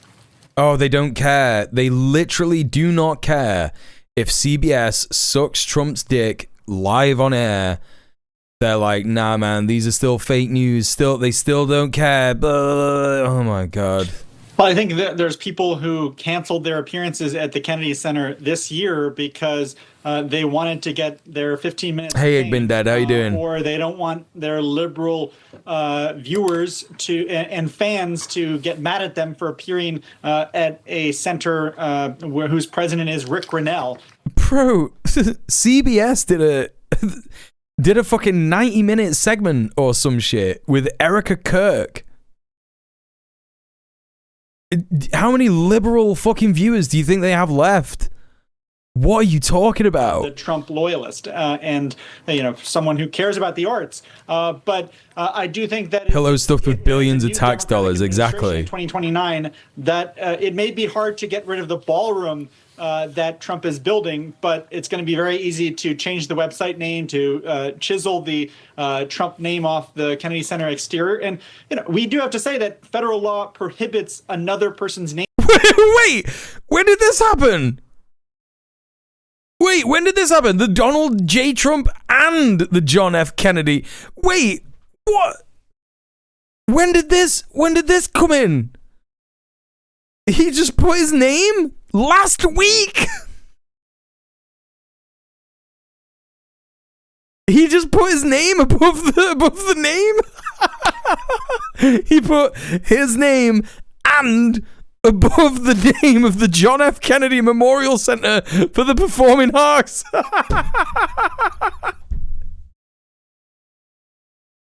Bro, I can't. That's just crazy. That's just crazy, man. They added his name and he's supposedly suing because someone cancelled. Yeah, no, that's what they're talking about. Yeah. Yeah, Trump and friends. Like, it's just, what the fuck, man? Being on that exterior, just do whatever you want. This is violating the law, but in a pretty symbolic way. I just want to put a finer note that Rick Grinnell was also the former ambassador to Germany and DNI, so he's not just a Trump loyalist. He's had some very significant positions there. So, just the scope of things. But, for many Americans, ambassador to Germany, like really significant position there. People around the world, this is Christmas, right? Putting Christ in Christmas. In New York City, lots of signs of the times, so ahead, a digital billboard. They said it's to spark conversation. Here it is. Take a look for yourself. Jesus is Palestinian. Funded by the American. Born in Bethlehem, which is in Palestine. So yes, that is just correct, isn't it? That he was born in Palestine and therefore Palestinian. An Arab Anti-Discrimination Committee. You wonder why in New York City there's so much debate going on about the incoming mayor's moves as well. So you have people there maybe a little bit, concerned about what the future will bring. And, we're learning every single day, John, about Mondami's picks, and some of them have very anti-Semitic views. The most recent one. Okay, so what? It's so good, dude. They're just like, yeah, man. Mamdani, who's gonna be the New York City mayor, he's anti-Semitic. He hates Jews. Intifada is the global order. He said all these words that we don't understand, and they're scary because they're brown people words. He's not the mayor. They're like, oh, all these things are happening because Mamdani's gonna be the mayor. It's like, yeah, but he's not the mayor now. And the current mayor loves Israel. Eric Adams is still the mayor, and he loves Israel. He went to Israel the other week. Guarantee that everyone involved with Newsmax hates Jewish people. Absolutely. Of course they do. All these Palestinian Christian sites where Jesus was born and the Chapel of the Shepherds in Nazareth are all actually just not Palestinian. Exactly. That's the only explanation, isn't it? It's so funny, man. It's like, dude, Eric Adams is still the mayor. Like, what you're complaining about, what they're actually complaining about, chat, is the free market. Because if you think about it, in order to hire this billboard, you have to pay money, right? And it's ADC National. So who is that? ADC National. Okay, so it's the American Arab Anti-Discrimination Committee. And so they will have had to have raised money to hire that billboard. To hire that billboard. That's what they would have had to have done. And so if you don't like it, then, I don't know, man, maybe you don't like the free market. But of course, that hypocrisy doesn't matter to any of these fucking ghouls, because all they care about is being hateful to Palestinians. Yes, in New York, in Times Square, that is. It's going to be expensive as fuck. I want to tell viewers about is this Miss Rachel. She's a children's performer. Bethlehem's in the West Bank, so it's technically correct. Well, that's what I mean. It's even more technically correct to say that it's Palestinian if we're going off the 1967 borders, right? On YouTube, but she's really been accused by Jewish civil rights watchdog groups of pushing pro-Hamas propaganda. So 'tis the season, I guess. Pro-Hamas. Big change with Mamdani. More of this to come. He hates capitalism as well, John. It's so good. He hates capitalism as well, John. Just before you go on, don't forget, he hates capitalism. Yeah, you're going to see every circus act in the Barnum and Bailey circus of the left get front. We're all going to get to see it in the Mamdani. They just got a picture of Ms. Rachel. What the fuck? Administration. And you're going to see people leave, too. You saw that Jesus is Palestinian thing in Times Square. This tells you how out of hand this is. Jesus was not Palestinian. He's from Judea. His native language was Aramaic. And he was not a Muslim. What's Aramaic? Also, I don't think anyone was saying that he was Muslim. It's crazy that you just think that all Palestinians are Muslim, John. So, it's enough is enough. But New York, I guess, has to go through this period of crazy because they elected him. But interestingly enough, just under half of New Yorkers did not vote for the Democrat nominee. They voted for Silva, the Republican, or Cuomo.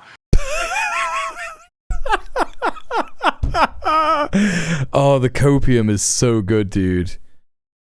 The copium is so good. Yeah, well, that's, it just exemplifies the racism. It just exemplifies the anti-Palestinian racism that's at the heart of all of this commentary, Yeah, and he's saying Arabs, and it's like, that's not really an ethnic or a religious group. It's just like, it's a people who speak Arabic. You could even say that, Northern African countries, people from Northern African countries like Sudan and Mali and even Niger or Morocco, you could say that they're Arabs, but of course that's the way that Israel talks about Palestinians and other people in the Gulf states. There's so many different ethnicities that we just don't even talk about, like Druze, Bedouin, Palestinian, there's so many, and it's like, it's all just homogenized into this, like, fucking, yeah, man, they're all just the same, all just brown guys, they're all just fucking brown guys. Crazy, man. When a Twitch streamer does better journalistic research than a news journalist, I mean, this is the thing, it's not even that hard nowadays, And Islam wouldn't be a thing for another 700 years, yeah. I mean, the thing is that the reason that he's bringing this up, I actually brought this up on a stream a couple of weeks ago, because there were people who were saying this on Twitter to piss off, right-wingers on Twitter. They were saying Jesus was a Muslim, actually. And they were going like, no, he wasn't! No, he wasn't! And that's probably why this guy is saying it. Because he's just seen someone post about it on Twitter and they made him mad. That's just it. Right? It's just so fucking funny, man. So it was a relatively close election considering the ratio of Democrats to Republicans there, but the addict of New York has to hit rock bottom before it can Democrats and Republicans. It's so funny. They're just openly saying that Cuomo is a Republican. Cover. Sounds like it's almost there. How is Joe Biden this holiday season? Well, the family photo is dropped. Daniel, I want to get your reaction to it because you can barely see the former president. He's obstructed by Dr. Jill, but Hunter looks really good. I mean, he's ready for the reboot here in 2020. Bro, I don't think that's Hunter. That's not Hunter, is it? Is that Hunter Biden? They're just saying whatever the fuck they want. This is his other kid, right? Doesn't he have 2 kids? 26. Why'd they push old Joe to the back, you think, Daniel? I don't know, man, because he's an old man and they weren't thinking too much about it. Are they really analyzing the Joe Biden Christmas photograph? Is that really what they're doing? White House photographer on staff anymore, but... Oh, that's right. His other kid died. Yeah. No, you're right. Yeah, it is Hunter, yeah. So, you have to wonder what their Christmas Eve dinner conversation was last night, because remember, Hunter Biden, he criticized Trump's, Biden's handling of Afghanistan, calling it a disaster immigration. He was not a fan of unchecked immigration in that 5.5-hour podcast interview he did a few days ago. And so you have to wonder if that came up and if what Joe told Hunter there. Yeah. Oh, boohoo. No more official photographs. That's just the way it goes. Yeah, but what? Wait. But you were like, you could have just not. Biden family Christmas photo gets mocked. That's the ticker. Who is this for, man? Who is this for? This is so stupid. This is like the kind of shit that I would put on my stream. They're so sad. Why are they obsessed with Joe Biden? It's so insane. It's really just so insane. Oh man. All right, I asked you guys. Yeah, we got to say we are Arab. We Arabized our language. Historically, Arabic is the one language that survived. It's related to Aramaic and Old Hebrew, and New Hebrew was revived based on Arabic because it's the most related. Yes, correct. Absolutely. For your Grinch nominations, I have one, and it is pretty obvious that not only in the past has she been on the record of how she feels about. Who's it going to be, chat? Who's going to be Grinch of the Year? Who's going to be Grinch of the Year for this Newsmax host? And they're asking the other two who Grinch of the Year is going to be. Now, it could go either way. It could go either way, right? It could be someone who is actively being targeted by the administration right now. So it could be Mamdani for some of them. It could be, because they'll be like, he's the Grinch of communism. He's gonna take he's gonna take all the corporations' taxes. He's gonna take the police away. Or I don't know. It could be anyone. It could be like Nancy Pelosi, even though she's completely irrelevant. It could be Ms. Yeah, it could be Ms. Rachel. Could be Ilhan Omar. Yeah. You know?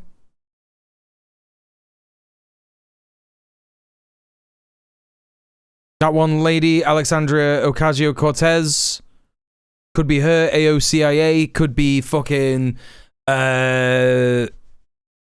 Could be Rashida Tlaib.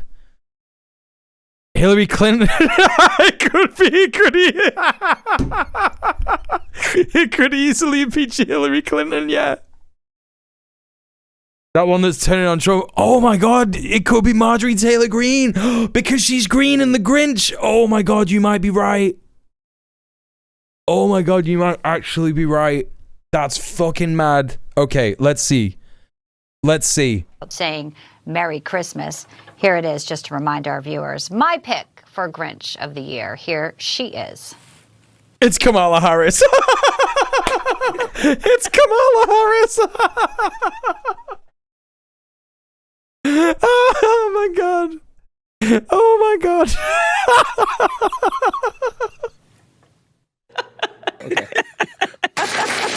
Okay.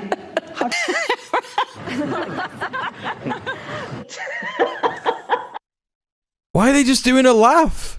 Remember her famous clip where she says, "How dare you say Merry Christmas?" Well, yes, she's out with dating advice and aspirations for 2028. She needs... Wait, is there a clip of her saying, "How dare you say Merry Christmas"? Kamala, how dare you say Merry Christmas? Is it like AI or something? Here she is 5 years ago saying Merry Christmas. Senator Kamala Harris, this is Fox News. Oh, it's going to make me go on Facebook, isn't it?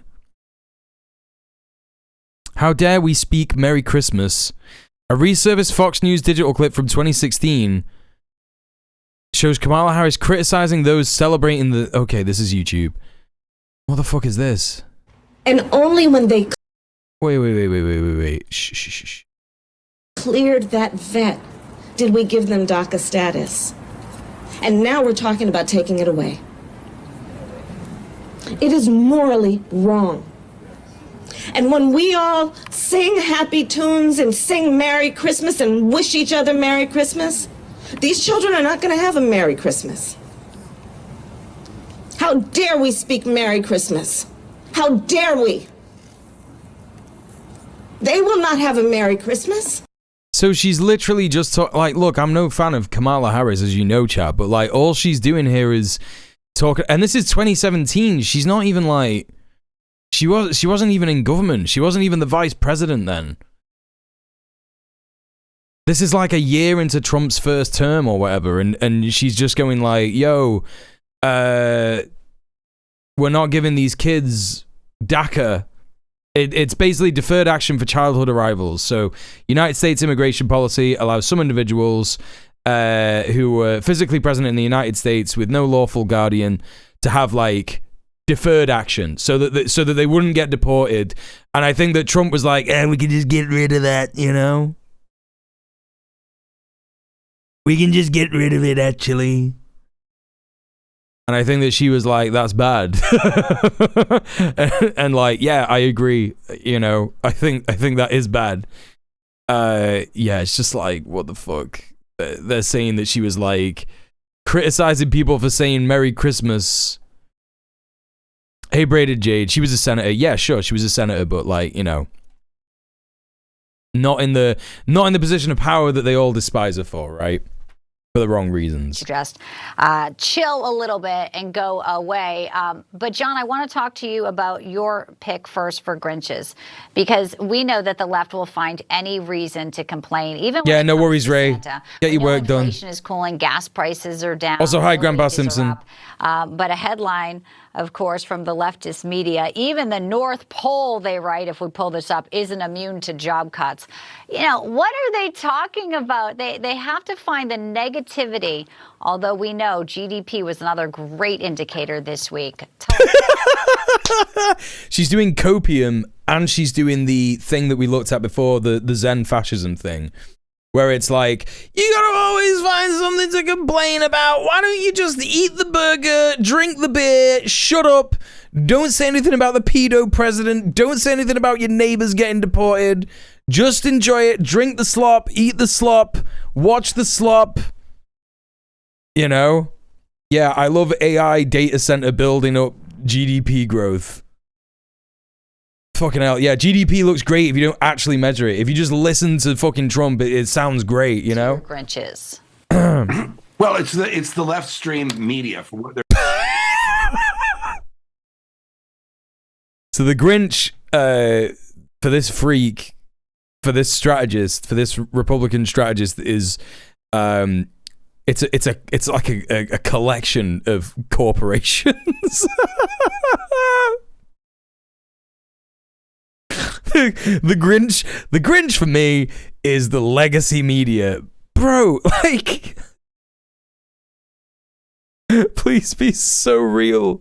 Be so for real right now. Trying to do with the economy. They are trying to talk the United States into a recession and and more to the point. That's what it is. Yeah, that's what it is. For the 2026 elections, because they know if Republicans do well, or at least slow it to any losses to a trickle, this is going to cause massive realignment in American politics. So they're desperate to allow the Democrats to continue with this affordability economy narrative. And it's getting away from them. They're going to lose this because, as you pointed out there, did someone just drop something? What was that? The realignment in American politics. So they're desperate to allow the Democrats to continue with this affordability economy narrative.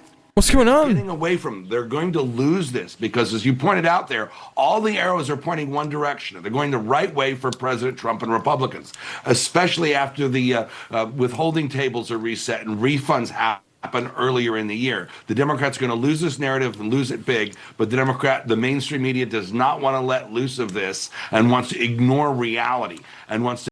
Bro, since when is like CNN and ABC? Oh, dude.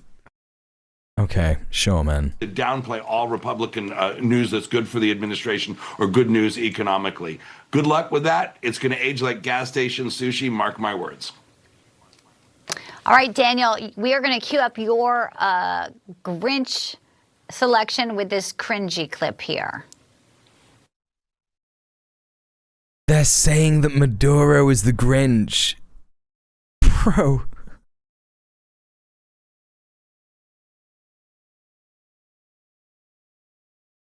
Oh, man. Oh, bro. Don't worry. Be happy. La la la la la la la. Don't worry. Be happy. So they're taking a clip, right, where they're being like, you know, Maduro is like, oh yeah, what we're gonna do is we're gonna sing in English. We're gonna sing in English so that the English speaking people can understand us. And we're going to say, don't worry, be happy. These are the kind of vibes that we want for the world in Venezuela. And they're like, yeah, man, this guy is the Grinch. This guy is the Grinch. Is this USA main TV show news? No, it's on Rumble. I believe you can get Newsmax on you know, you can get Newsmax on proper TV. I think you can. Hello, my old chum. Thank you for the follow. But yeah, this is just fucking mad, dude. This is just absolutely fucking mad. Venezuela leader Nicolas Maduro It's for people who think Fox is too woke, yeah. explain why he's your Grinch of the year, Daniel. Uh-huh. Well, this is one. It's dead easy, right? I know what he's going to say. He's just going to say what Trump has said. Maduro is the Grinch because he's a dictator. He's producing fentanyl. They're shipping it to the United States. I don't know. He doesn't let us have oil. He's not letting us have the oil that we want. Yada yada yada. Who stole his election that he lost a couple years ago? He's not true. Increased his repression of his own people. So it kind of but he's a dictator. Happy and not worry if you're locked up. Hezbollah in the country. Yeah, hello, Riffian wizard. Someone whose economy has collapsed. And is sending drug boats to the U.S. and to drug Europe. boats. And so I think that my Grinch is someone that both Democrats and Republicans can get behind. That Maduro is not. This is all stuff that the Grinch did, by the way. The Grinch famously developed drugs from his mountain lair and sent them to Whoville, didn't he? Right?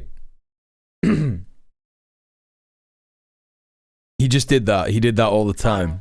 He may not be president next year if around Christmas. I don't know if they're AI Grinch faces. They kind of look like they could be. I think they're just like bad Grinch masks. To do with it. All right. Well, we want to make a note of some news that just came in today, and of course, prayers for peace is something that's on a lot of people's minds. President Trump has tried to end the war in Ukraine and Russia. John, you cover Russian politics and media. It does now seem to be that there is a little bit of flexibility. Zelensky saying he's willing to give up some land, but now he's saying he spoke today, Christmas Day, with Special Envoy Witkoff and son-in-law Jared Kushner. Is this a turning point in this issue where we don't think Putin has really wanted to make a deal, but with Zelensky saying he... It's so fucking annoying because I actually want to hear about this, but I just know that like Newsmax is not going to give me a good take. Newsmax is going to give me like the opposite take. The problem with Zelensky is that Trump is being like, yo, you should just give up, dude. Like, just give up. Like, just give up the land. Just do it. Just do it. Just do it. And arguably that's the correct choice. You know, not entirely, but it's the best option that we've got. And I can't believe I'm saying that about something that Trump wants fucking Zelensky to do. But on the other hand, you've got Friedrich Merz, who is like, yeah, we just need to like start doing things on our own because the US is doing stuff on its own and we need to start thinking about going to war with Russia. So Merz is like speaking to him on the phone going like, no, don't do it. Bomb Putin's house. And so Zelensky was like, yeah, man, I'm going to bomb Putin's house. And then he tried to bomb Putin's house. Again, it's the same shit that happened with the ceasefire stuff fucking last... I don't know, when was it? In June or July or something. Or like before Israel and Iran. I can't remember when it was. It was like they were trying to like talk about a ceasefire deal. And then Zelensky was like, we just pulled off the most ambitious strike on Russian infrastructure in the entirety of the war. And it's like, why are you doing that now, bro? You're going to end the war? What are you doing that now for? You fucking idiot, bro. You just ruined the ceasefire negotiations. And it's kind of just like happened again. But I doubt that these fuckers are going to talk about anything like that. Troops. And then this demilitarized zone monitored by international forces. Do you see a pathway to peace here today? Friedrich Merz is the Chancellor of Germany. No, I don't. The Russians are going to continue to move the goalposts. As you know, I'm a Russian speaker, follow all things Russian, Russian media, Russian politics, to an enormous, to spend a great deal of time on that. The Russians won't make a deal because they can't make a deal. The Russians are way too invested politically, the Russian government, in the incorporation of all four of those oblasts, those provinces, into Russia, enshrining that in the Russian constitution. And they cannot allow Ukraine to occupy any of those. They have to have all four in their entirety. More to the point, even if they had that, they got another. My man's like, I'm a Russian commentator. I cover all the Russian news all the time. I'm so good. I'm so unique in my understanding of Russia. And then he just repeats what every single Western news outlet says about Russia.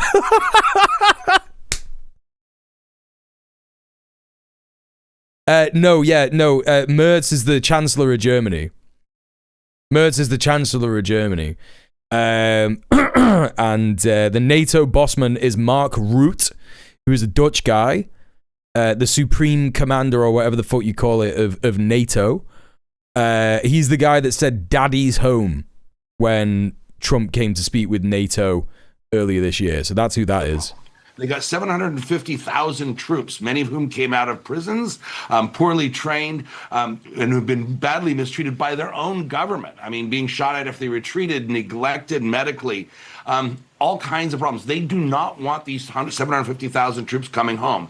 President Putin well remembers the Prigozhin march on Moscow a few years ago and does not want a repeat of this. They want to keep all those guns pointed at Ukrainians. They do not want them coming home, as they already have a massive violence. Bro, it's crazy that he's saying this. He's just like... He's just like, yeah, man, if this analysis is insane. If Russia end the war, the army will come back and take over Russia. What are you talking about? What are you on about? It's just like, say anything. Just say whatever you want, man. We're in the century of just saying whatever the fuck you want with no repercussions whatsoever. It just all began in 2000 with like fucking weapons of mass destruction and all this shit, you know what I mean? Like, what are you on about? Rutte is a former neo-lib Dutch PM. Yes, correct, yeah. Like right now with the ones who've already come home. It's so sad to hear that. Obviously, there is, diplomacy that is ongoing and efforts. Again, that development that Zelensky is saying he spoke with Witkoff and Kushner. So we'll continue to watch that story as it develops throughout the day, this Christmas Day. I thank you both for being here, Daniel Littman and John Jordan. Yeah, so this was the Christmas Day Trump segment, I guess, on Newsmax. What do we got next? Christmas Day strikes in Nigeria, covered by Real America's Voice. So who is Real America's Voice?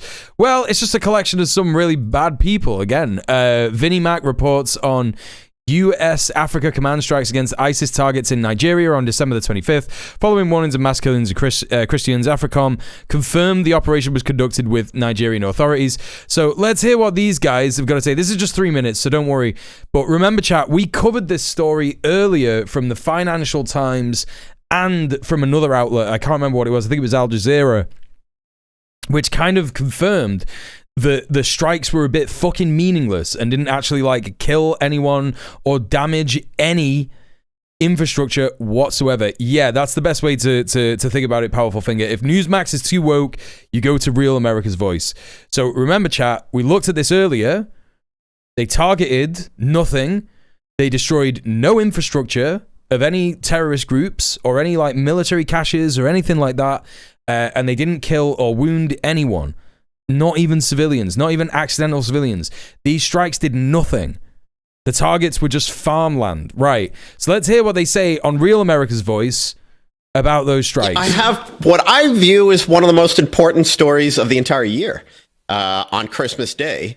A news story, of course. I'm not talking about Christmas. I'm talking about the extermination of Christians. Oh, yeah. The extermination of Christians in Africa and yeah, they're also exterminating Muslims, but go off, King. All parts of the world, by the way. Syria, too. This is happening in Syria, as Paul's pointed out. Yeah, damn. Who's doing it in Syria? That's interesting that they're bringing that up. Who's doing it in Syria, Paul? Hey, who's exterminating Christians in Syria, Paul? Who would that be? Would it be the guy that was at the White House a couple of months ago? That Trump was saying he's really a good-looking man.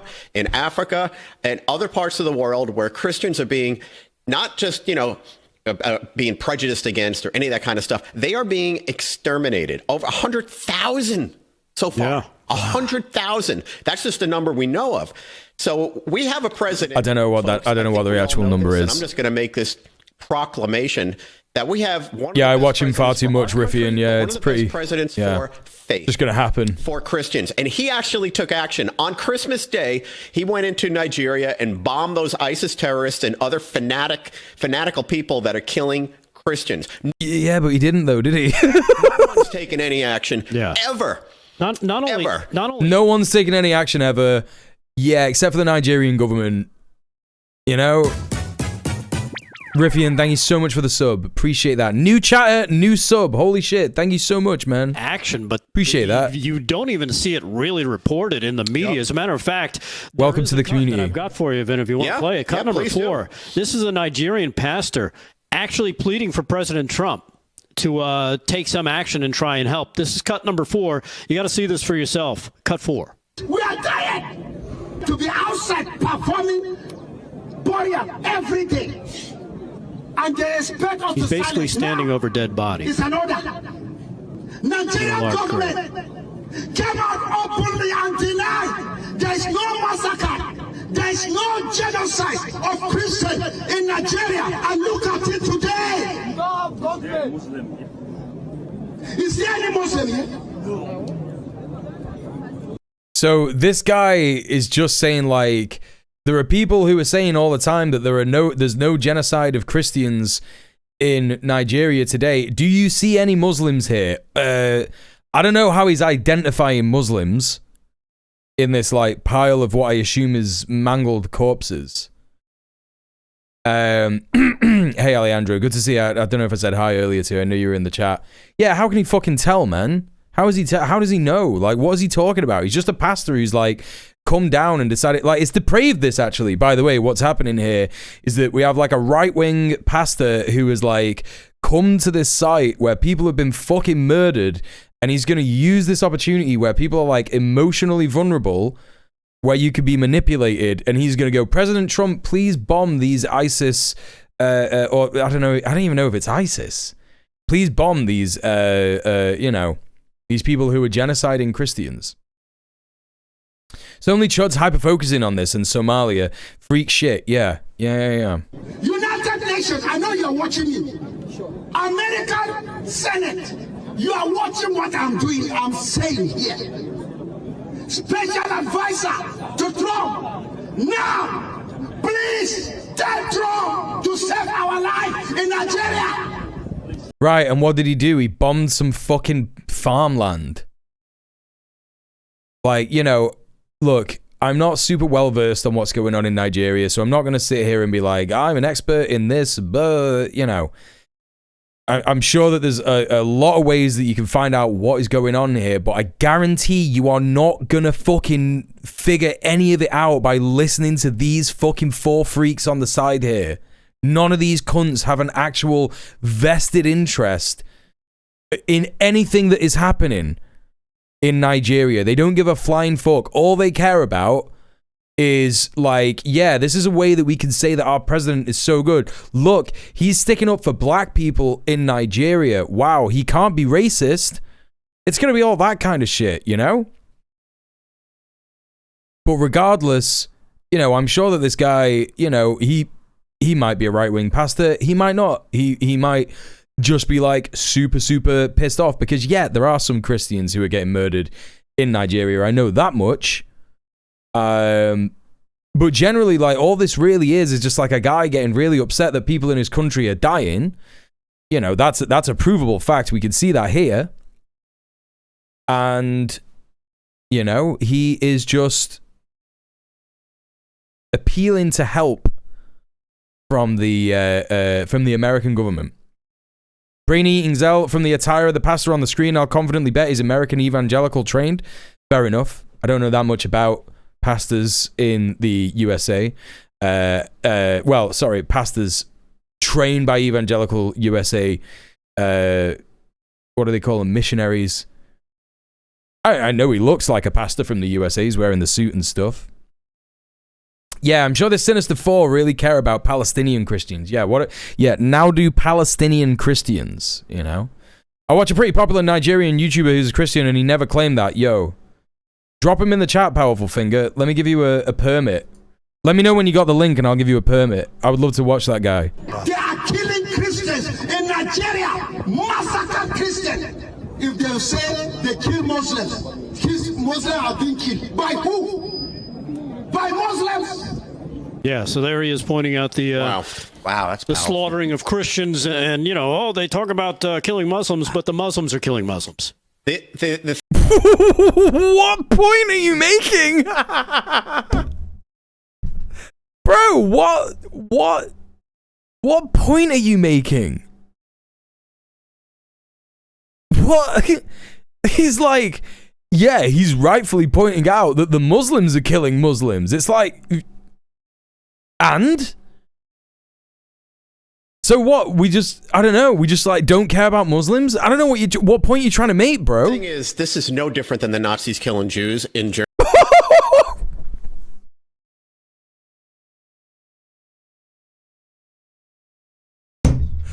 Whoa!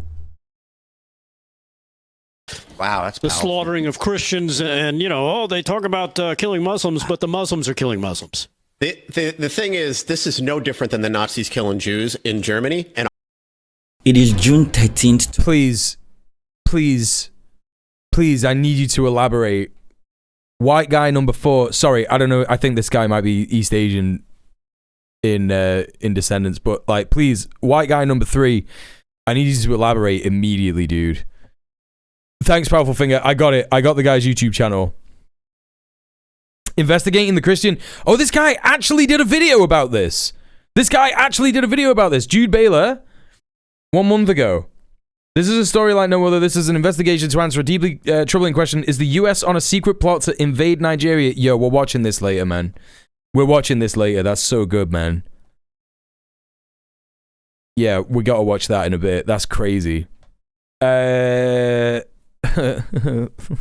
him cook. Let him cook.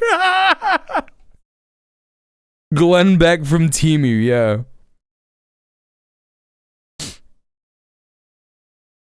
Maybe he means the US is aiding and abetting these groups. I doubt it. Fucking hell. Yeah, that's a real charitable read. Yeah, they do seek persecution so badly. It's crazy. They're targeting people because of their religion. Obviously, that's what happened in World War II. And they exterminated Jews systematically. Yeah, I mean, they also targeted people not because of their religion in World War II, didn't they? They also targeted people because of their, what you would call gender ideology, and also being queer. They did a lot of that as well. And being...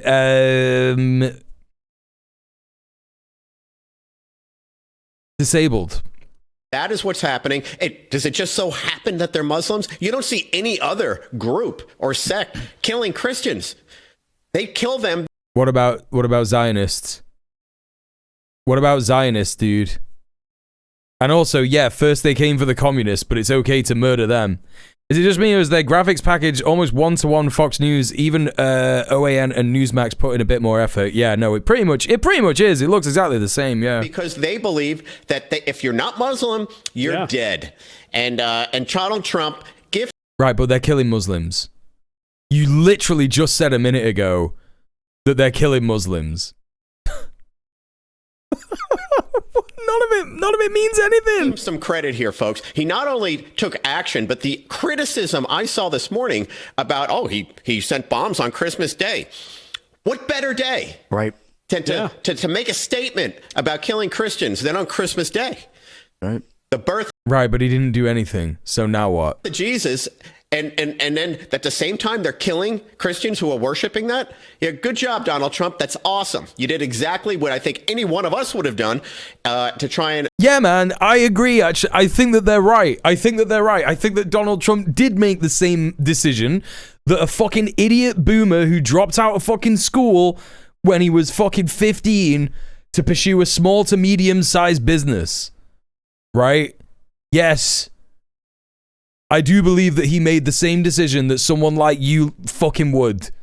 Help and support Christians and Catholics and anybody of faith worshiping in other parts of the world. So big story. And a tweet or an X from U.S. Africa Command says at the direction of the President of the United States and the Secretary of War in coordination with the Nigerian authorities, U.S. Africa Command conducted strikes against ISIS terrorists in Nigeria on December. Again, that's just the U.S.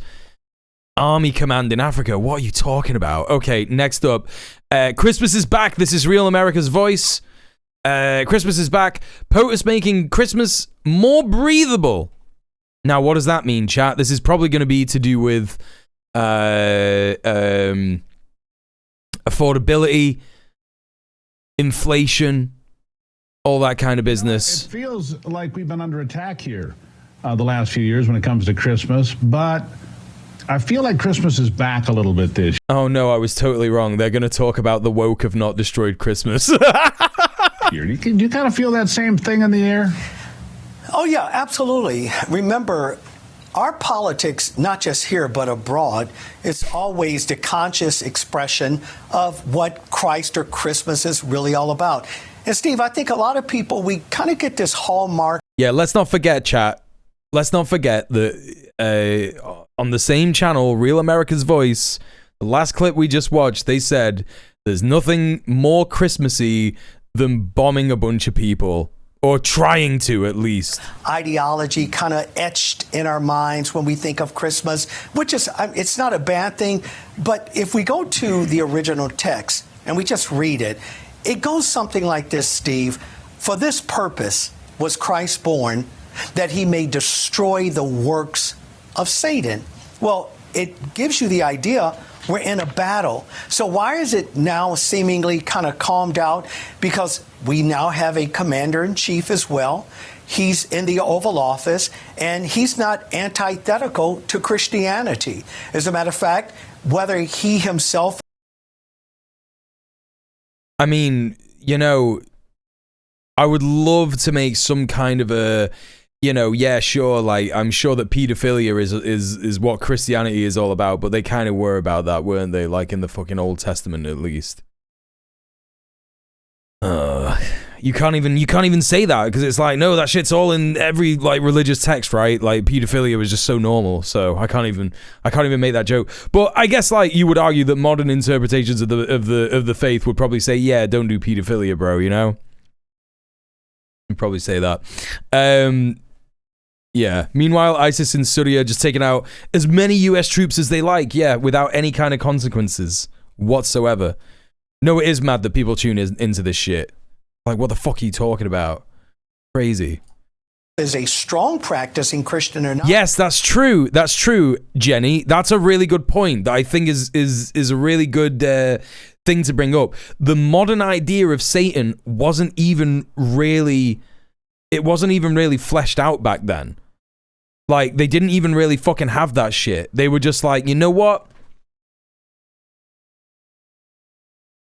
There are bad things that are happening, and it's because people were born into sin, and it's because, yes, there was a deceiver. I don't even think they called it a deceiver. I think that they just said that the snake in the Garden of the snake in the Garden of Eden was like a deceiver, a fallen angel that was a deceiver. I don't even think they said it was Satan or the devil. I think it was like a devil. There's a really good guy, oh god, what's his name? His YouTube channel is so fascinating. He's a Jewish guy, actually, and he does all this theology stuff. Fuck, what's his name?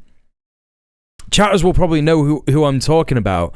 And he does all the theology. Like at Halloween, he did like the history of ghosts and the idea of what ghosts are. And it's all from like a theology perspective. As Satan, the origin of the name is basically a prosecutor. The devil's name literally means devil's advocate. Yeah. God, what's this guy's name? Fuck, I can't remember the guy's name. He does all this theology stuff. He's really, really like on point. I recently heard how the OG Antichrist that Christians feared was the second coming of Nero, because he was particularly shitty to them. Now, every few years, a new Nero is feared to come round. I didn't know that.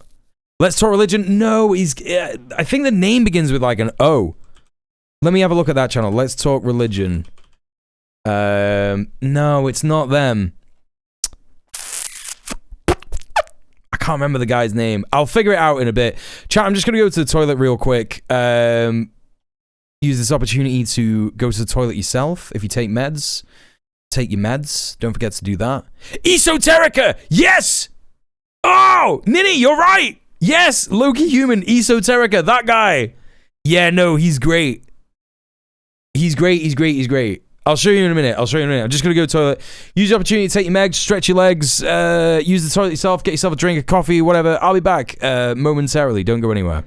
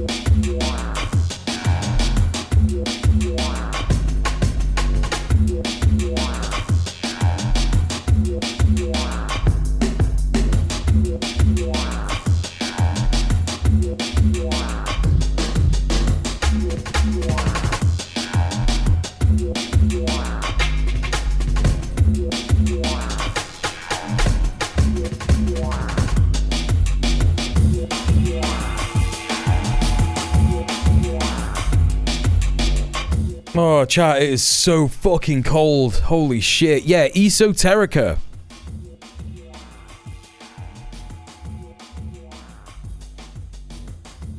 Dr. Justin Sledge.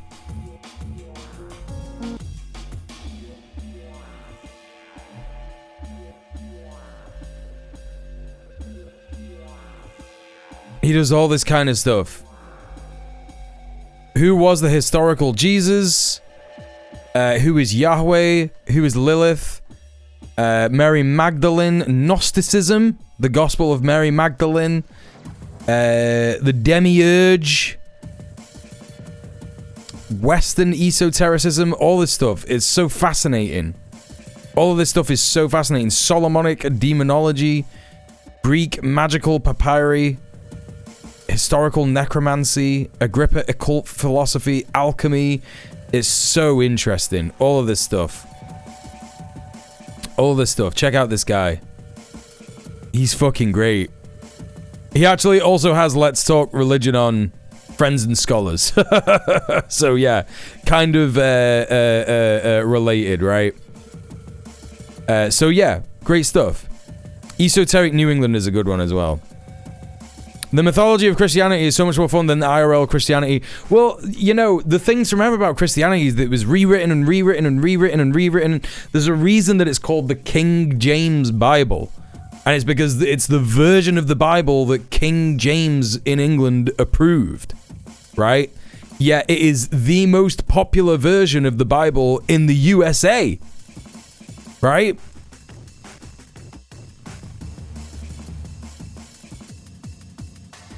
It's one of the most popular versions of the Bible. And, you know, the USA is like, nah, man, we're a republic. But we read the version of the Bible that is, you know, it was edited and agreed upon by the king of the old country that we threw off the shackles off and did the Tea Party and all that shit. Like, come on, man. Ridiculous. Absolutely ridiculous stuff. Let's get back to this nonsense, shall we? It's only like 30 seconds left. I don't know what else he's going to say. It's not really even the point. The fact that he's friendly towards the Christian community, pushing Christian ideas, whether it's abortion, immigration, all these things are Christian-centered. So he's making sure our borders are clean, no one is coming over. These are Christ-centered ideas. Therefore, we're now living in a society where Christmas seems to be a little more breathable. Kudos to President Donald J. Trump.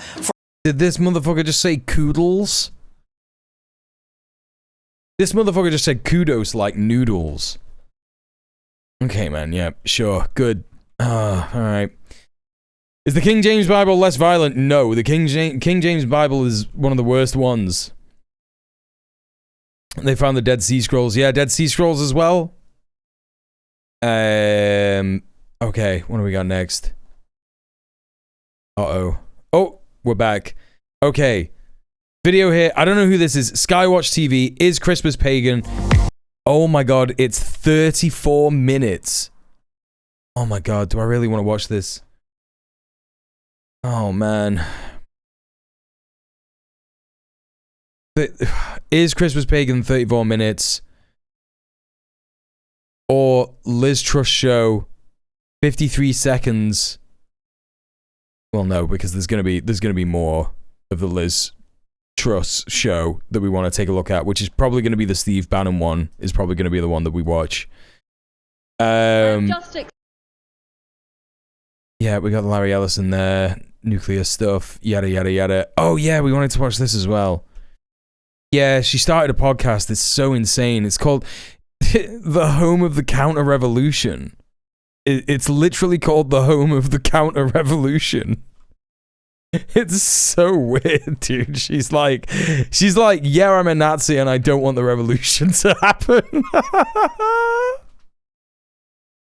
It's crazy, man. It's so crazy. Like, what is going on? I don't know if I want to watch her on the Daily Express. These people really run the UK? Oh, who is she going to say? All right, chat. I will let you decide. Let's do a poll. I don't really know how to do polls. Poll.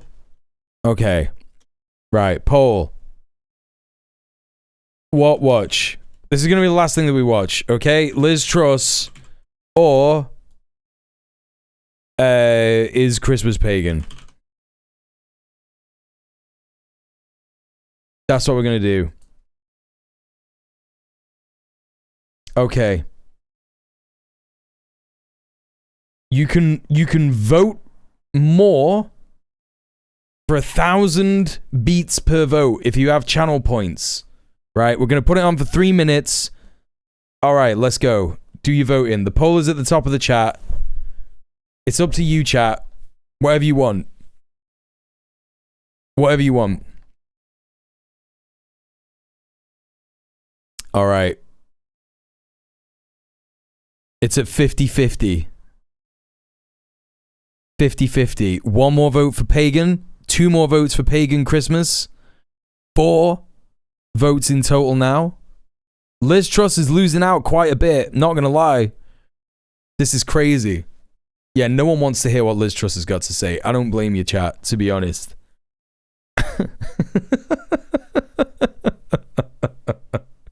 No one gives a flying fuck.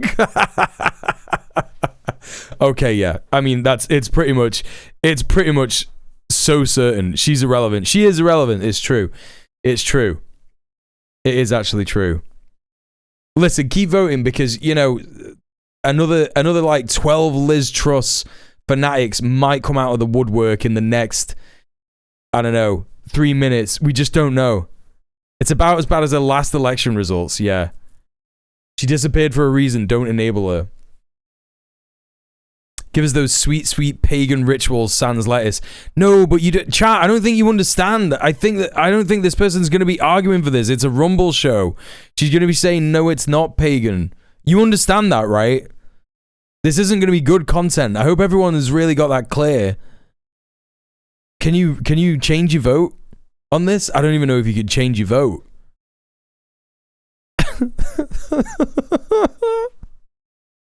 It's going to be sloppy slop. It is going to be slop. That's why we're watching it, right? We're going to take the piss, of course, but you know, it's only got 2 dislikes.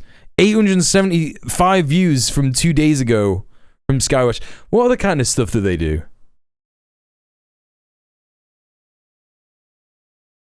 The Last Evangelist, a glimpse into our future. Hollywood controlling religion. Oh no. And there's another video. Is Christmas a pagan holiday? Part 2. Can you commit voter fraud in this chat poll? Yes, you can if you have channel points. You could do standard capitalism voter fraud. So the more money that you have, the more capital you have, you can vote more. So there you go. We need remedial Sunday school. U.S. seizes tanker from Venezuela. Canada set to criminalize Bible. Oh yeah, this is going to be so good. Chat, this video is going to be absolutely fucking insane. Avoid AI toys this Christmas. I mean, that's unexpected. All right, 22 votes for Is Christmas Pagan. We had 4 final votes for Liz Truss in the end. Yeah. She almost pulled through, but completely fucking cumstered and dumpstered by Is Christmas Pagan. Thank you for voting, everybody. Thank you for engaging in that interactive chat segment of the stream. There will not be another one for another 3 years. There weren't, not really. No, it was probably just someone who contributed 5,000 channel points. I put 4 votes on Is Christmas Pagan. Yeah, good stuff. All right. What is this?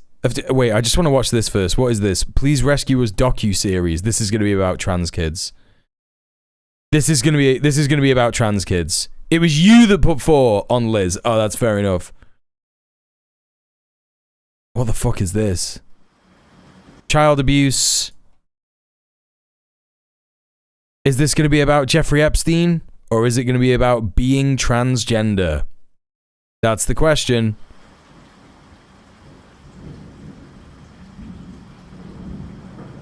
All right. This is pretty true to be approximately 5 children die every day because of child abuse. Yeah, I can believe that. There is an all-out war being waged on the minds of an entire generation of today's young. The minds. State lawmakers are now questioning how 70 foster kids can go missing. They have convinced us in the West that children are a burden. Birth rates are below replacement levels just about everywhere. Replacement levels. Below replacement levels. In the Northern Hemisphere. Chat, my dad was talking about this Christmas. He was like, hey, did you know that in the 50s there were no Muslims in the UK, and now at the current birth rate there's going to be more? And I said, Dad, you don't know what the fuck you're talking about. I stopped him before he said it, right? I stopped him before he like cracked on with it. I said, listen, you're about to quote a conspiracy theory. I know exactly what you're going to say. He goes, no, you don't. And I'm like, Dad, I look at this stuff all the time. I look at this shit every fucking day. He doesn't want to know anything about what I do or what I talk about on my fucking stream, right? Because he's just like, the truth is that he wouldn't understand it. It's too, like, when I talk to him about politics, he literally said to me, you say loads of words that I don't understand, and that's it, right? And I said to him, I was like, Dad, you're going to do the white replacement theory. You're going to say that eventually there's going to be no more white people left in the world. And he was like, well, you know, yeah, but probably not in the way that you're thinking. And I was like, oh my God, you're an idiot. Oh, you're an idiot. He's just ignorant and he doesn't care. That's literally it, yeah. Hey, D-Money Industry, how you doing? Having children are a burden because they cost a lot to raise. Exactly. This is what none of these freaks understand. No one's got the money to support or raise kids. Exactly.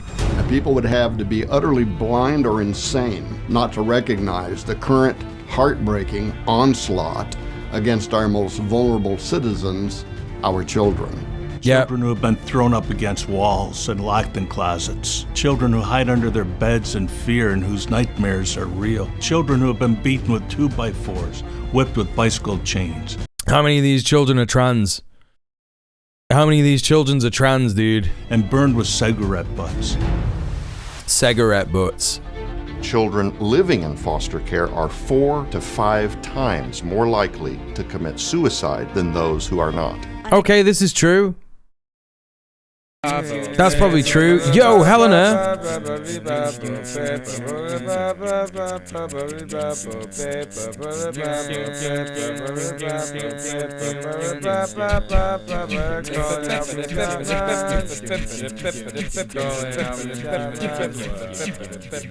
Yo, Helena, thank you so much for the raid, you utter legend. Welcome in, raiders from No Justice MTG. If you don't know me, my name is djmuel. I'm a leftist political streamer. Got a history in organising here in the UK, tenants union stuff, anti-fascist stuff, yada yada yada. I do streaming at the moment mostly.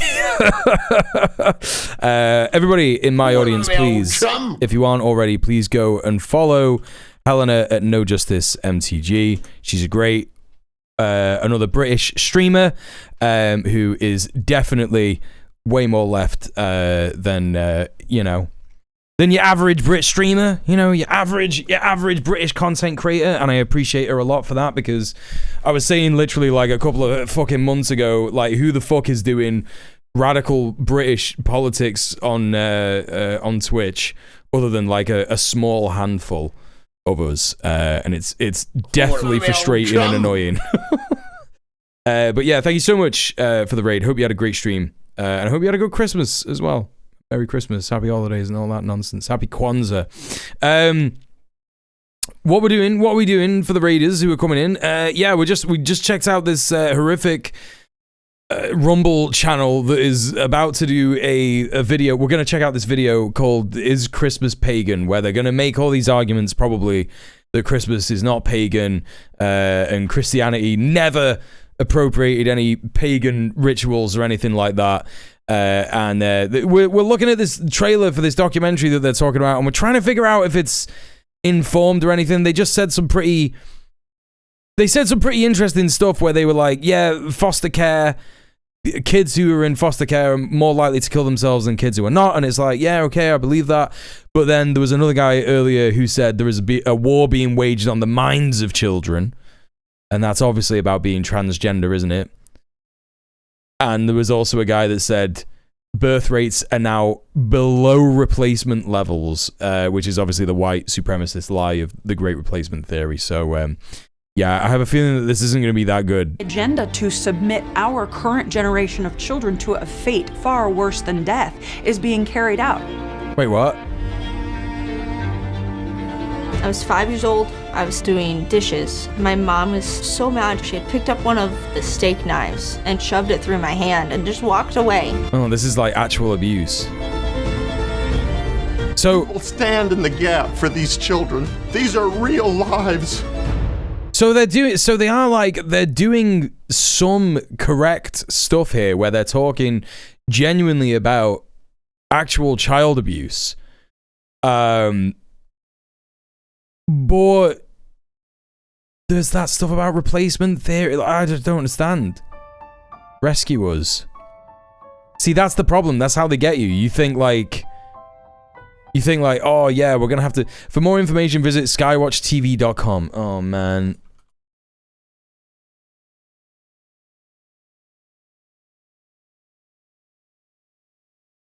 This site doesn't appear to have a secure connection. Okay. Okay, man.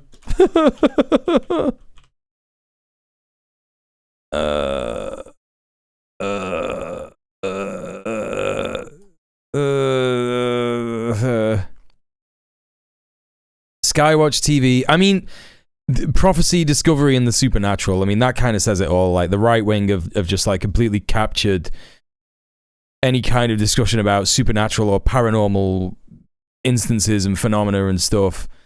It's deathly disappointing and depressing to me. Someone who believes in ghosts. They are real, chat.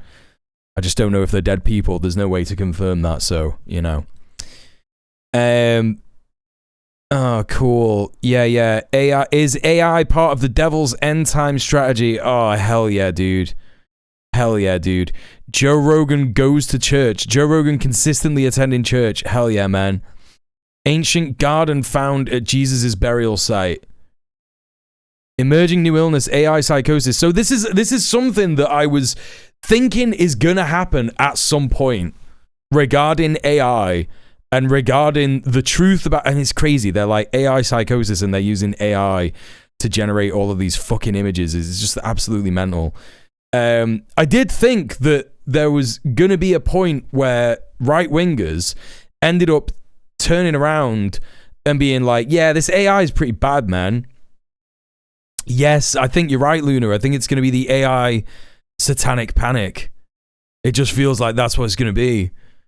Oh, this is fucking nuts, dude. This is, look at all that, like, all of this. It's like looking at, it's like going back in time. This is like a website from the 90s. Is September 23rd going to be a turning point in biblical prophecy? Well, no, obviously it wasn't, because that's already happened. Is Gen Z turning to God? Probably not. Trump's Washington, D.C. takeover begins as National Guard troops arrive. Do they like that? Do they think it's good? All right, we're probably going to learn a bit more just by watching the fucking video, so let's just do that. Is Christmas pagan? The Donna Howell Show, is Christmas pagan? Let's find out! Hey, 16-bit Mango, how you doing? Also, welcome in Soundkiller139. Or should Christians celebrate Christmas? Oh, dude. Now, for those of you who already know exactly why I'm asking that question, sound quality is so bad. Explain it to everyone else that might be tuning in.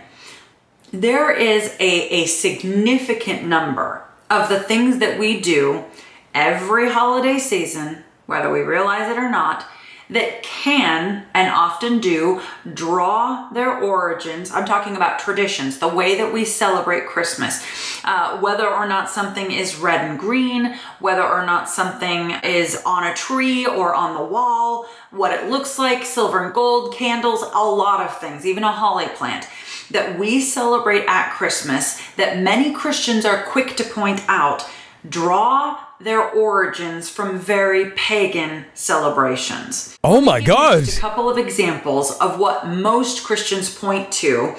She is also wearing red and green, yeah. As these pagan origins that we celebrate different things, traditions that Is it Christians that say this stuff? they come from at Christmas time. One of them is the celebration of the Roman god Saturn, Saturnalia, and that goes between December 17th and the 23rd.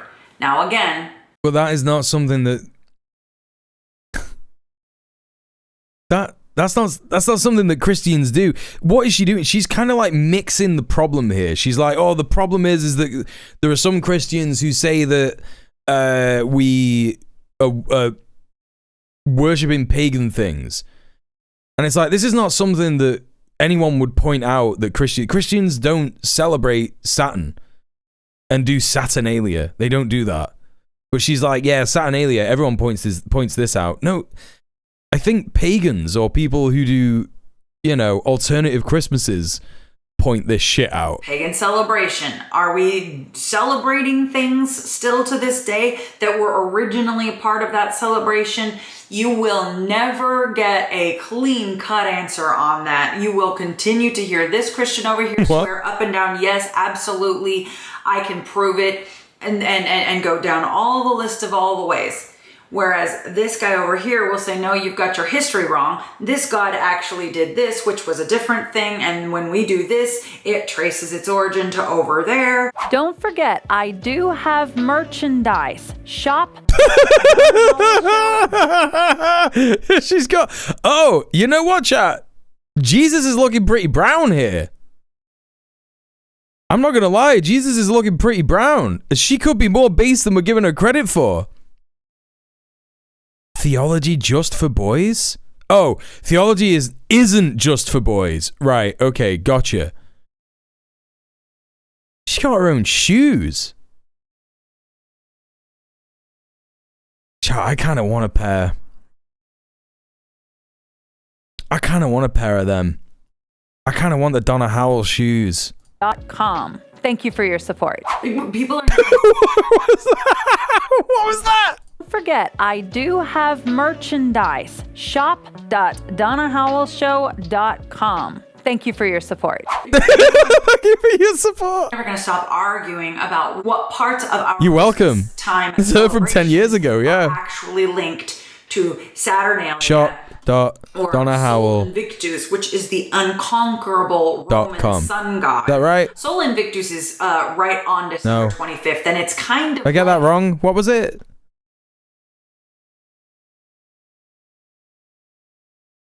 Shop. Merchandise. Wait. Shop.donnahowellshow. Shop.donnahowellshow.com. Fuck me, that's a mouthful. Shop.donnahowellshow.com. Let me just put the HTTPS in there just in case. You never know, chat. Okay. Right. Okay. Here we are. What the fuck is going on? Look at this. Look at this creased shirt. Oh my god.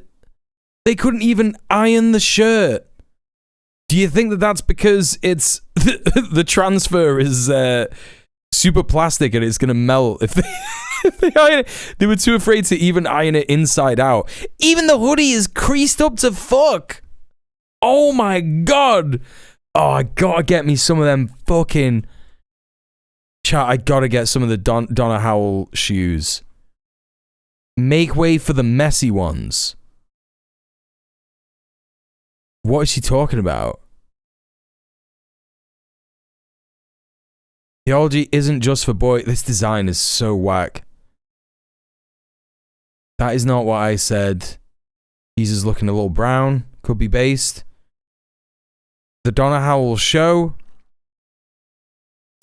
All these colors and all this like lettering is super my mum coded, chat. I'm not gonna lie. Like if my mum saw this lady and she wasn't like a Jesus freak, my mum would be all over this merch. I'm fucking so serious, it's ridiculous.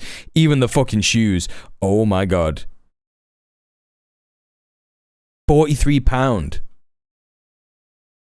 Latest available in black or white. Select color black. There's no. Oh no, there is white. I just couldn't see it. Trump is destroying these kinds of businesses with China tariffs. Yeah. This is so weird. This is so weird, man. Okay, well, what is the messy ones? What is that? What is she talking about? Make way for the messy ones. I need to know so much more about this lady. .com. Thank you for your support. People are never going to stop arguing about what parts of our Christmas time celebrations are actually linked to Saturnalia or Sol Invictus, which is the unconquerable Roman sun god. Sol Invictus is right on December 25th, and it's kind of like the happy birthday party of the unconquerable Roman sun god. So we definitely do want to be careful that we're not just willy-nilly throwing caution to the wind, bringing in Yule. Yule is another one. Yule is the pagan celebration of the winter solstice, and that happens usually on December 21st or 22nd. And we want to make sure that we're not just out there willy-nilly throwing caution to the wind and saying, Lord, I don't even care if it's a celebration. I'm going to do it anyway because it's my culture and it's really fun and I enjoy it. I do understand Christians. Is she so Christian that she's like, we shouldn't have Christmas trees, we shouldn't have holly, we shouldn't have mistletoe. We should, like, she's actually really, she's going one step further than the Romans in Britain. And she's like, no, you can't celebrate any of your old stuff. You're not allowed. We got to get rid of all of that. She's actually trying to do pagan genocide, post-pagan genocide. That say that. However, there is another way of looking at this. And it's also a very ancient perspective. It's a very important perspective in our day. Okay. And I'm going to go there. So I'm going to give you my answer, the official Donna Howell packaged answer for whether or not you should celebrate Christmas. But first I want to ask a question. Where do you draw the line? Oh, she is doing that. She is doing that. She's like, should you even celebrate Christmas? This is crazy. Where do you draw the line between I will not be in this world, of this world, this world and I, we cannot be compatible? Because, and the reason why I'm asking you that is because every day of the week is named after a pagan god or goddess. If I were to come to you... She's doing there's no ethical consumption under Christmas. She's doing there's no theological purity under the Roman god-inspired world. This is so wild, man. Would you even know necessarily that Monday was named after Luna, the goddess of the moon? Moon Day? If I were to say to you, oh my goodness, I can't wait to write down my New Year's resolutions. Cancel the calendar. The start of a new year. Would that be good or bad? Personally, I don't celebrate resolutions because I find them really rather misleading and they set you up for failure. I think that they kind of put you in a position where now you've got to kind of keep up to this commitment that you've made to yourself, and really you should be learning and growing every day in the Lord instead of trying to make commitments to yourself. So does she believe in marriage? Because marriage is also a commitment. And if you like grow and learn, like, you know, which it's Protestantism which allows divorce, right? It was Catholicism which was like, you cannot divorce after getting married. So, like, is she a Catholic? Is she an evangelical? What is she? However, let's say a person brought the Lord into it. Let's say a person were to write up a whole bunch of New Year's resolutions and say, I am committing to being a better person. Marriage is a covenant, not a commitment, right? Count calories, or save money better, or be more responsible in this area or that area, or I'm going to read my Bible more often or pray more often. Is that bad? Most Christians would say no. No, that's not bad. Most Christians would say, I think the fact that this person wants to bring the Lord into their lives a little bit closer to them and grow in the Lord and make themselves a better person, and that they're starting new commitments on January 1st, a fresh beginning, that would be a beautiful thing. But how many Christians would say, hold on a minute, did you know that by writing out your resolutions and acknowledging them on New Year's, so that when January 1st comes into play, that you've already walked through a pagan ritual? She is doing it. She is. She's saying you can't do any of this stuff. It's not Christian. That's so funny. She's like, you've tainted yourself. You're going to hell. It's over. It's like that one tweet.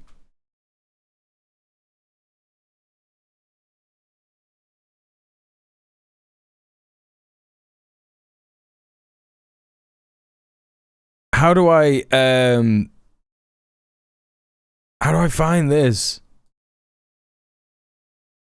Oh yeah, hell yeah, dude. I love this so much. This is one of my favorite tweets. Yeah, anal sex is totally awesome and safe and not humiliating and dehumanizing. You destroyed your root chakra. It's over and you aren't gonna make it.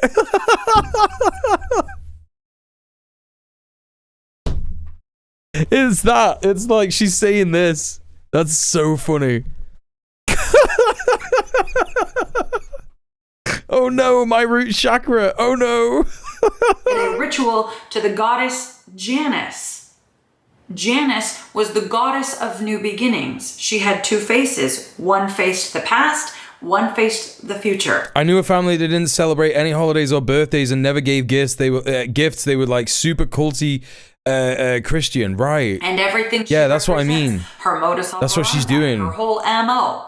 Everything she represents is out with the old, in with the new. Yeah, you need a partner that can destroy your root chakra, to be fair. Future, growth, celebration, wonderful things.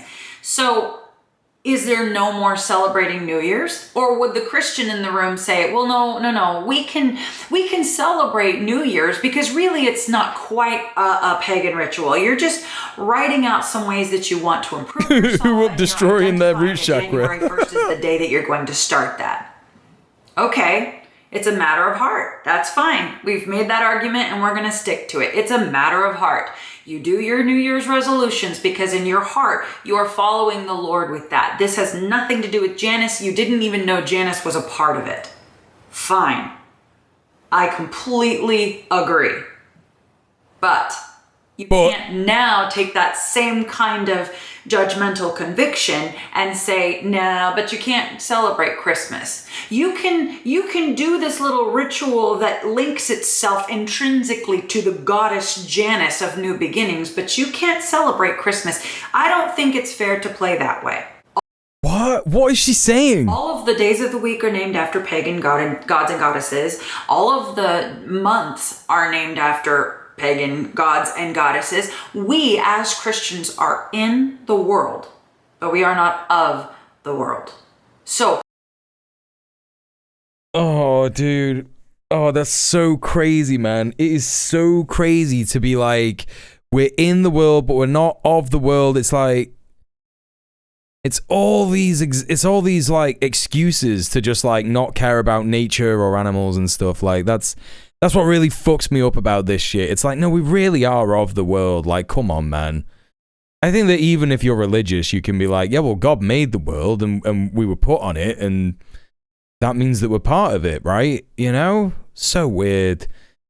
Saturday named after Saturn, Wednesday and Thursday named after Norse gods, not pagan. There you go. How do we be in the world and not of the world when it comes to Christmas? First of all, let's get the elephant in the room out of the way. No. What is the elephant in the room? Is it... What is the elephant in the room that everybody's thinking that she hasn't addressed? I couldn't even possibly guess what she's fucking talking about. I have no idea. Any suggestions, chat? What is the elephant in her room? Janice? She's already addressed Janice. She's already done that. Ganesha. Hinduism. Oh, God. Like, what is she on about? So crazy. I couldn't even tell her. The elephant in the room being her wearing red and green. Yeah, I thought that she was talking about that, right? She was like, can you be a Christian? And it's new merch. She got a You Can't Celebrate Christmas elephant in the merch line. It's like a plushie. December 25th is not Jesus's birthday, okay? Oh, okay. There you go. Everyone was wondering that. December 25th was not Jesus' birthday. Okay.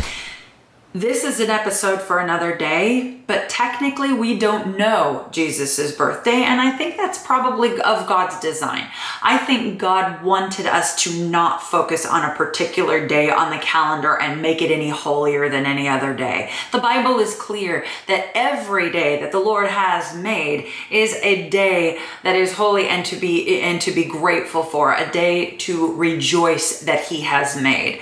That's what the Bible says. So I don't think that we were ever meant to worry about one day being holier than the other day. Paul made that clear in the New Testament that we should not be worrying about holy days. Yeah, Paul made a lot of things really clear, didn't they?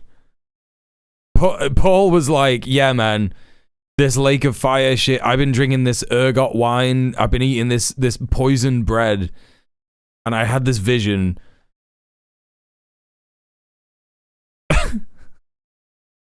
It's all dead simple to understand. There's this big lizard and there's 7 crowns or whatever. So I think that is why the Lord has not allowed us to know 100% with full certainty what day of the year Jesus was born on.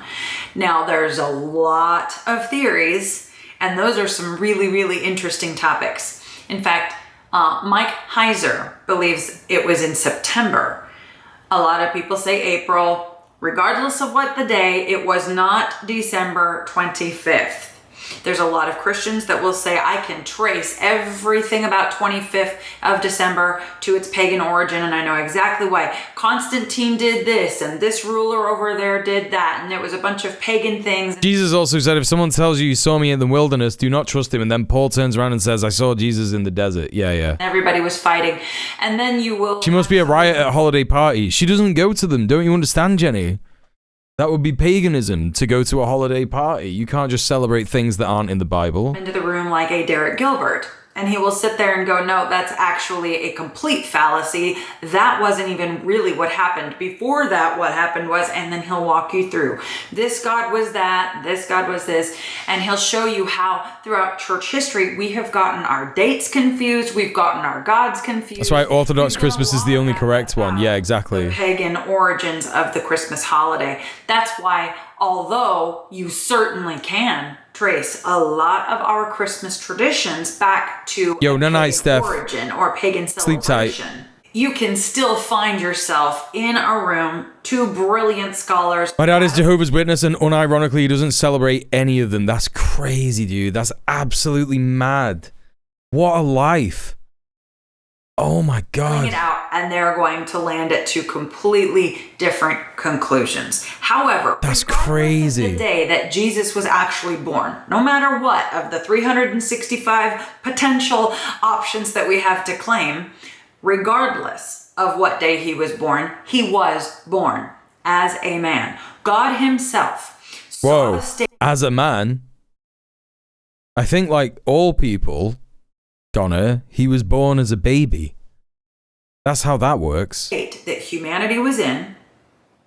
He knew way before we ever fell and took upon ourselves the knowledge of good and evil, which is what happened in the garden. God knew way before we ever messed up and gave ourselves over to this thing called sin that separates us from the presence of God, that we would need to have his help in having born a fully formed man, be reconciled into his presence. Poor Mary. To be able to be brought in Coptic writings, Jesus did not resurrect. That's interesting. I didn't know that. Back into the presence of God. God knew this. So it's called the incarnation, and it's also referred to as the moment that he condescended into our situation. God became a man, a human, fully God, fully human, and he joined us in our humanity and did a sacrificial work on the cross so that we could be brought back together in the...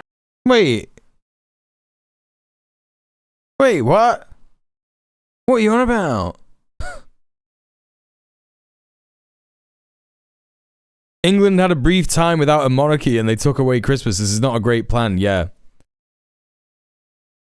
Wait, hang on a minute. She's saying that Jesus was in fact God. I thought he was just the son of God. I don't understand. What? Presence of God, so that we could be redeemed. So the Christmas story starts. That's not even what that means. Virgin Mary, through the power of the Spirit of God, has conceived, and she is about to bring the Messiah into the world. Christmas acknowledges this incarnation. So it's not just happy birthday, Jesus. It's also, oh my goodness, God himself has made this happen so that I might live, so that anyone who believes in him might live. That is the point of Christmas. That's the whole Christmas story. And yes, Christians, sorry if this offends you, I'm calling it like it is, that should be celebrated. She's sick of woke Christians saying that you shouldn't celebrate this. She's sick of it. Now, I did not say you had to go get a Christmas tree and decorate it with a bunch of silver and gold, but Christ's birth itself should be celebrated. The incarnation of God should be celebrated. As far as what day to assign it to, but also, is it not like the incarnation of God? The Father, the Son, and the Holy Spirit, right? The Father is God. The Son is Jesus. The Holy Spirit is whatever. the feeling of God, I guess. I don't know. That's never really explained, is it? Real. The light of the world. It's kind of a weird thing where God and Jesus, the Holy Spirit, are kind of the same thing. Oh, sorry, right. Okay, gotcha, yeah. The warmth of Christ. Why not? Put that. Holy Spirit is gonzo, yeah. The 25th, on the one day of year that it is really cold and very dark. The Holy Spirit is vodka. Why not let that be the day that we celebrate warmth and love and light that came by the sun? I'm hoping that by the end of this episode that you will finally be freed from this game that we play with ourselves, where we go, if I celebrate Christmas, I'm doing something pagan. Even accidentally, I might do something pagan. How many people are worried about this? How many people are actually, like, worried about this?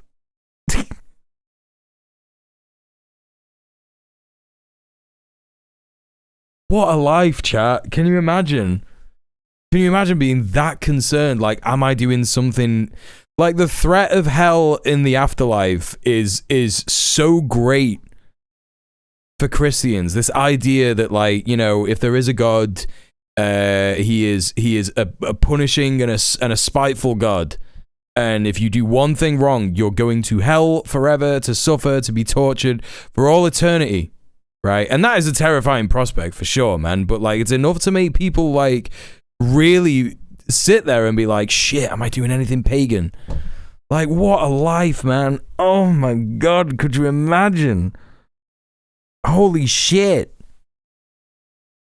I mean, I'm agnostic in the sense that, like, hey man, if there is a God, you know, he wouldn't do that. Like, the God, or whatever, like, they wouldn't do that. The God of the universe just wouldn't do that, dude. You know what I mean? Like, I just don't think it's real. Like, even like Jewish people don't believe that, right? They're like, no, there's no such thing as hell. You die, everyone goes to heaven, it's great. You know? It's just so weird. I just can't, like... Yeah, any belief system built on fear is just not sustainable. It's so crazy, right? Look how deep the fear goes behind her eyes that she might for half a second accidentally worship the wrong God. It's crazy, man. It's so crazy. Oh, God. Don't celebrate Christmas. Hey, good night, Duke of Blonde. Thank you for being here. The incarnation of God. It's like this game. It never ends. We're constantly guilt tripping ourselves. And when we finally figured out where we individually stand on the subject, which I'm going to tell you exactly what my opinion is, I'm getting there. When we finally figure out where we stand on the topic, then we play the game about others. Should I tell my friends, my family, my neighbor that what they're doing is pagan? If I don't, then I'm complicit. My silence is complicit. I didn't warn them that they were over there doing these pagan rituals, and now I'm going to be held at judgment, or worse, a more judgmental way of doing it if I don't go over there and show them. Oh man, life's too short for just like any of this shit. Seriously, dude. Seriously. It does drive people insane, right? It does. It literally just drives people insane. God damn it, man. All how I know all these fancy origins of, pagan holidays and how they're being celebrated in their living room with a Christmas tree or ornaments or what have you. If I don't do that, then I might miss out on the opportunity to show how much I know.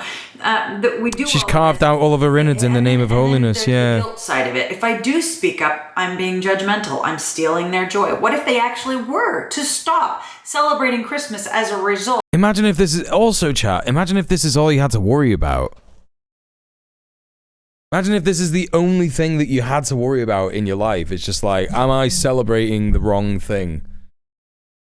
God damn it, man. Of the fact that I told them this is a pagan holiday. I just stole one of their favorite times of year. Like, where do we draw the line? The first thing we should do is to remember that Christmas was I get that PvP. A problem. Rewind the clock. Go all the way to 2,000 years ago. Imagine you're part of the early church. Okay, Jesus came, he died, he ascended, and his church is being built, and this is an exciting time. And everywhere you look.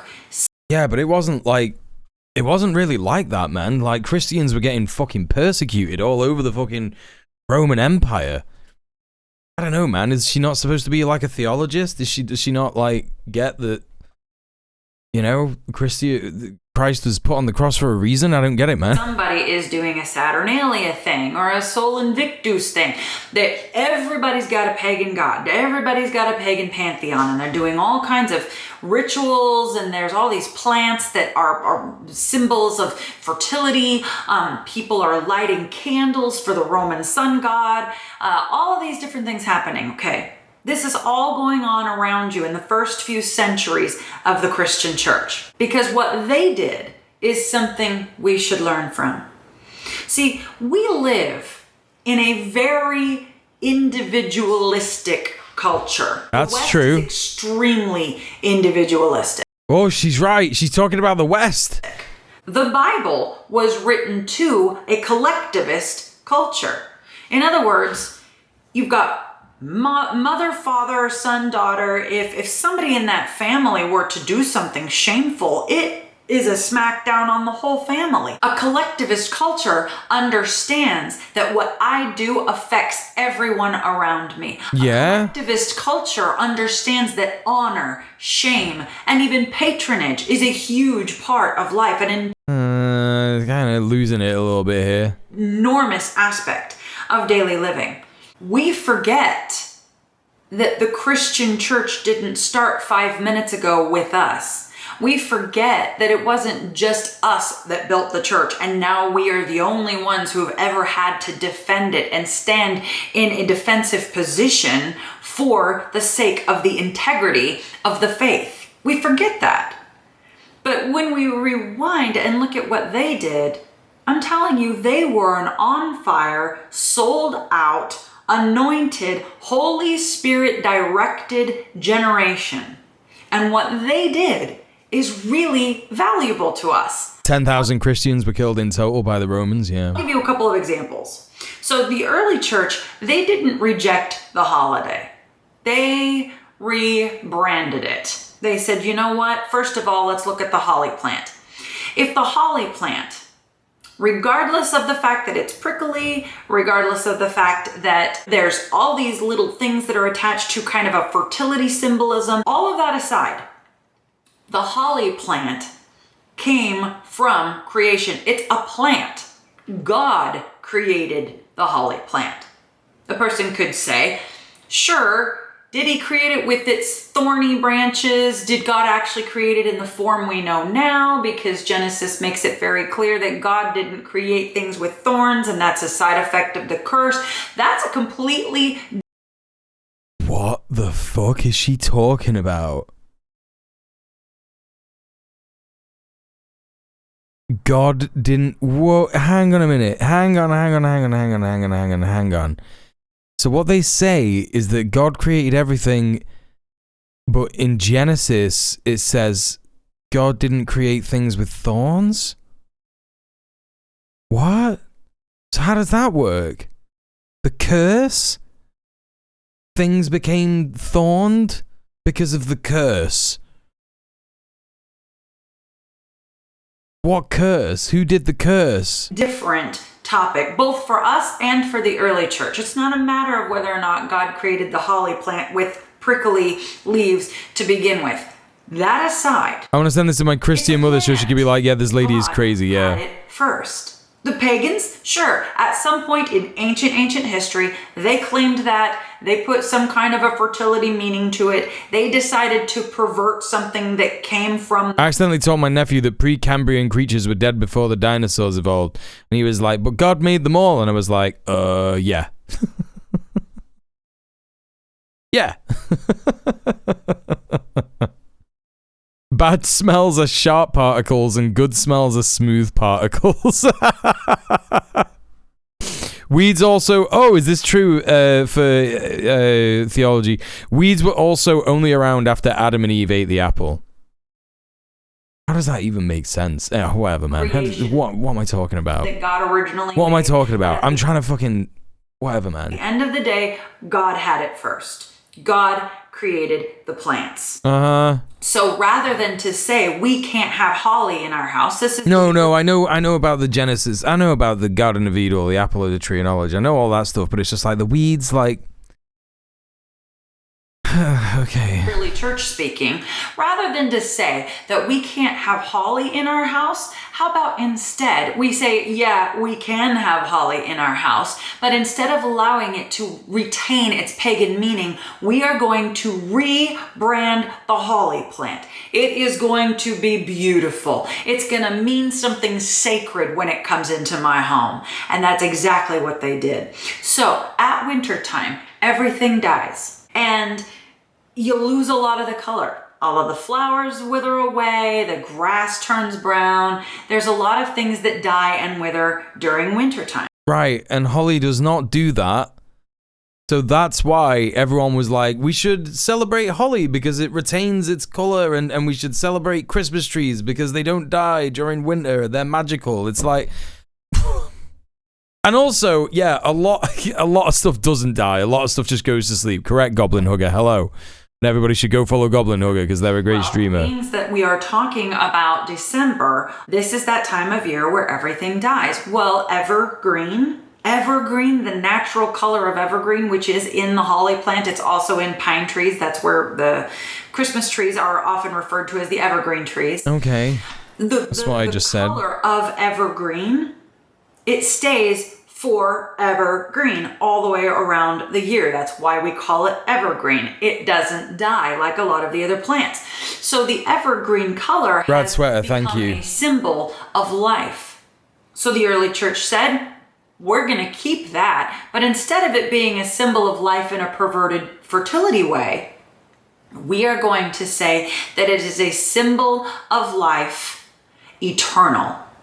In a perverted fertility way. I just find it so crazy that, like, if there was a God, why would he not be down for fertility? Why would he not? Surely he would like that. He would be like, yes, beautiful. My children get to engage in the act of creation just like me. You know, I don't know, man. It just feels so weird. Don't put in the papers that it's about fertility. Yeah. Hey, trans women, what's up? Jesus came so that we could have eternal life. The red on the berries, I'm not going to even say what that used to mean to the pagans. That was What did red on the holly leaf mean?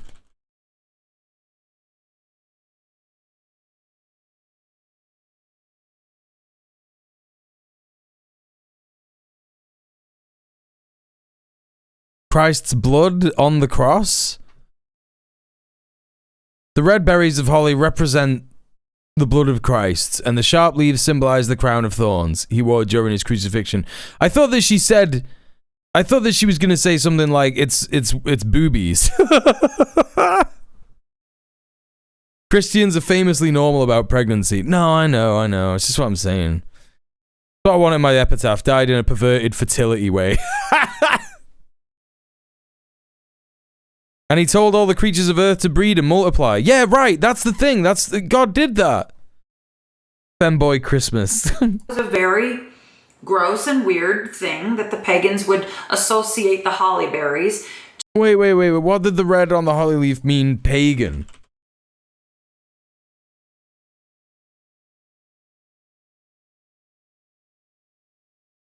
It's so hard to find this out. It was probably period blood or something related to fertility. Yeah, it probably was, right? All I can find is the Christian version. I can't find anything else about any of the... It's just red boobies. No, I know Christians... This is what she's saying. No, I know, Gobs. This is what this whole fucking video is about. She's like, oh, can we accidentally worship the holly, and are we gonna go to hell for having holly in the house at Christmas?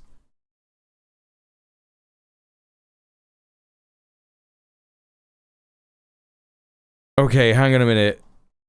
I've got some kind of...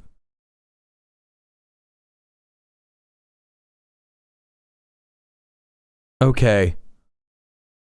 Its evergreen leaves and bright red berries symbolize the enduring power of life even in the darkest of winters. That's literally what I said before. It didn't mean anything. It just didn't really mean anything. They didn't say like, oh yeah, it's when you have a period.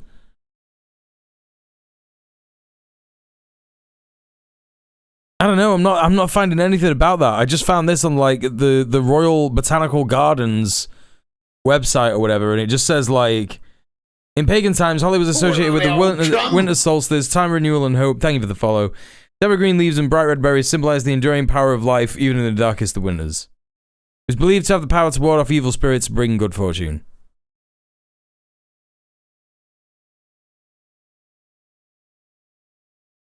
It can only be that with the rise of Christianity, it was adapted to the Christian narrative. The spiky leaves were like as the crown of thorns worn by Jesus. The red berries represented his blood. That can only be what she's talking about, and she's like, that's disgusting. Red ripples of arousal. Fuck knows what she's thinking. Honestly, genuinely fuck knows what she's thinking. To fertility thing. Right? Okay. The early Christians said that's not what that means anymore. When the holly tree comes into my house, when the holly bush makes its appearance in my home, the red represents the blood of Christ that was shed for us. Oh, she was fine to say that. I don't know what she's on about. And even the prickling of the leaves itself, again, in the pagan world, had a different meaning. They said, not in my house. When the holly bush comes into my home, it's going to remind my family of the crown of thorns. So, yes, to the world outside, the holly bush is a pagan thing. But for me and my house, we will serve the Lord. And it was rebranded in that moment. The same could be said for candles. That's an even shorter story. Everybody wanted to light a candle right around or on December 25th in honor of the sun god. Well, the Son of God came, and because, again, we don't know what day that is, the early churches in the early centuries said, when I light a candle on December 25th, that's not about the sun god. That is about the sun. Was it not just because they couldn't fucking see? God coming into my home. He is the light of the world. It's because they didn't have electricity, lady. It was dark. It's Christmas. I'm not worshiping the sun, S-U-N. I am worshiping the sun, S-O-N. They rebranded it. When they lit that candle and the light shone through their living rooms, that was them remembering the light of the world, right? Which we should not keep hidden under a bushel. That is so beautiful. That's what the early church did. See, we already dealt with this. The early church already had its pagans in their own hometown doing what the pagans do, and they were already aware of the fact that if we are... It's so homogenous as well, isn't it? It's just like, yeah, the pagans. And it's like, well, who were the pagans where in the early church? Because the early church was obviously going to be in Palestine. So who were the pagans in Palestine? What are you talking about? Like Jews? Or people who believed in the Roman gods? Or people who believed in the Egyptian gods? Who were they? Who were the pagans? She's just like, she's just doing this like white person shit. Where she's like, yeah, man, the pagans. And she's just probably talking about pagans in England, right? And Ireland and Scotland and Wales. That's it. She's not even talking about them in France. France is not a white enough country for her to be talking about this shit. Yeah, she might as well say the savages. Correct. You know? Madness, dude. Absolute fucking madness. In the world, not of it, but in the world, this is the world we live in, that we are going to be daily challenged. Are we going to sit there and be judgmental and be angry and wag our finger at people in judgment and say, you cannot celebrate this? Or are we going to rebrand it and say, you know what, God owned the plan first? Or are we going to rebrand it and say, God owned the plant first? God owned the idea of light coming into the world first. And a candle is just a candle. In those days, it was your only source of light when it was dark outside. So it didn't matter what you believed in. It didn't matter who your God was or gods were. You were going to have candles in your home. All of these things, all of these reasonings that we were just like saying, she gets to it eventually and she's like, yeah, I know that's what people say. And that is kind of true.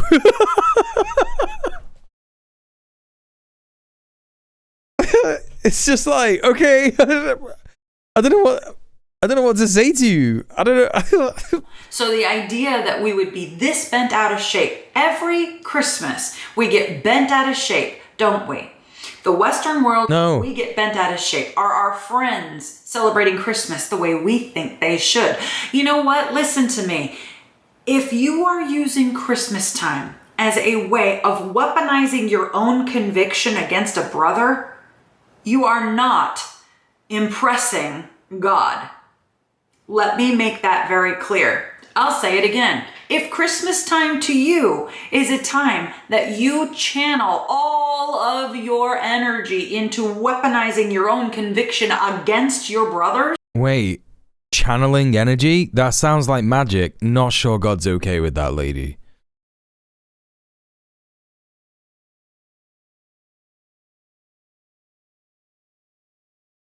Is it not weaponizing against the brother by telling him to take that tree down? I mean, she did make this video on Christmas. Well, not really on Christmas, but 2 days ago, on the 27th. She is kind of channeling her energy at Christmas to be like, hey, it's pagan to do this stuff. Gotta be careful. And sisters in the Lord, you are only making Jesus sad. You're not making God proud that you refuse to participate in the pagan rituals. You are making him sad by putting down the brethren. Nevertheless, there are people. So what's the point of the video? What are you on about? What? They've gotten all the way to this point in this episode and they've said, but Donna, I still feel convicted about this part of what we celebrate, about the day, about whatever. I still feel convicted. I still feel like I should not celebrate. Okay, to you I will say this. Whatever proceedeth not from faith is sin. if you feel convicted, you feel like whatever proceedeth not from faith is sin. I understand it all now. I understand why some people have to ask their fucking reverend if it's a sin to take a shit. Right? Because the shit they say shit like this all the time. Anything that doesn't come from faith is a sin. Oh, okay. So if I gotta take a piss, that's a sin. Fuck. I gotta apologize. What do you mean? What do you mean, man? the Lord is saying to you. Don't do it. Billy, do not piss. Bob, Susie Q, whatever your name is, do Wait, what? Susie Q? What is she talking about? not celebrate Christmas. Between you and I am telling you as God, do not celebrate Christmas. If that's what you feel, if that's what you're thinking, if that's the conviction that you believe is between you and God, then to celebrate it anyway is sin. Because whatever proceedeth not from faith is sin. The Bible is very clear on a lot of things. The Bible no, says it isn't. Don't lie. Does that no. mean that lying or telling the truth is a matter of conviction? No, it means it's a commandment. It's obvious. It's right there in Scripture. But we get into these hazy territories where we're not completely sure, how far do I go? Can I God says you can piss when you're dead. Yeah. presents and green and red all over my house, but just not have the tree? Or can I have the tree, but just not the green and red? I mean, the games that we play. If you the games that we play. They sound like the worst games. Not gonna lie, she's right about that. They're the worst games. That's crazy. Convicted about a thing, don't do the thing. Okay? Samson couldn't cut his hair. He had a vow between him and God about his hair. If he cuts his hair, that is a sin. If a Christian cuts their hair today, nobody cares. So when it comes to these areas where the Bible isn't exactly clear, you have to follow your conviction, which means you have to have a relationship with the Lord. Take it to the Lord. Take what you do. How does that work, dude? Like, this is how pastors end up saying the thing that they say. They end up like fucking having a feeling, and then they go to, like, I don't know, the mirror or something, or they just, they pray and they go, right, Lord, give me a sign. If you want me to create a sex cult, just like, I don't know, the first thing that I see when I open my eyes, just make it brown. And they look up and see a tree and they're like, right, thank you, God.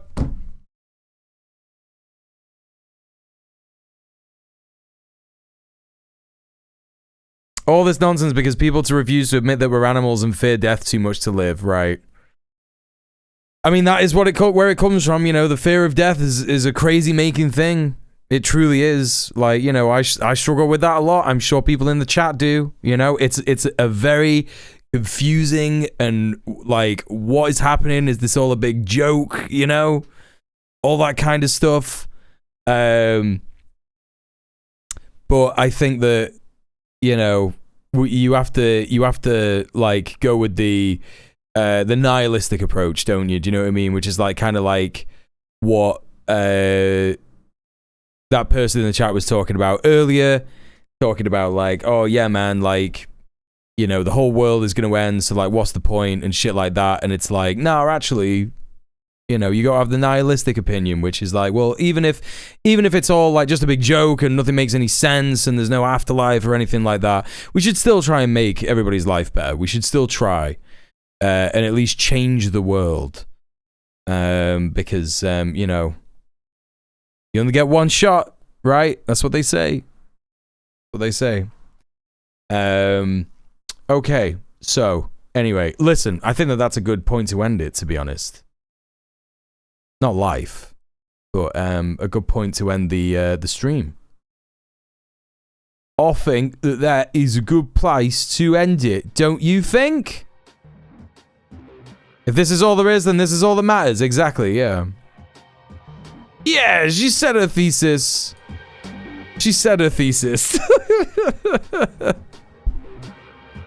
If nothing we do matters, then the only thing that matters is what we do. Some Russian lady. Yes, absurdism. It's the right way to be, right? It's the right way to be. Thank you for the stream, Mr. Mule. Hey, listen, it's my pleasure. We're gonna go and raid Casey Tron.